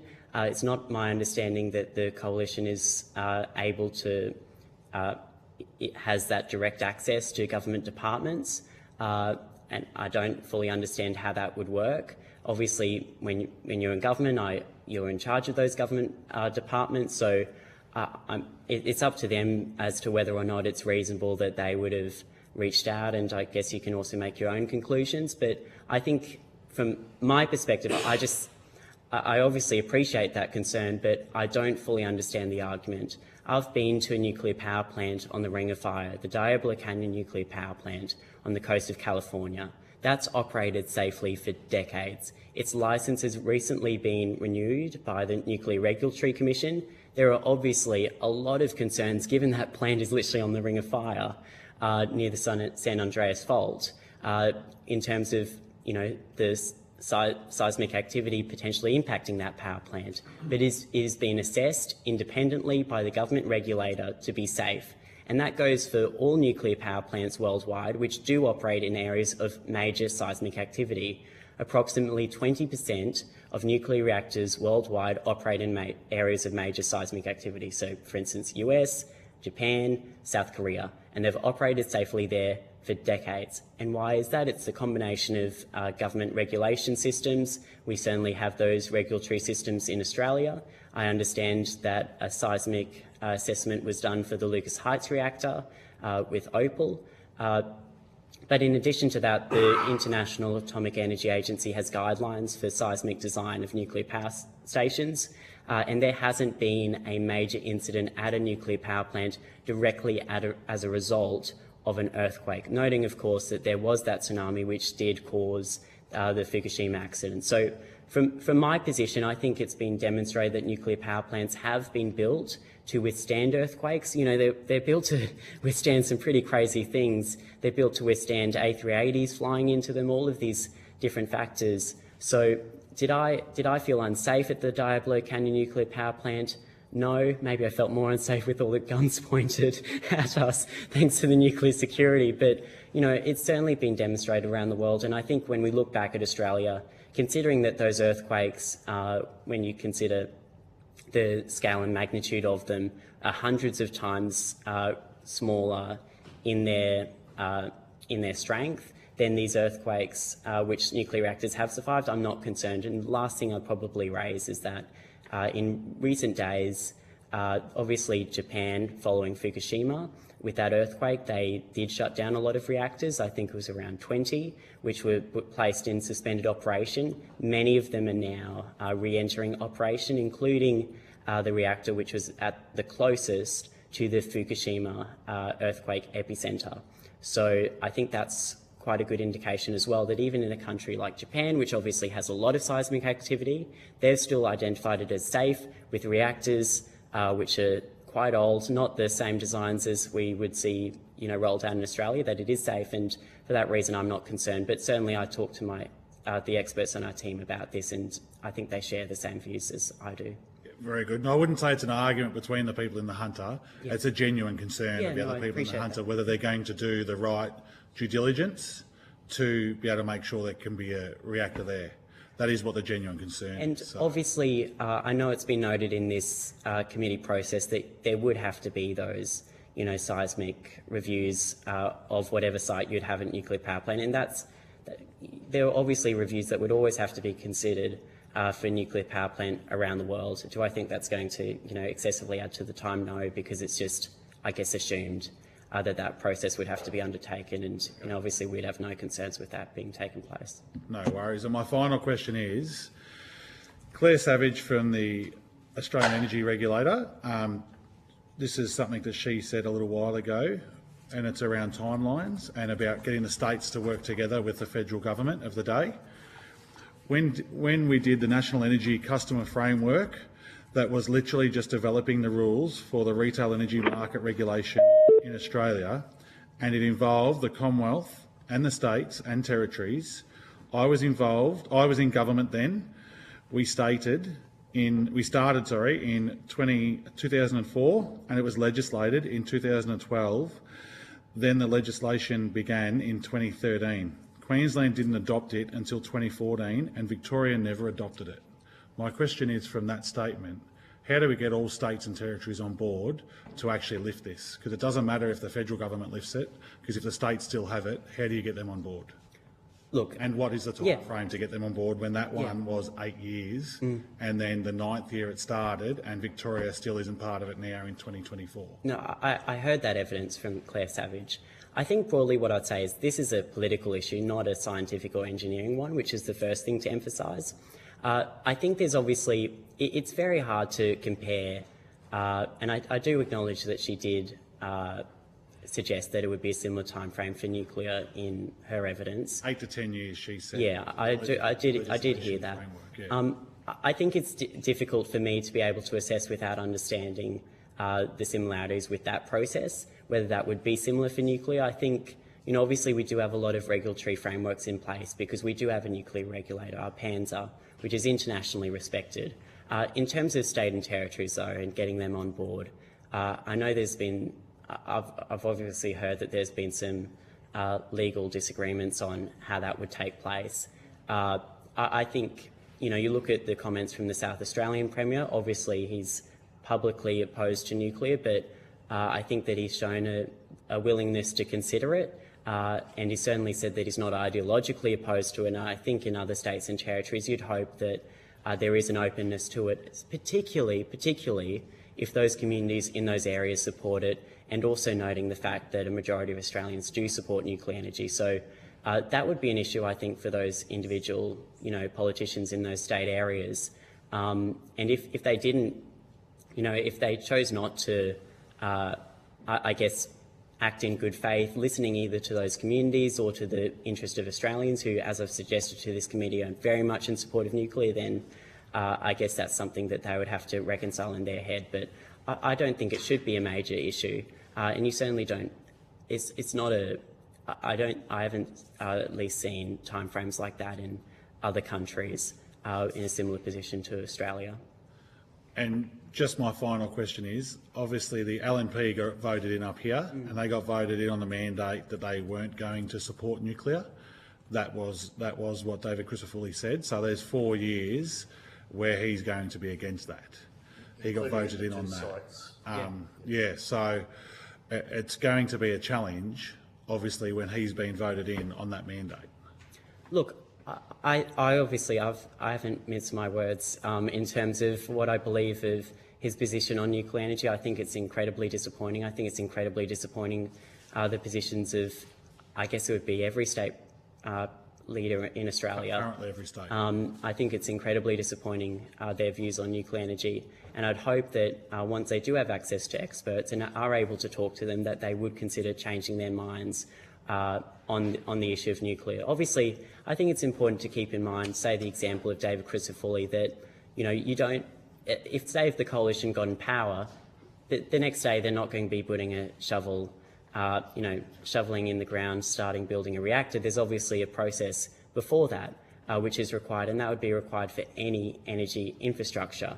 So, in terms of the state leaders issue, I think generally our politicians have shown that I think they need more information on nuclear energy, and if they were given that, I think you'd hope they'd change their minds. And I think one more thing I'd say in terms of Queensland, I know Stephen Miles did propose that he might go during the federal election to do a plebiscite in the state. I'm not sure if David Crisafulli would also seek to do that, given the current legislation in Queensland, but that could also be an interesting factor. And then obviously that would be a more explicit mandate on nuclear, because obviously David Crisafulli, his campaign was dominated by other issues.